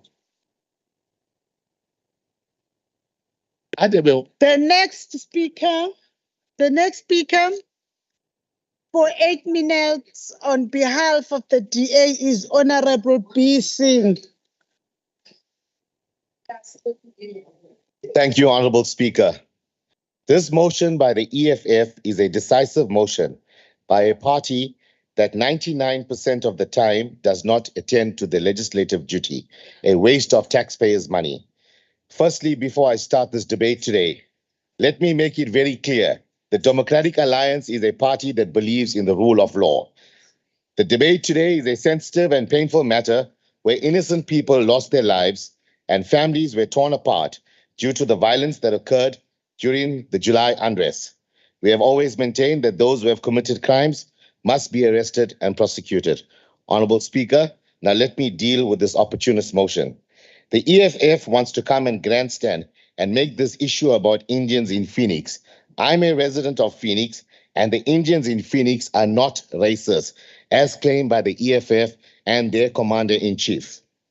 Africans and Indians live side by side in Phoenix and have been doing so for decades. The internal differences and factional fights in the governing ANC contributed to the carnage that played itself out in KwaZulu-Natal and Gauteng. And these squabbles should be viewed as a national security threat. The masterminds of this unrest has still not been arrested almost 2 years. The ANC is a grave threat to national security. The failure by the police to demonstrate the capacity to respond effectively to the riots in turn led to fear and panic in communities who perceived themselves to be under attack, not just in Phoenix, but across the province. Police are no better equipped now to handle threats to national security than when they were parts of the country were hit by violent unrest in July. This is the view of security experts after a release of a report which found police and intelligence leadership structures had been dysfunctional and underprepared to handle the riots and looting. The EFF motion speaks about 36 people who lost their lives, yet they conveniently forget that a total of 354 people lost their lives during the unrest. Why are they not speaking for the balance of the 318 people who were also victims, including families of the deceased? Shame on you. Simply because it's political opportunism, which they continue to use to divide our people. They speak about hatred in this motion when they are the only political party in South Africa who has always shown hatred for certain race groups in South Africa. Phoenix only became the focus of this unrest when the current police national minister did an interview in Phoenix and tried to divert attention away from his failures and refused to acknowledge that under his leadership, police were incompetent, unprepared to deal with the situation. Even worse, they were nowhere to be seen during the height of the unrest from July 12th to July 18th, 2021. There was an unequivocal failure of the country's police and intelligence services. Crime intelligence had no clue of what was going on. The President of the Republic said it's based on ethnic mobilization. Then he changed his tune. President Cyril Ramaphosa labeled the unrest as an insurrection, a calculated, orchestrated effort to destabilize the country, sabotage the economy, and undermine constitutional democracy. The notion of an insurrection suggests that there were key politically motivated actors who exploited weaknesses in the state's capacity to drive a general campaign of violence. The violence undermined the legitimacy of the state institutions and left a nation psychologically traumatized. It left a lingering sense of untouchable people that could act with impunity. This perception has been reinforced by the slow trickle of prosecutions, unconvincing promises by the state to uncover the presumed masterminds. The mistake government made was to turn state security agencies into places they control for political reasons and not for public safety. State security agencies weaken public safety as shown by crime statistics. We've seen a decline in public safety over the years. Between 2012 and 2021, murders increased by 37%. Crimes such as armed robberies, house robberies, and car hijackings all increased by 43%. We've seen a growth in organized crime, rampant corruption. People are less safe. This means you are more likely to be attacked now than 9 years ago due to the failures of these agencies caused by political interference. The South African Special Risk Insurance Association, SASTRA, has seemingly laid the blame for its historical financial loss as a result of the July 2021 unrest at the door of the South African police, which amounted to a whopping 27 billion rand loss. All these failures under Bheki Cele, he must go.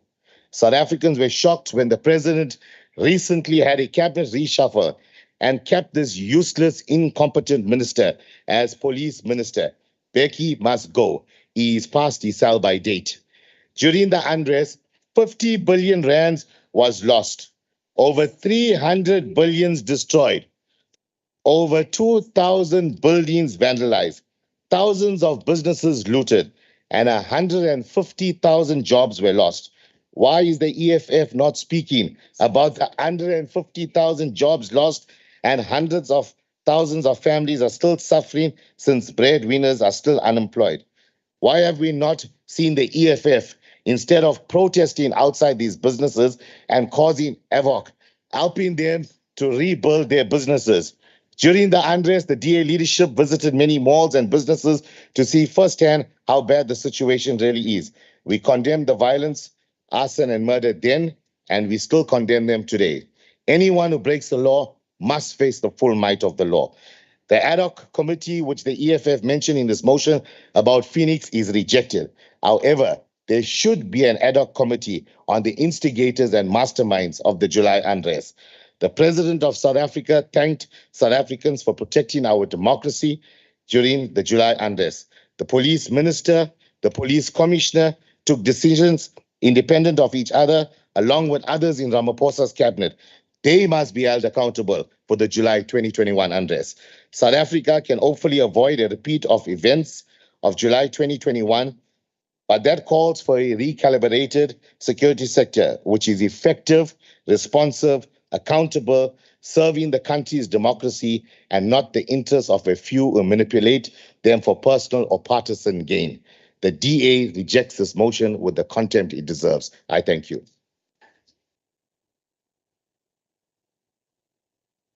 The next speaker for 6 minutes on behalf of the EFF is Honorable N.N. Ngubane, their whip. Thank you very much, Honorable Speaker. We want to take this opportunity and send our condolences to the recently slain councillors, namely Councillor Mkhwanazi and Councillor Miyaga, who was earmarked to be the next mayor of uMsunduzi from the ACDP. The July 26 movement in South Africa are turning 10 years this month and the 26th. This is one of the proudest moments of our political history as a revolutionary party that has taken the side of the weak consistently and without fail. So we want to extend our invite to the generation of economic freedom, including Abo Chunda, Hlomuga, Honorable Duma, and Abomtolo. They must come by 11. They must be seated at the FNB, even Ukomre Tuchomo. These 10 years of unbroken struggle is a reminder that racism is taught at home, executed in our streets, schools, workplace, and in our communities by those who feel that they are alone and are entitled to the resources of our country. The EFF in the province of KwaZulu-Natal is calling for the provincial government to compensate the families of the 36 victims killed in Phoenix massacre at the time of 2021 July unrest. Those 300 racists, you must go and talk about them there, Honorable Singh. Tina, we speak about Africans who were brutalized there. Part of this compensation must be free education until a first university degree is obtained for the children of the victims. These families must be given a 3-bedroom house with a dining room, a garage, and inside flushing toilet. There must be a guarantee of a permanent job for at least one member of each of the families to recreate the cycle of breadwinnership. The provincial government must also provide the necessary psychological support to deal with the loss and trauma of the affected families. We saw yesterday racist Indians, Dayland and Ned Gavenda, who were accused of the murder of 19-year-old 2021 matric learner Mondli Majola appear in Durban High Court. There we saw them clearly attempting to evade justice through delaying tactics and unholy demands. This in itself is an indication of a lack of remorse by the Kavenda brothers, which unfortunately is the norm in South Africa in cases of racism. This is one of the most downplayed cases in our province, a case with a compelling evidence against Kavendas, whose gun is traced to the death of the young boy who had to be dug from his grave to prove that he was shot in the head, as the police lied under oath and claimed the young boy died through other means. This is just how disrespected and devalued our people are in this country. They are put under worse conditions in the name of justice, like in this case where a family had to go against their culture and disrupt the resting place of death for justice to be served. This is a motion of justice against injustice. This is a motion of peace against violence. It is a motion of accountability and moral regeneration against racism and division in our communities. This is a motion that reminds us that we are all human beings and we must always value the right to life, no matter our race, gender, and creed. When the Democratic Alliance hailed the racist killers as heroes and Inkatha hid behind the slogans of Rainbow Nation, the EFF as a weapon of the week took a massive march to Phoenix to demand for justice. The EFF still the only party that consistently brings the light the reality of the racism that still continues to plague our communities.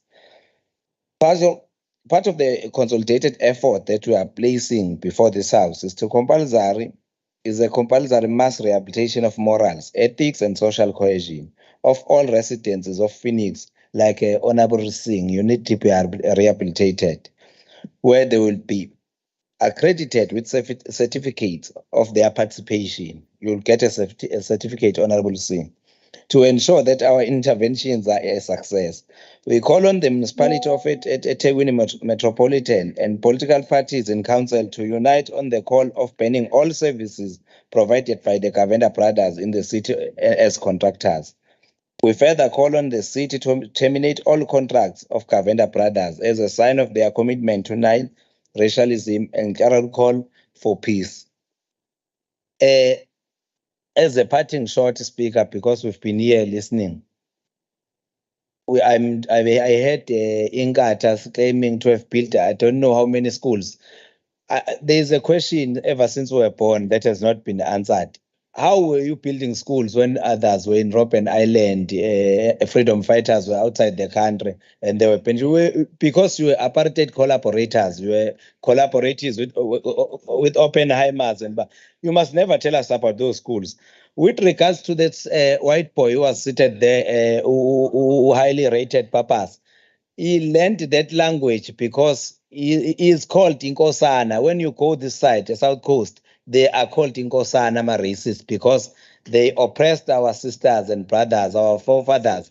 That Mama because if it was a deliberate effort to learn isiZulu, he must show us today which school did he go to. If it was deliberate, he learned isiZulu so that he can oppress. So we call on our people not to be deceived by these mask-wearing papacies who want to speak isiZulu here and act as if. So the deputy chairperson of the EFF was very much correct. Those racists must be dealt with accordingly. So we call upon you, Comrade Premier, and all the programs of the left to support this motion. Thank you very much.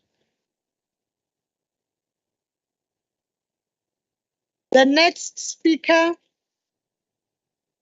for 7 minutes on behalf of the ANC is the Honorable Inkosi S.N. Ndwalane. Maiden speech. Greetings, honorable members, Madam Speaker. The 2021 in a stark reminder of the resilience of KwaZulu, which not only backled with the canvas of the coronavirus pandemic. The untimely and painful passing of our King Goodwill Velithini Kabheka Zulu and Queen Mantombi Asopuza Zulu within months of each other, but had to also deal with civil unrest in July.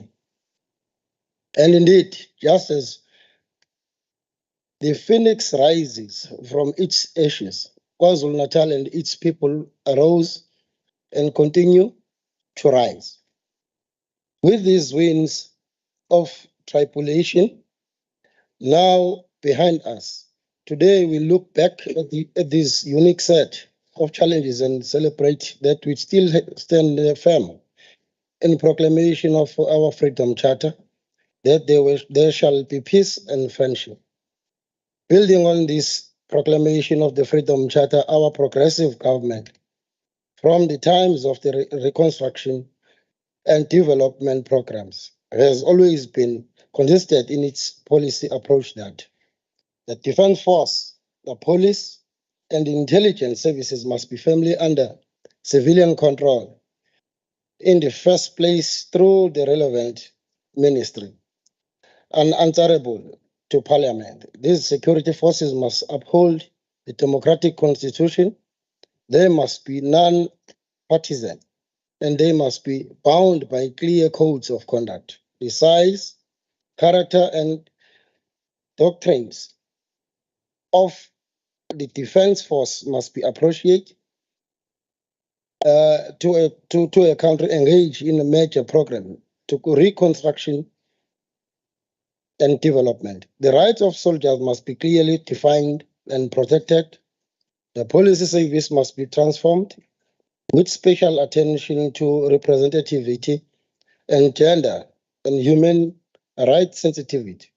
National standard and training must be combined with community-based structures to ensure answerability to the communities served.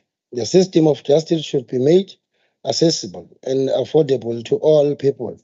It must be credible and legitimate. The public defense system and the prosecution system must be reformed. With the family in place, the strategy and tactics of ANC, our glorious movement, that so ably leads this progress government,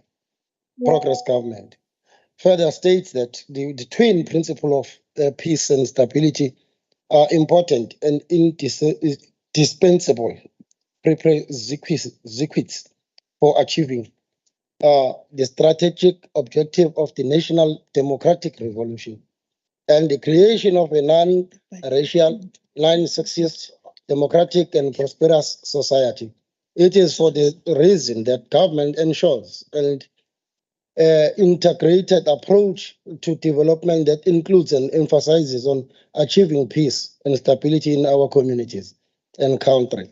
The ANC and its conference further confirmed that the struggle for economic and political transformation will ultimately minimize the basis for crime and violence by enhancing social integration, improving equality and equity, raising living standards and employment, and ensuring the dignity of individuals. The July 2021 unrest proves these assertions, as those that were behind these acts sought to provoke a popular insurrection, exploiting and social and economic conditions under which many South Africans live. Conditions that were worsened since the onset of the coronavirus pandemic and provoking ordinary citizens and criminal network to engage in opportunistic acts of looting. As a result, the economic cost of over 50 billion rand was wiped off our country's economy and to be livelihoods of those who looked on helplessness as their business were damaged and or destroyed. There was also an invaluable cost to the families of those who lost their lives so strategically and those who were injured. Our government has been hard at work to ensure that this situation never ensures again. To deal with the problems that impacted our state, of readiness and response to July unrest, government has taken certain decisions regarding to intelligence services and police, which includes the work of strengthening the capacity of justice, crime prevention and security cluster is ongoing. The process of filling vacancies of the State Security Agency, promulgation regulations that will require the intelligence structures to provide intelligence to the National Intelligence Coordination Committee so that the intelligence is shared and used properly and timelessly by relevant structures, ensuring the NSC meets at least every 2 months without fault. Staffing and training of the public order policy unit, POP, will be brought to the appropriate level. A revival of the community policing forum, CPF, to further empower and maintain functional structures at the local policing precinct level. Immediately after this catastrophe, our provincial government also engaged players in all key industries, particularly the food and fuel value chain. Our government also quelled racial tensions.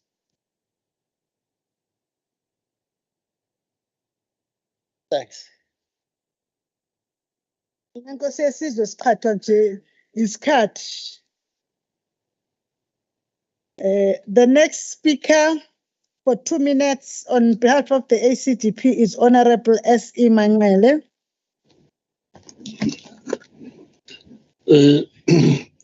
Thank you, Speaker.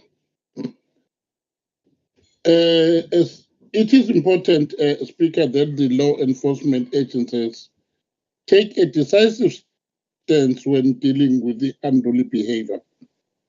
To avoid confrontation of communities, butchering of people should be condemned with the strongest term. But it must be noted that ACDP is not racist.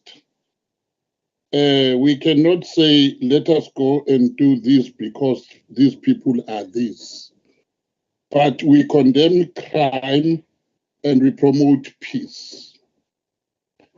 And beside that massacre we are talking about, we are strongly worried about other people who are getting killed on a daily basis. What is bad is that now the blacks are killing each other. Then we don't know whom to blame, whether we blame apartheid or we blame democracy, but this is not good.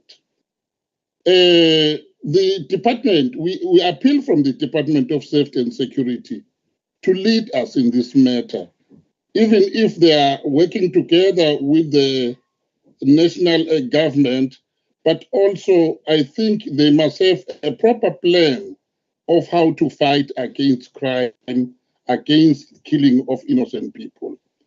In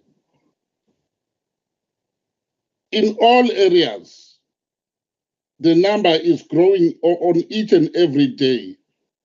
The arrests are not seen anywhere.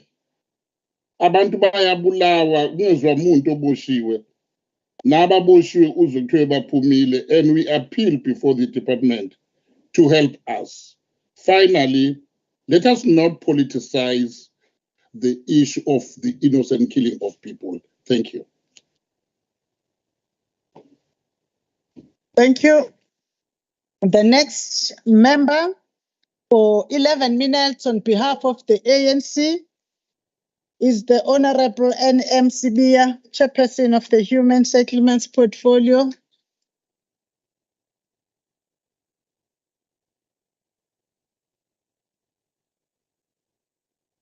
Thank you very much, Honorable Speaker. Siyabonga kakhulu. Let me greet the Premier of the province, the leader of the ruling party, as well, Honorable Duma and Premier Dube Ngube, the executive and the members of the legislature, all of them.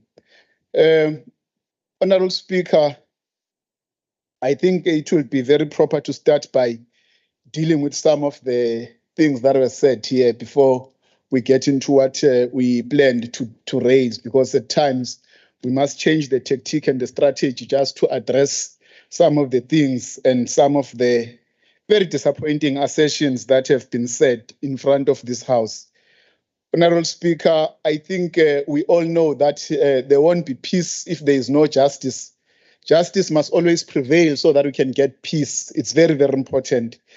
Justice can only prevail when we tell the truth and when we rise and make sure that those who do wrong things get to account and they are brought before the law. I want to talk and start by dealing with what Ubabu Gwala said earlier on here. I really respect Ubabu Gwala. I really respect Ubabu Gwala a lot. You know, Speaker, one thing that I can say is that Ubabu Gwala is literally grandstanding and politicizing this matter. When we are going to say the ANC government should be blamed for what happened in Phoenix, because we must deal with what the EFF raised here as the motion. The motion deals with the Phoenix massacre, what happened in Phoenix. So if we are going to say the ANC government must be blamed for what happened in Phoenix, you know, it reminds me of literally what the IFP stands and what historically the IFP has been. They are saying what happened there, it's because of the firearms that were recovered in Phoenix, the state failed.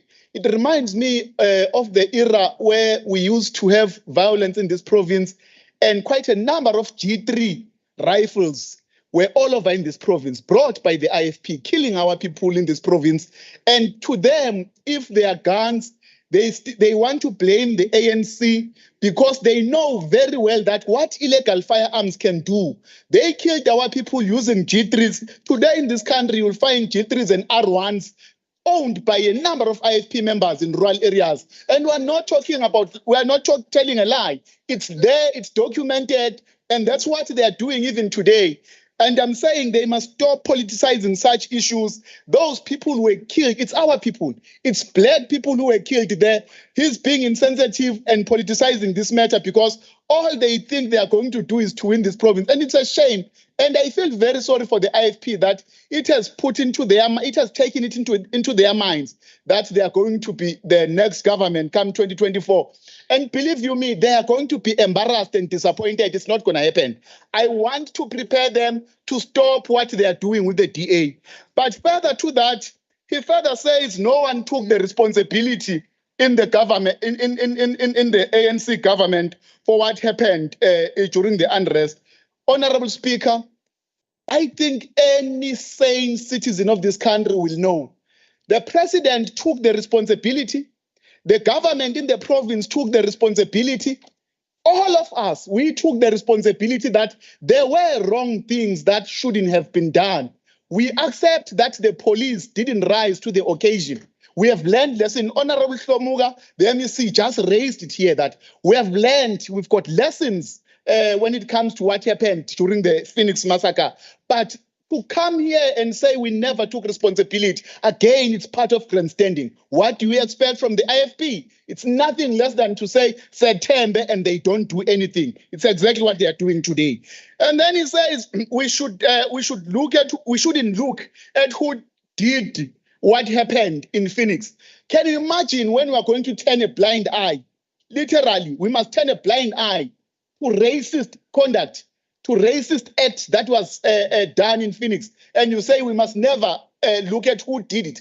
We have to look at who did exactly what happened in Phoenix, because if we don't do that, we will lose to understand what exactly happened in Phoenix. For us to characterize it as a racist act, it's because people who were killed in Phoenix were black. And they were killed because they were there in Phoenix, and they were killed because of the color of their skin and nothing else. And you say we must never look at at who did it. We know it's not black people who killed those black African people. It's black Africans who were killed in Phoenix by other blacks of Indian origin. It's a fact. And we can't ignore that. And I wonder what kind of people will want to turn a blind eye in such an act that happened. He's saying IFP is building a social cohesion in this province and everything. IFP in social cohesion, Let me remind you, IFP in particular, and members in this house, Recently, I'm going to talk about what has recently happened. You go to Thugela. When in Thugela, we wanted to remove IFP in that municipality, they came with pangas, with guns, and stopped the functioning of the municipality in Thugela. I'm talking about what happened recently. In Nongoma, they stripped naked, stood on top of the tables and everything, because they wanted to, they were so violent. When you go to, that is being naked, half naked is naked to us. And then you go to what is happening in by-elections recently. The by-elections in KwaZulu-Natal of late are characterized by violence. That is coming from IFP members, supported by its leaders. They never condemn that. And then you are talking about social cohesion. We are so violent in Inosianas. There is nothing new. You want to take us back to that? Let me deal with the DA person. By the way, we know that you were part of those. You were part of those who were stopping our people. You were in Honorable Speaker, please hold the time. Honorable Speaker, the gestures, this thing of kicking the seller each other, I mean. I apologize, Honorable Speaker. Yes. But let me deal with that DA person. You were part of those who were stopping our people. You were part of the roadblocks, standing side by side with people who were carrying illegal guns. And up until today, you've never condemned them. You come here, you say EFF is opportunistic by raising this motion. You are so insensitive. I think you are sick in your head. You need to be examined. I agree with Honorable Ngubane that you need to be rehabilitated. Honorable Speaker, I don't want to get into the debate, but may you withdraw. No, I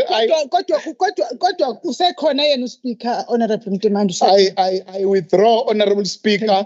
Maybe moving forward, we must take him to the doctor so that we can be sure. Honorable Mahlaba, after this, we want to deploy you to examine him. And Honorable Kika. We are saying such motion is an opportunistic motion. What kind of a person you are? You want to deny what happened in Phoenix?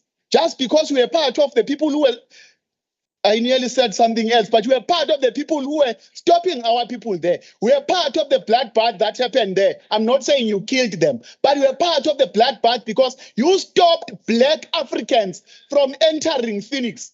Today, you want to deny what happened in Phoenix. I think you are so wrong. What kind of a public representative are you? I think people, you must be ashamed of yourself. You really need rehabilitation. You know, once you witness the killing of people, you become thirsty of blood. You might, in fact, in your head, you might want to see more Black Africans being killed because you've witnessed the killing of Black Africans. It worries me. That's why I'm saying you must be examined and rehabilitated because your conduct, it's a shame. But further, when you say you are staying in Phoenix, but you staying in Phoenix, you stay with people who have guns every day, illegal guns surrounding you. You do nothing to report them to police. To me, you are a criminal yourself. You need to be arrested yourself because you are promoting it. Honorable Speaker, your time. Honorable Kika, which role are you on? Madam Speaker, I rise on Rule 74. Okay. Madam Speaker, there is a difference between a point of debate and No, go to the rule that you are raising. Don't tell me about the difference. I know. He's making reflections upon Honorable. No, he said 74. I heard him.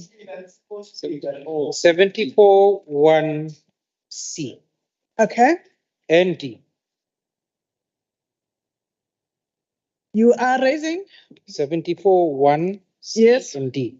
Madam Speaker, there is a difference between points of debate and continuously casting aspersions on the integrity of a member by the comments made by the honourable member, and I wish that you would investigate this and make a ruling on it. Thank you. No, we're not going to investigate further. Honourable Speaker, when you border on saying he must be looked into, you are casting an aspersion to him as a member of the House. May you withdraw? those parts.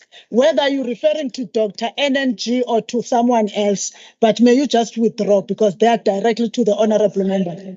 Honorable Speaker, I really want to apologize and withdraw. I was just helping, but I apologize. He really needs. I was just. I will take the last part of apologize, I not the apologize. one. I withdraw. Okay. Honorable Speaker. No, wait. Okay. It is withdrawn, honorable members, on record. May we now continue, Honorable Silia, with your debate. Thank you, Honorable Speaker. But further to that is one of the people who are grandstanding here, and I'm worried again with those who are clapping hands when he finished his debate here. And you start to wonder why people will clap hands when a person fails to condemn the killing of so many people in one area, and they reject that that was a massacre and that was a racist act, but they clap hands because to them, a black African life is cheap. Black African life to you is cheap. You see those people as criminals to you. Blacks are criminals. Black Africans are thugs. That's why you killed them. And I must say, Speaker, would want to plead with this House, Honorable Speaker, to you in particular to say, because this government but you are not going to nest feelings of people here. Uba. Madam Speaker, I rise on Rule 7. Sorry, Honorable Speaker, we will pause. Honorable Kika, which rule are you rising on? I rise on Rule 74(1) again. Madam Speaker, where the Honorable Sibia says that you killed black people. So he's saying that the Honorable Singh never said that. Those were his examples. Okay, I'm listening. So perhaps then we need to refer to Honorable Speaker, did you say he killed? No, Honorable Speaker, I never said that. Even when, Honorable Speaker, if I can say it, even when I said he was part of the bloodbath, I even said he was not involved in killing of people. I even clarified that. I never said he killed people. I think you have a problem yourself. We can go back to the Honorable members, I may not have heard that part. I would then go back to Hansard and listen to Hansard because it seems as if I missed that part. I did not hear it. We will come with a ruling some other day. Honorable Kika, when you have given your point of order and we are dealing with it, you may take your seat so that we don't continue to have you standing, my leader. Honorable NMCB, continue with it. Thank you, Honorable Speaker. I understand why they feel like this. I literally understand. Black African lives don't matter when it comes to the DA. Anything that we say here hurts them because we are telling the truth. They are just using our people to vote them. That's why you won't have anyone, a black African, seated there in the DA gallery. They just use our people. So that's why they are so hurt. Honorable Speaker, we want to call upon the Speaker to invite the Human Rights Commission, which did a stellar job in holding the public hearings in Phoenix.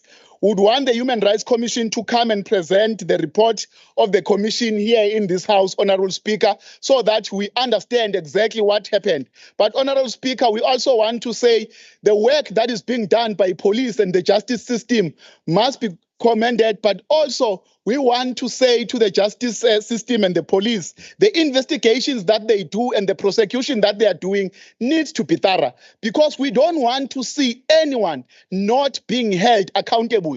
All those who were arrested must be held accountable. To see some of them getting out scot-free, it hurts some of us. So we want to say to the police, let's do our work in terms of how we're taught, and let us be thorough on how we do our work. But we want to warn the DA and the IFP and say to them, please be careful. What we are doing to trample on the death of our people, I must tell you, their blood will come back and it will haunt you. 24 will be gone, all of you. Thank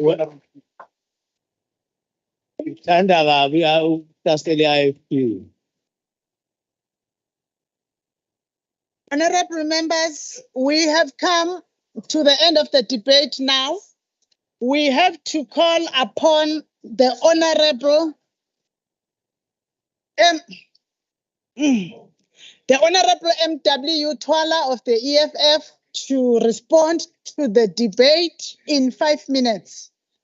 Honorable Twala, asithembe nje ukuthi i-load shedding isimxolele. No, thank you very much, Honorable Speaker. You know, one of the young economic freedom fighters, very astute politically, politician called, and the MP called Floyd Shivambu, always points it out that you must be worried when your enemy praises you and clap hands for you. It means there's something wrong about you. So we cannot expect DA to speak good or to support us. It means we've touched the nerve and we've exposed the DA that it is not a solution for this country. We must never allow DA to be in the commanding heights of this country and to lead this country. And Honorable Singh, let me repeat and tell you that our people were killed by racist Indians in Phoenix. It is on record on the Human Rights Commission's findings that Indians are racist. So we are going to repeat after our Commander-in-Chief, the son of the soil, that Indians are indeed a racist. And also, I must also tell you, Honorable Singh, it's good that other members spoke very well and they were very progressive in their debates, in also finding solutions and paving a way forward for our people who are devastated there, who are still traumatized with the atrocities and the cruelty leveled by them, by the DA or by the DA constituency there in Phoenix. Honorable Singh, we're always in farms. When you don't see us in the legislature, we're always in farms assisting our farm dwellers who are abused and exploited by your boers.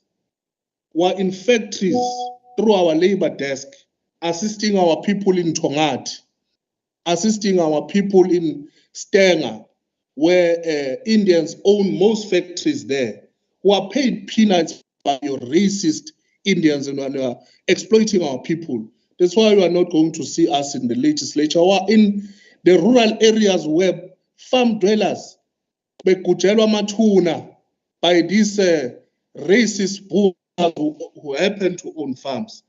And also, you should, Honorable Singh, you should hide your head in shame. You are so insensitive.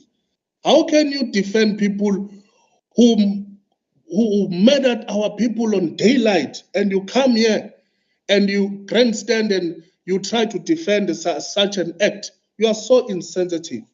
And we must, and we'll never be apologetic in confronting our shackles. And every African has a responsibility to never allow our colonial masters to ever govern this country, because they see us as less humans. They don't see us as humans. To them, actually, we are just animals. Comrade Jomo, it is clear you subscribe from the same school of thought, let alone that of late you are not an RT force, but you are an Ankole. But Vugi fighter Comrade Jomo. Thank you very much. It's clear that you learn from the best, the 44th generation. Hello, Ankole. And we are going to never allow the land thieves and exploitative plunders who abuse our mothers and workers on how to conduct our political agenda. And most importantly, we can never be detected by barbaric, self-hating, inbred children of Gert Maritz, P.W. Board and Terra Branch, and as to when to confront the issues. I think Comrade Jomo have covered it very nice. IFP, it's clear everywhere. They do not believe in democratic participation. Nongoma is a typical example. They don't want to let go of power there, even when political dynamics are not allowing. Go to Tugela, same thing. they burst in unsuspecting stooges, blind loyalists there to Uthugela, because they don't want the democracy to prevail. We are everywhere sweeping Honorable the Twala. earth. Yebo. Honorable Twala, please hold. Which rule, Honorable Kika? Madam Speaker, I rise on Rule 73.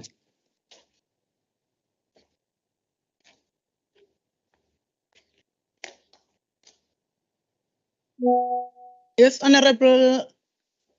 Madam Speaker, I'm not worried about the fact that he No. Go to what you are worried about. What you are Yes, raising. not the faction of the Honorable Honorable Sibia. Speaker, what are you But raising?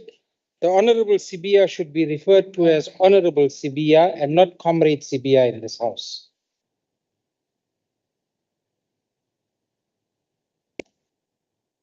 Honorable members, honorable members, honorable members.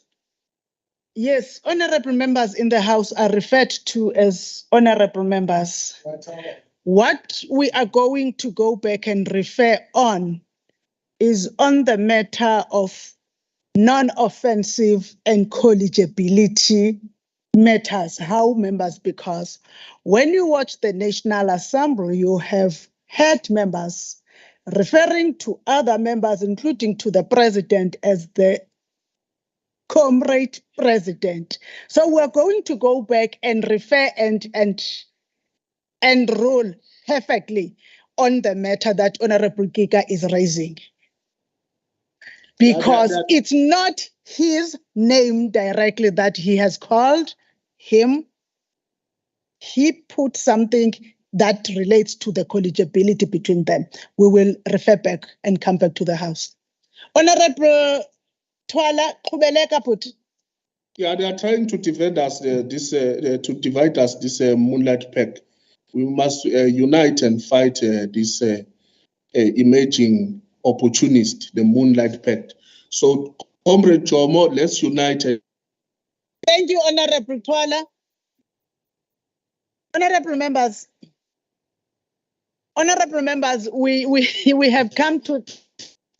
we have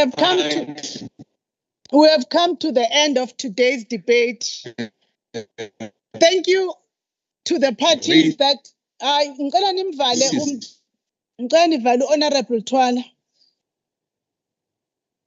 We want to thank the honorable members that were participating in the debates, all three debates, and the whips of those parties. Thank you. Honorable members, the business of today has come to an end. We want to make it known to the House that for the last sitting and today's sitting, we have the rulings of the sittings that were taking place in April. They are ready. We were moving up and down with the table staff because we were ready. We thought we were going to give them out today. Then we realized that most of the members that are affected, some of them are on the benchmarking studies that are outside the province. Now, in the next sitting that will be presided over by ourselves, myself or the Deputy Speaker, we are going to issue all of them, those that were outstanding from April. We have not forgotten about them, honorable members. Honorable Premier, before we close, do you have any announcement you want to make further? Fine.